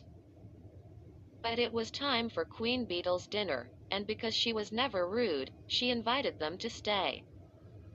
Salt and Pepper said fine, thinking they were hungry and might dine. But they did not know Queen Beetle's hate, and when they looked away she snatched them both and set them on her plate. The queen said, do not scream, or I will certainly cut you like a bean. But Salt protested. Why are you doing this? Why do you hate? To which Queen Beetle laughed. It is not simply hate. It is much more honorable. It is fate. Then Queen Beetle picked up her knife and fork, and reached for her bottled wine and pulled the cork. A toast, Queen Beetle exclaimed. For the flavor Salt and Pepper give to my roast. Then Queen Beetle stretched out with her knife and fork, and Salt was so angry at Pepper that she pushed him onto the Queen's pork. There Pepper caught the Queen's fork, and it pierced his chest, and he died like a foolish dork. Lovely, I said. I looked up at Pepper from the curb where I was sitting and reading. The wind howled. The sand blew. Our flashlights rocked. Such a scene, this cruel night. Was this all your fault? I asked. What are you talking about? Pepper asked. I thought of the story Stan had told me. Betty Sue's last day. Never mind, I said flatly. Pepper knelt anxiously at my side. You're not angry at me, are you? I touched his face. No. He glanced down at the story. Please don't get angry at me. I let go of the scraps of paper, and the wind carried them off into the night. I understand, I said. We took care of Stan. We put him in the back seat of my car and drove to his house. We carried him into his bedroom and eased him under the blankets. I wanted to bandage his wrists, but Pepper wouldn't let me. I left the light on in the bedroom. I turned in the doorway and peeked at him one last time. At least he looks peaceful now, I said to Pepper. The dead always do, Pepper muttered. I thought of Helter, what was left of his head. I don't know about that. Then we were outside again, in the dark windy part of Betty Sue's universe. My car had gas in it. We had got $5 in it that morning at the deserted station. We took Highway 37 out of town, the same road we had taken to Foster for the abortion. But this time we headed north on it. I insisted on it. Pepper didn't mind. He talked as we drove. We'll get to LA tomorrow morning, he said. We'll go straight to the beach. We can be walking beside the water when the sun comes up. That sounds wonderful. One stared out the window as Salem shrank behind us. The wind was worse than I could remember all day. Pepper had to fight to keep the car moving in a straight line. We were being sandblasted. By the time we'd reach the other end of the desert, there wouldn't be a speck of paint left on the exterior. You know, it's possible there might be other people in LA, he said. I respect the things Stan said. I'm sure Betty Sue was a weird chick. No one can argue with that. But Stan might have taken the thing with her too far. We might find people everywhere. I hope you're right. Of course I didn't believe a word of it. But if the talk made Pepper feel better, then I wasn't going to argue with him. The front of the car swerved dangerously in a strong gust. We should slow down. I'm only doing 45, Pepper said. Do 35. Pepper nodded and slowed. At least in LA. We won't have to worry about affordable housing. We'll be able to stay anywhere we like. He glanced over at me. Where would you like to stay? Beverly Hills. Why there? It sounds rich, I said. How about Malibu? It's rich too, and it's by the ocean. Malibu would be fine with me. We could go see all the sights, Pepper said. It might even be better that everyone's gone. We won't have to wait in any lines. Hey, we could go to Disneyland. We'll have the whole park to ourselves. Won't that be a trip? How will we get the rides to work? It can't be that hard to turn them on. We'll probably just have to push a button or something. I nodded, enjoying the fantasy. It was all we had left. The wind was getting stronger and stronger, coming at us straight on now. Pepper had to keep the gas floored to maintain a meager speed. I want to go on Space Mountain first, I said. You know the name of the actual rides? He asked. I know lots of them. There's Space Mountain, Pirates of the Caribbean, Thunder Mountain, and the Haunted Mansion. Pepper laughed. Maybe we could skip the Haunted Mansion. I laughed too. Yeah, we have Salem for that. Pepper shook his head. Can you believe the stuff that happened to us today? Nope. I hope when I wake up tomorrow it's all forgotten. So you think we might just be dreaming? The car swerved again harshly. Careful, I cried. I am being careful. Pepper leaned forward and tried to peer through the sandstorm. Our visibility was almost non-existent. Our speed was down to maybe 10 miles an hour. This is unreal, he muttered. Can you see? I asked anxiously. I see what you see. Maybe we should try to leave tomorrow. No, he snapped. The noise of the sand rained in my ears like a meteor storm in outer space. But if we crash, what good will it do us? He was adamant. We're not going back. We'll die if we go back. 10 minutes went by. In that time, we didn't talk about Disneyland or Beverly Hills. We sat in silence because we both realized what was happening. The power of the wind was growing in direct proportion to our distance from Salem. Pepper had the accelerator floored and we were barely creeping forward. Outside the windshield was a wall of moving brown dust. We're beginning to overheat, Pepper said.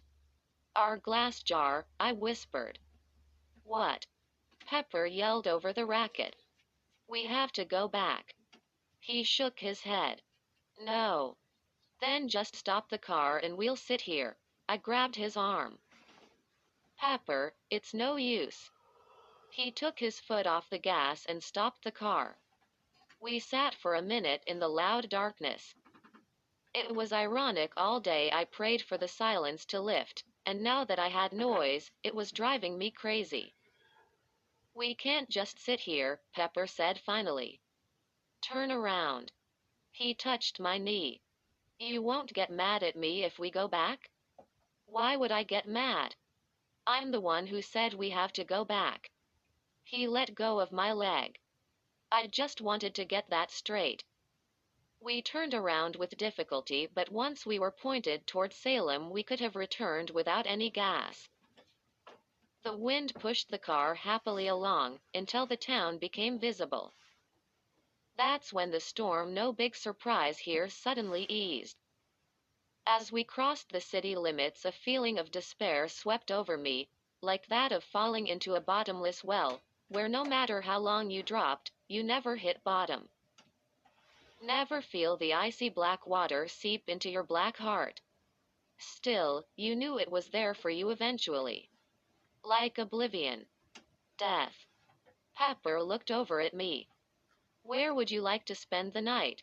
He asked. I smiled sadly. Disneyland Hotel. Where else? Your place, I said. But who spoke? Who made us choose that place? I believe it was her. Pepper's house stood silent and black at the edge of town. We parked in the driveway, but we didn't go inside. By unspoken agreement, we took each other's hands and walked to the barn. The cozy hay. Our love nest. God, that night seemed like a million years ago. Indeed, suddenly, it seemed as if it had never happened. At least not to me. It was as if Pepper had been holding another girl that night, when he was supposed to be holding me. Many things came clear to me as we stepped inside. They came clear to me in darkness. Yes, it's true, something swept over me all right. Perhaps the wind brought it. I cannot explain the power of it except to say it was profoundly subtle. So subtle I didn't know at the time it wasn't of my own making. I experienced a clarity of a cruel kind. Pepper lit a lantern and hung it on a brown wooden beam. I sat in the loft of hay and lazily swung my legs. Up and down, back and forth. I was thinking. I wished I could stop. Our thoughts had been our enemies all day. If we'd just decided to lie down and take a long nap when we met at the ice cream parlor, we would have all been alive still. But perhaps that was not our fate.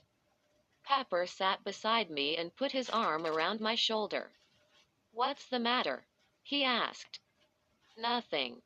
You look sad," he said. "I am. Very sad." He nodded. "At least we're together." I looked at him. The blue-green prairie in his eyes. The sunshine in his mouth. My Pepper. I looked at a stranger. "Did you sleep with Betty Sue?" I asked. He blinked. "No." I took his arm off my shoulder and stood, staring down at him. "Did you have sex with her?" I demanded. He got up also, and stood in front of me, up on the loft. On the soft hay in the soft light of the warm lantern. "No," he said. I chewed on my lower lip. I tasted blood. It tasted like it had been mingled and polluted with another's blood.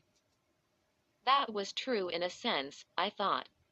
I was carrying Pepper's child. What blood would pump in the veins of that child? It made no difference to me right then that the fetus hadn't even grown a heart yet. I felt as if I was no different from the undeveloped baby. Suddenly my heart was not working. All I could do was think of Pepper in the arms of Betty Sue, both of them naked, both of them having fun. My boyfriend. My true love. Honest to God, if I hadn't loved him so much it couldn't have hurt so much. But that is, I believe, why God gave us love. So that we could feel pain. It made us that much more mortal. It made us that much less than God. In the end, all love did was bring pain to me. God damn the way things are, I thought. I took a step closer to Pepper. "You're lying to me." He shook his head quickly. "No, rocks. I." "You're lying to me," I screamed. "You screwed her. You got her pregnant."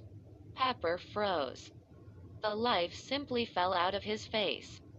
Then he raised his hands to cover his face. And I was glad. I didn't want to have to look at him.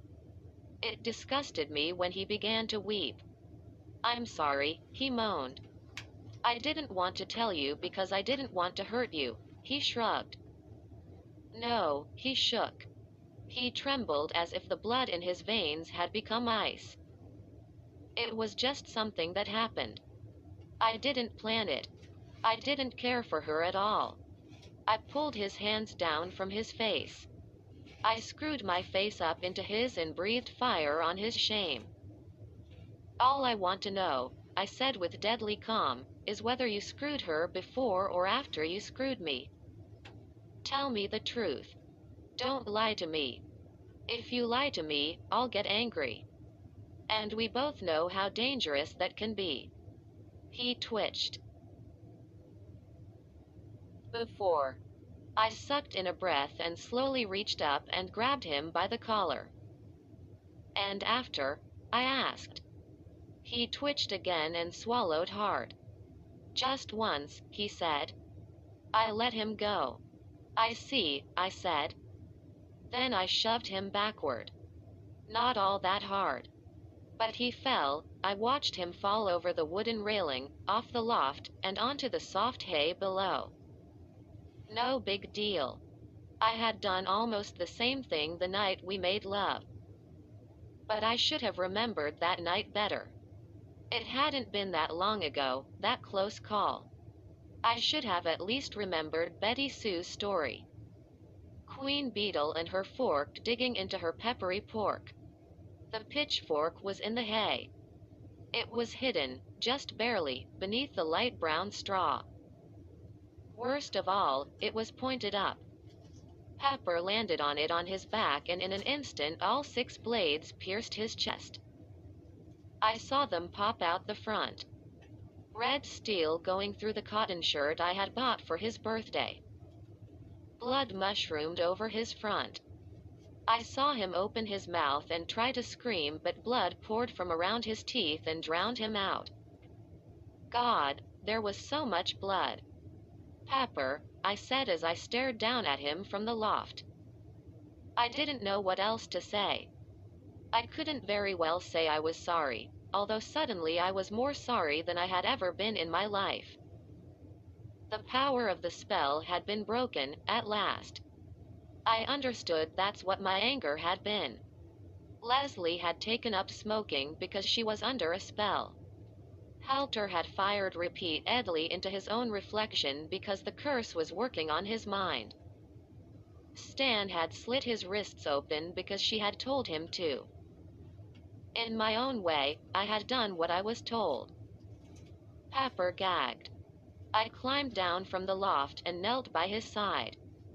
Betty Sue had lined us all up and now she was almost through knocking us down. This was the third time in one day I had knelt beside a dying friend. It wasn't getting any easier, oh no. I looked at him, struggling like a pinned butterfly trying to free itself of a painful needle, and I could not understand. I just refused to understand such horror. I thought that if I did I would know the universe's worst secret. What a joke, I knew it already. No matter how bad things got, they could always get worse. Pepper, I said and took his trembling hand. He couldn't lay still, couldn't lay back. The damn thing had him propped up in severe discomfort. I watched the red liquid soak down from each individual gleaming knife. It wouldn't be long, I thought. Pepper looked over at me like a sad boy who had lost his mommy. I would have yanked the pitchfork from his back and thrust it through my own chest if it would have eased his sorrow the tiniest bit. But it would have done nothing, so I did nothing. I'm sorry, I said. Rocks, he gasped. I leaned closer, placing his hand on my heart. Yes? I'm sorry, too, he whispered. You were. Dot. Dot. First. Only. Dot. Dot. One. I nodded. I understood. He hadn't lied to me, not really. You were my first and only. He glanced down at the red blades protruding from his chest. Blood trickled out the side of his mouth. No escape, he moaned. I put my free hand on his forehead. He felt warm, and for a second I worried he was catching something. Silly me. I had always wanted to take care of him. Always and forever. There is an escape, I said. We've already taken it. We escaped when we fell in love at the reservoir. The spaceships came for us and carried us away up to the stars. I kissed his face. I'll be with you soon, sweetie. We'll go to the stars together. I began to cry. I didn't want to. I wanted to be strong for him, as he had been strong for me these last few months. I pressed a bloody hand to my eyes, but my tears just ran red and wouldn't stop. All the things that had happened to me so far, they were nothing compared to this. They were like the dream, and this was the painful reality. My life hadn't really started until Pepper had entered it. Now I felt my life ending, even before Betty Sue could get her hands on me. Wait for me, I cried. Please? He looked at me with exhausted eyes. Rocks. Dot. Dot. Love you. I nodded vigorously, sobbing uncontrollably. Yes, Pepper. I love you, too. I hugged him, my arms going around him and the metal prongs. I think it was all right to squeeze him tight. I had done it before. I used to squeeze him so hard I'd pretend I was squeezing his soul into my soul. But right then I didn't have to pretend. I felt it was real this time. His soul, his love so warm, so sweet, so soft it was like I could touch it directly. All of Betty Sue's lies had washed off me. Thank God I'd had a chance to love this guy, I thought. It had made all the pain worthwhile. Thank God, I said, opening my eyes and seeing his eyes closed. His pain was over. He was dead. Thank God, I repeated. Chapter 13. I buried him in the hay. There was only one hard part, pulling the pitchfork out of his back. I folded his arms across his chest as I had Stan's. And like Stan, Pepper also looked peaceful. Then I went for a long walk through the night. The lights had finally failed and the darkness was irrevocable. I walked in Stan's prophetic dream. Yet I never turned to see if I was being followed. I didn't care if I was. My pain and sorrow were so great I was shattered. In a way I was happy the streets were deserted, and that I had no one I had to talk to. The town's emptiness fit my soul. Both were black and filled with agony. I ended up at Betty Sue's house. Perhaps it was because it was where it had all begun. I felt no special danger. There was no one left to kill me. I wasn't going to arm myself. I wasn't going to smoke around a gasoline pump. I went inside and sat at Betty Sue's desk. There were pen and paper in her desk drawer, and a candle and a match. I lit the candle and opened the window wide so I could feel the wind and sand on my face and arms. Outside I could barely see the street. The sand was sweeping Salem away. I picked up the pen and began to write. 'Cause there was nothing else to do. I sit alone in a dead world. The wind blows, hot and dry, and the dust gathers like particles of memory waiting to be swept away. ... So I wrote this story, and now it is done. I don't know if anyone will ever find it and read it. I don't know if I care. I just hope that Betty Sue is really dead and never returns to the land of the living. If she does return, I don't know what could stop her. My hand is tired. I wish to put my pen down and rest. But I don't dare close my eyes. I don't know what I'd awaken to if anything. I suppose she could make it so that I die in my sleep. What is that? I hear a sound. It must be the wind. Yet it doesn't sound like the wind. It sounds like footsteps. Approaching. Oh, God. Someone is opening the front door of Betty Sue's house. She stands in the doorway of her bedroom and stares in at me. She hasn't spoken, but has indicated that I am to keep writing. She is taller than I remember, but then I notice her high black boots. Her coat is long and dark, made of soft leather. It is really more of a cape. Her incredible red hair shines like fire. Her lips are almost as red, set in a line that I cannot fathom. She is amused by me, that much is clear, but she also seems rather melancholy. There is no mistaking the power that radiates from her. This is her place and she knows it. She approaches and sits on the bed. Right as I speak, she says, "Record everything." "All right," I say. I write down the words. Her green eyes follow me closely. That is another thing we have in common, besides red hair. I could stare in a mirror and see her eyes. Except hers are deeper than mine, and colder. "Is there anything you want to ask me?" she asks. "Yes," I say. "Go ahead. Are we dead?" The question brings a smile to her lips. Her face is so pale, I fear the smile will crack it. But it doesn't. Perhaps Betty Sue can still feel joy. I don't know. "We are born dead," she says. It is just a matter of time before we realize it. She touches her belly. The rare one realizes it even before emerging from the womb. I don't understand? I was the one in your womb. I came back for you.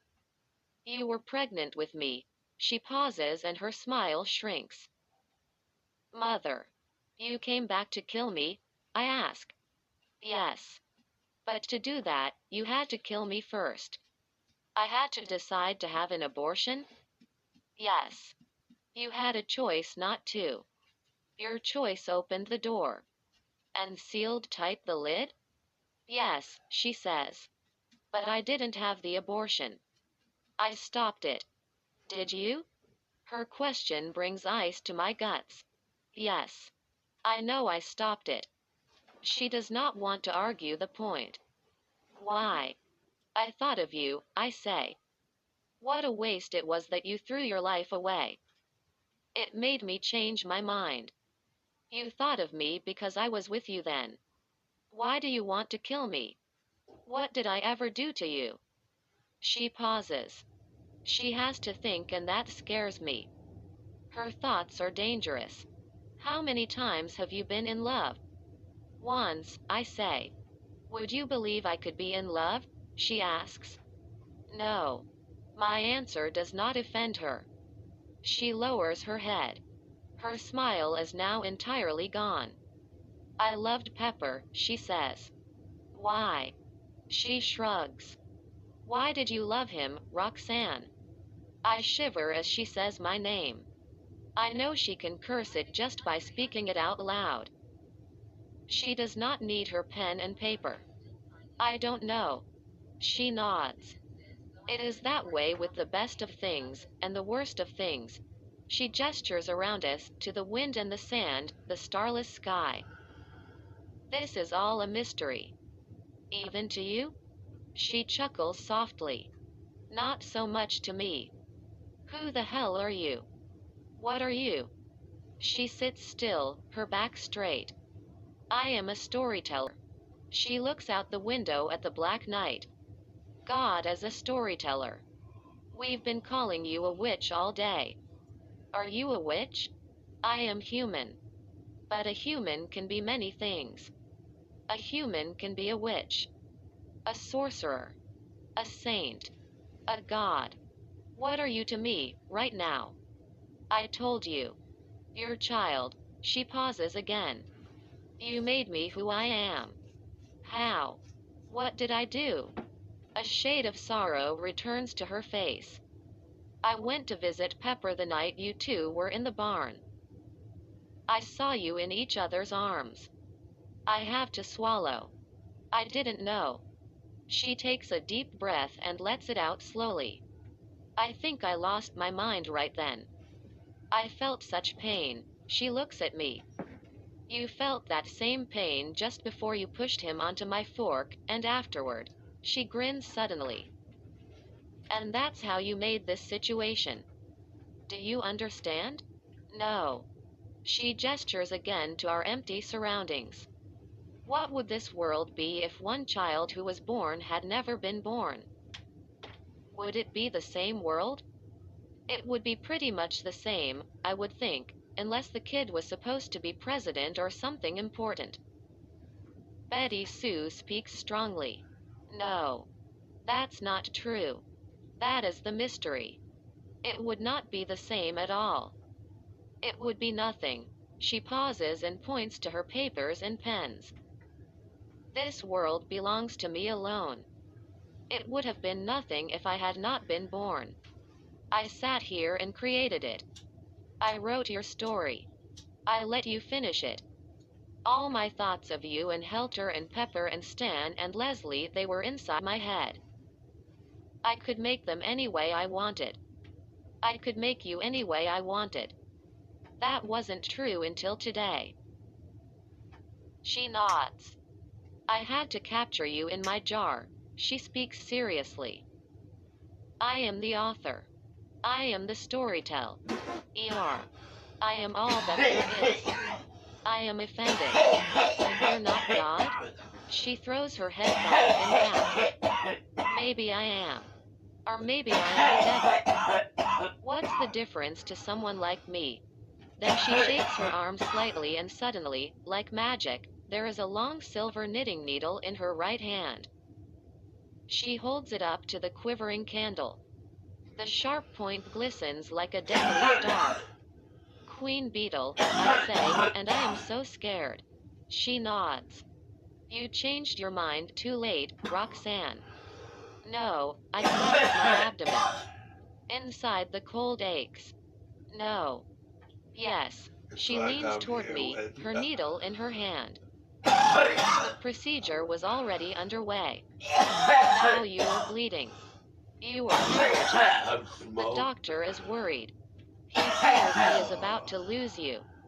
And he is right. Smoking. That's not true, I cry. But the cold in my guts is getting worse.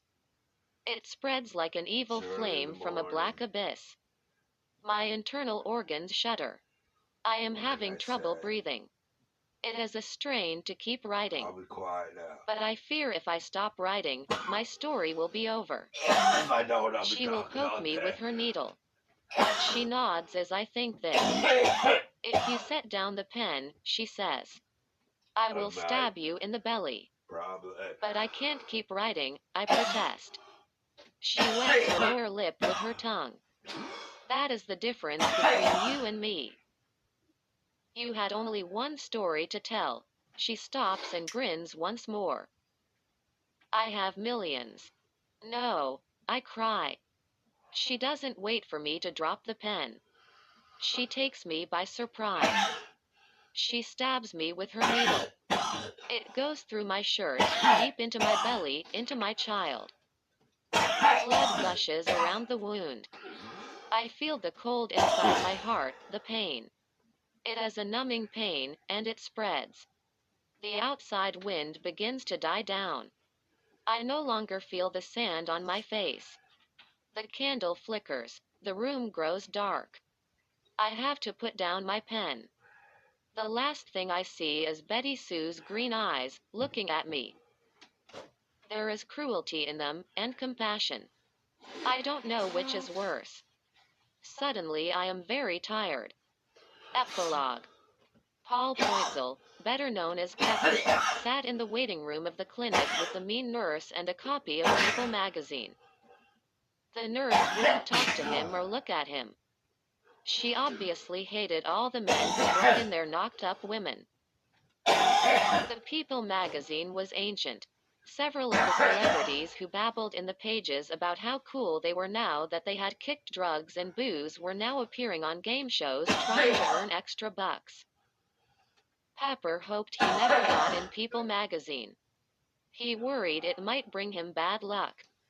But Pepper was worrying anyway. I'm all He right. loved Roxanne and he hated bringing her to this Just for horrible the place record. at this horrible time of the morning. In case I get A sounded dozen too times at the bad. motel they had just come from he had almost told her to Alright. call the whole thing off. Let's keep the baby, he had wanted to say. It will work out. Who knows? He might grow up to be president of the United States. Of course, Roxanne was convinced she was carrying a Yes. girl.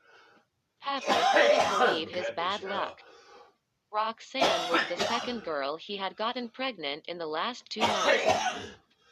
Betty Sue McCormick had been the first, and boy had that been a mistake. The weird thing about the whole mess was that he hadn't even liked Betty Sue. Yet he had gone Good out with her a stuff for dozen life. times and had slept with her twice, once before he was involved with Roxanne, and once after. The second time had been the real killer. He had had no intention of even talking to her again. He was no two-timer, never had been. But then she had called and told him to come over, and before he knew it he was on his motorcycle, flying down the street. She was home alone and wasted no That's what I time in smoke taking from off the her pipe clothes and more. his. But afterward he got out of there as fast as he could. He went home and showered for half an hour. Just the smell of her on him had made him feel What can you unclean. do? She had laughed as he left. She said, I've got you now. Then a week later Betty Sue came up to him at school and told him she was carrying his baby and was a few weeks pregnant. She must have conceived the first time they made love. She looked so happy that he was sure she would insist on keeping the child. But then she cackled when he asked her about her plans. Don't worry about Salt, Pepper, she said. She's not going to live to a ripe old age. He hadn't understood that she meant to kill herself along with the fetus. But she committed suicide that very night, and whatever guilt he felt about her death, he felt twice as much relief. Sleeping with her had been like snuggling with a maggot. She was bad news. That Betty Sue. Their child would probably have grown up to be a serial killer. The tall, stern doctor who was performing Roxanne's abortion suddenly appeared in the doorway. "Call Drive. Klein," he ordered the nurse. "Immediately. Tell him it's an emergency. I want him here in 5 minutes." Pepper jumped out of his seat. "Is something wrong with Rox?" The doctor threw him a weary look. "There are complications. Wait here. We'll take care of it." The strength went out of Pepper's legs and he had to sit down. The People magazine fell off his lap and onto the floor. Something else Betty Sue had said to him the last time they had spoken came back to him right then. He didn't know why. Surely it had nothing to do with Roxanne and her situation. Yet just the memory of it was enough to curl Pepper into a helpless ball of fear. "Your seed is like a disease inside me," Betty Sue had said. "It's a catching disease. I might cough and give it to someone else. I might do that on purpose. I'm sure whoever catches it next will die. Please, God," he whispered. He thought if Roxanne died, he would die with her. She meant that much to him. He never knew how right he was. For Roxanne Wells, better known as Rox, the doctor had been gone only a little while. Not the long time she imagined before. But what was that before, she asked herself. Suddenly there was something in her mind she couldn't quite put her finger on. A memory that was more than a memory, and somehow less. Something long and complex. How odd that she should forget it altogether, especially when it had just come to her. It was as if she had gone to a movie and then been asked immediately afterward what the movie had been about. And she responded, "I can't remember. Not a single scene." All she would know is that she had seen a show.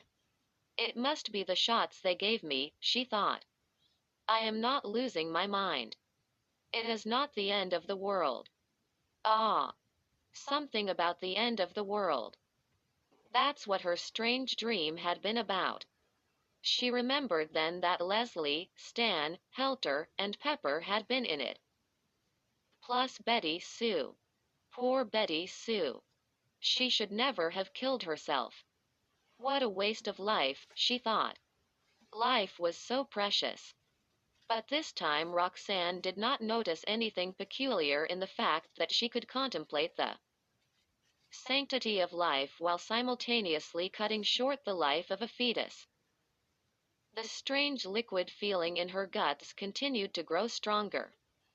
It wasn't painful, just odd, like her dream of the end of the world. All these things could have been happening to another Roxanne.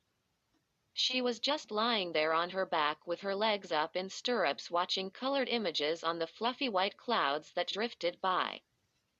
She didn't feel like a direct participant in the drama. But the drama was just getting started. The doctor returned and he looked worried.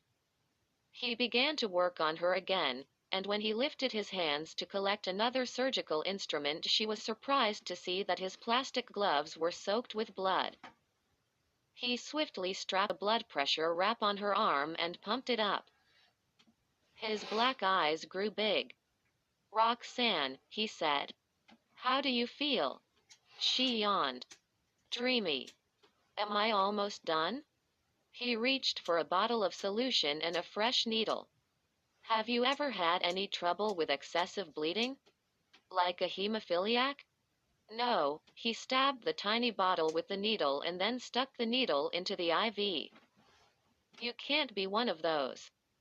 Hemophilia only affects males." He put a hand to his head.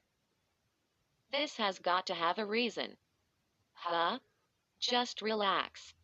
"All right." she couldn't be bothered talking anyway. She felt too sleepy. A nice nap right now sounded wonderful. Then she felt a stab of pain deep in her guts. Its suddenness was matched only by its fury. It was as if someone, a witch maybe with long red hair and bony fingers, had taken a knitting needle and poked her right through the belly button. Roxanne felt her heart skip as the pain throbbed from her midsection into her head. She let out a blood-curdling scream. The doctor jerked upright. The mean nurse came running through the door. "Where is Dr. Klein?" the doctor snapped. "He's on his way," the nurse said. "Is she going to be all right?" "Not if we don't stop this bleeding." The doctor reached for a swab of cotton balls. He picked up a scalpel. "We have to prepare for anesthesia. I'm going to have to open her up." Open me up, Roxanne thought. That didn't sound good. But at least her pain was receding swiftly, as quickly as it had come.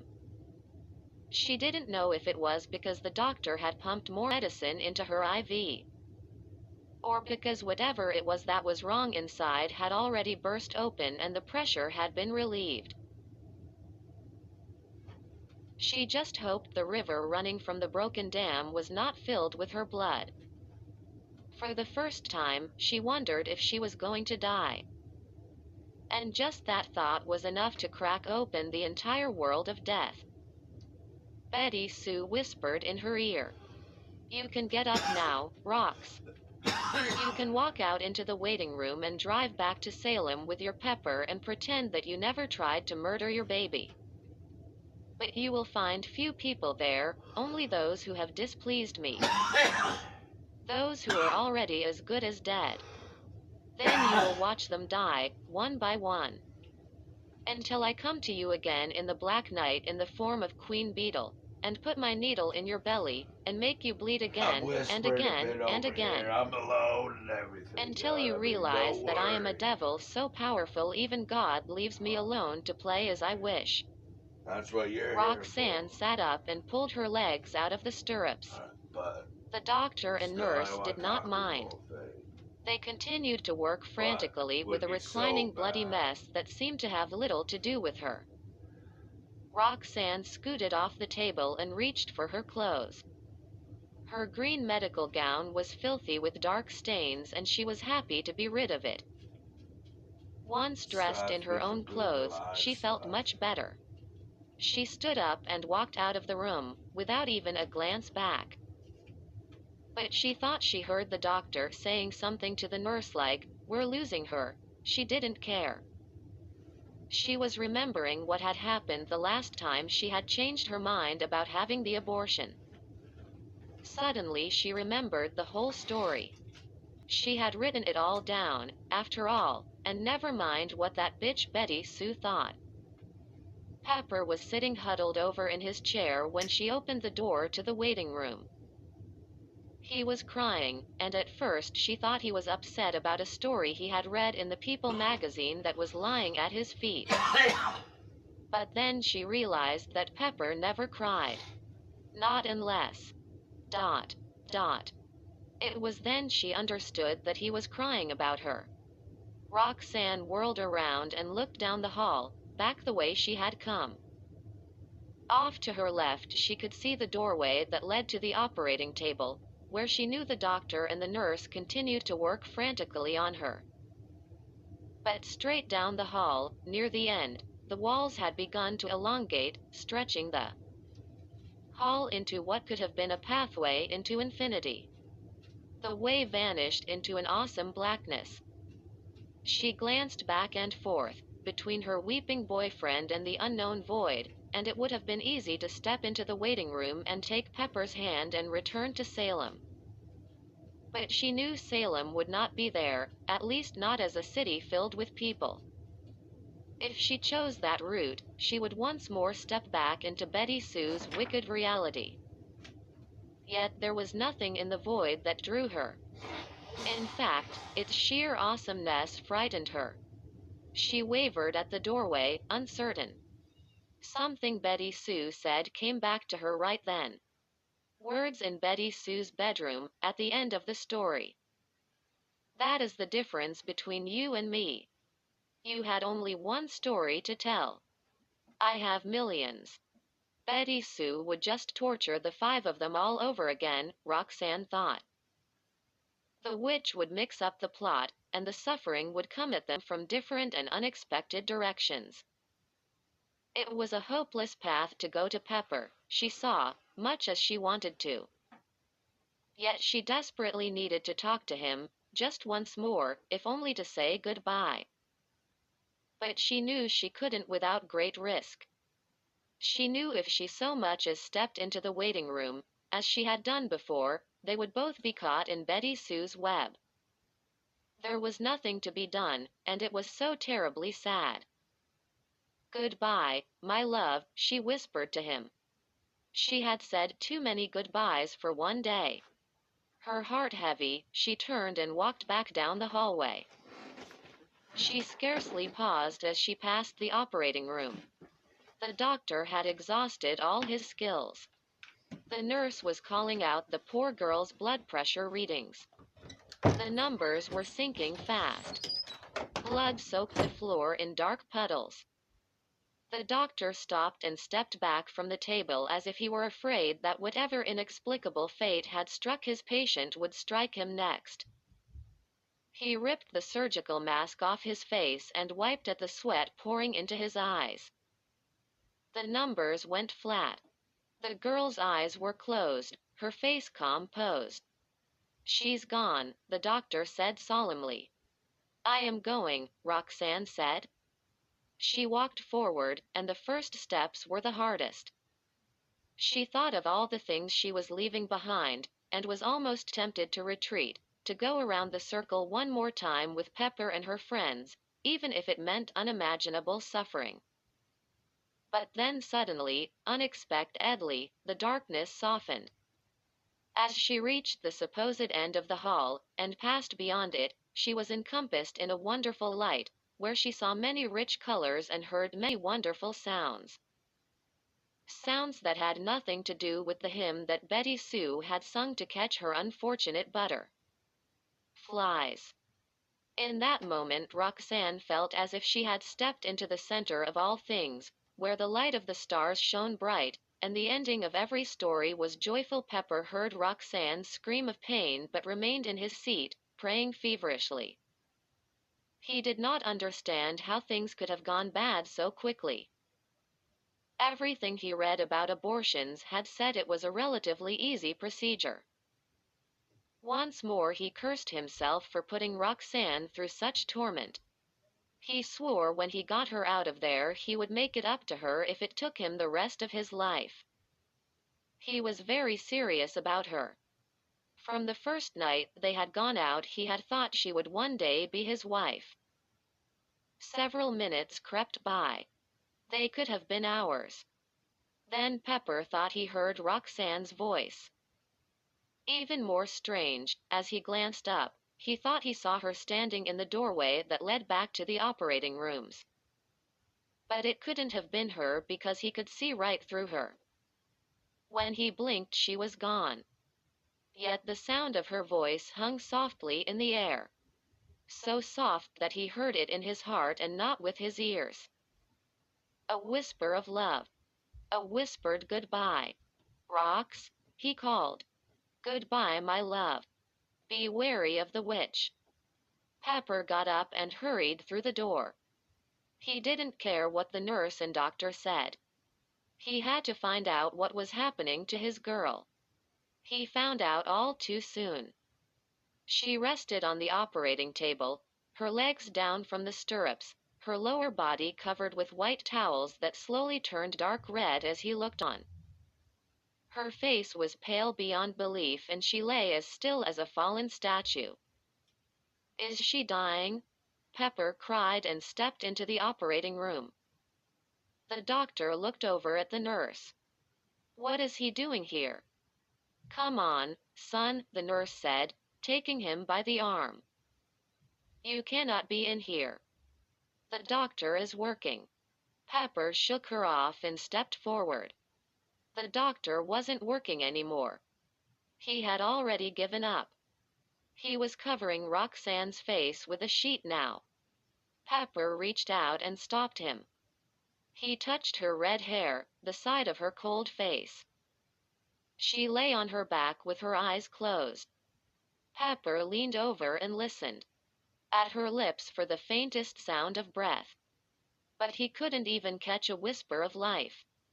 "Oh, baby," he moaned and put his arms around her, and hugged her, and kissed her. But she didn't stir. "Oh, Rox, what have I done to you?"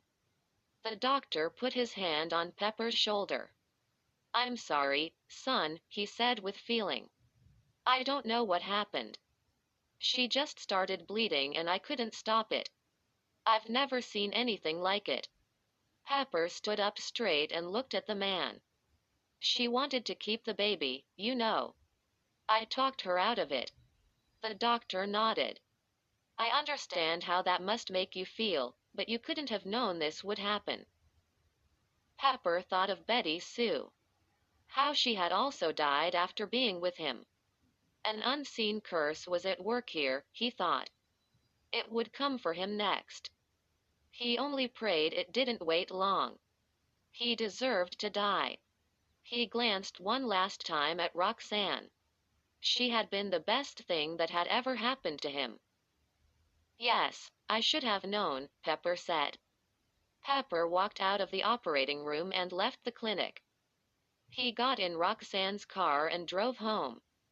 It was early, still pretty dark. He drove fast and didn't see anyone on the highway until sunrise, when he spotted a hitchhiker standing beside the road in the middle of the desert. It was a young woman, with long red hair and a black cape that reached to her feet.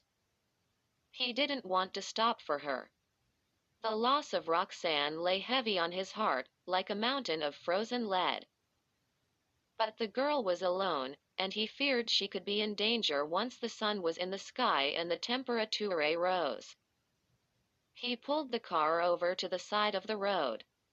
He watched as she collected a black bag at her feet and slowly walked toward him. "Can I have a ride?" she asked, leaning in the open passenger side window. She was attractive. Her red hair shone like a torch and her green eyes danced as she spoke. It was funny, he thought, she even looked familiar, although he was sure he had never seen her before. He would have remembered someone like her. She smiled, a mouth full of white teeth. "Please?" "Sure." He leaned over and opened the door for her. She climbed in and set her black bag on the car floor between her black boots. "Where are you heading?" he asked. "Salem," she said. He put the car in gear and they rolled forward. "That's where I'm from. I can give you a ride there, if you'd like." "Oh, I'd like that very much. How did you happen to be out here in the middle of nowhere?" "Did your car break down?" "No," she giggled. "It caught fire. I was barely able to get out alive." "That's a shame." He fought back a spasm of grief. He was not going to cry in front of a complete stranger. It was going to be hard having company right now. He forced himself to offer his hand, and he had to fight to keep it from shaking. "My name's Pepper." She squeezed his hand. Her touch was cool and slimy. He assumed she had recently rubbed some kind of lotion on her skin. "I'm Beetle," she said. He took his hand back quickly. "Is that a first name or last?" Not that he cared. She grinned. "It's both." She opened her black bag and began to take out an assortment of odds and ends. She laid them on her lap. A cigarette, 2 bullet shells, an open razor, and a stainless steel fork. Pepper followed her actions out of the corner of his eye. She picked up the fork and played with the metal prongs with the tips of her fingers. "You know," she said, "I appreciate your giving me this ride. I'd like to make it up to you somehow. She paused and stretched her body into a more upright position. Could I cook you dinner tonight? Pepper shook his head. He knew he wouldn't be eating today, or tomorrow for that matter. He couldn't imagine doing anything for the rest of his life except thinking about Roxanne. What was he going to tell her father? I'm sorry, he said. I'm busy. She nodded, then smiled, as if he had said yes instead of no. Then she reached over and poked him in the side with her fork. It hurt, and he jerked the wheel and almost sent the car off the road. Hey, he said. Stop that. I'm sorry, she said sincerely. Then she was silent for a moment, before saying, Are you sure I can't talk you into it? He wished he hadn't picked her up. I am quite sure. She smiled again, unconcerned. Once more he was struck by how familiar she looked. That brilliant red hair, there was something he was missing here. He was confident in time he would remember where he had seen her before. He watched as she picked up her things and put them back in her black bag. And I am quite sure I will change your mind, she said sweetly. They drove toward Salem.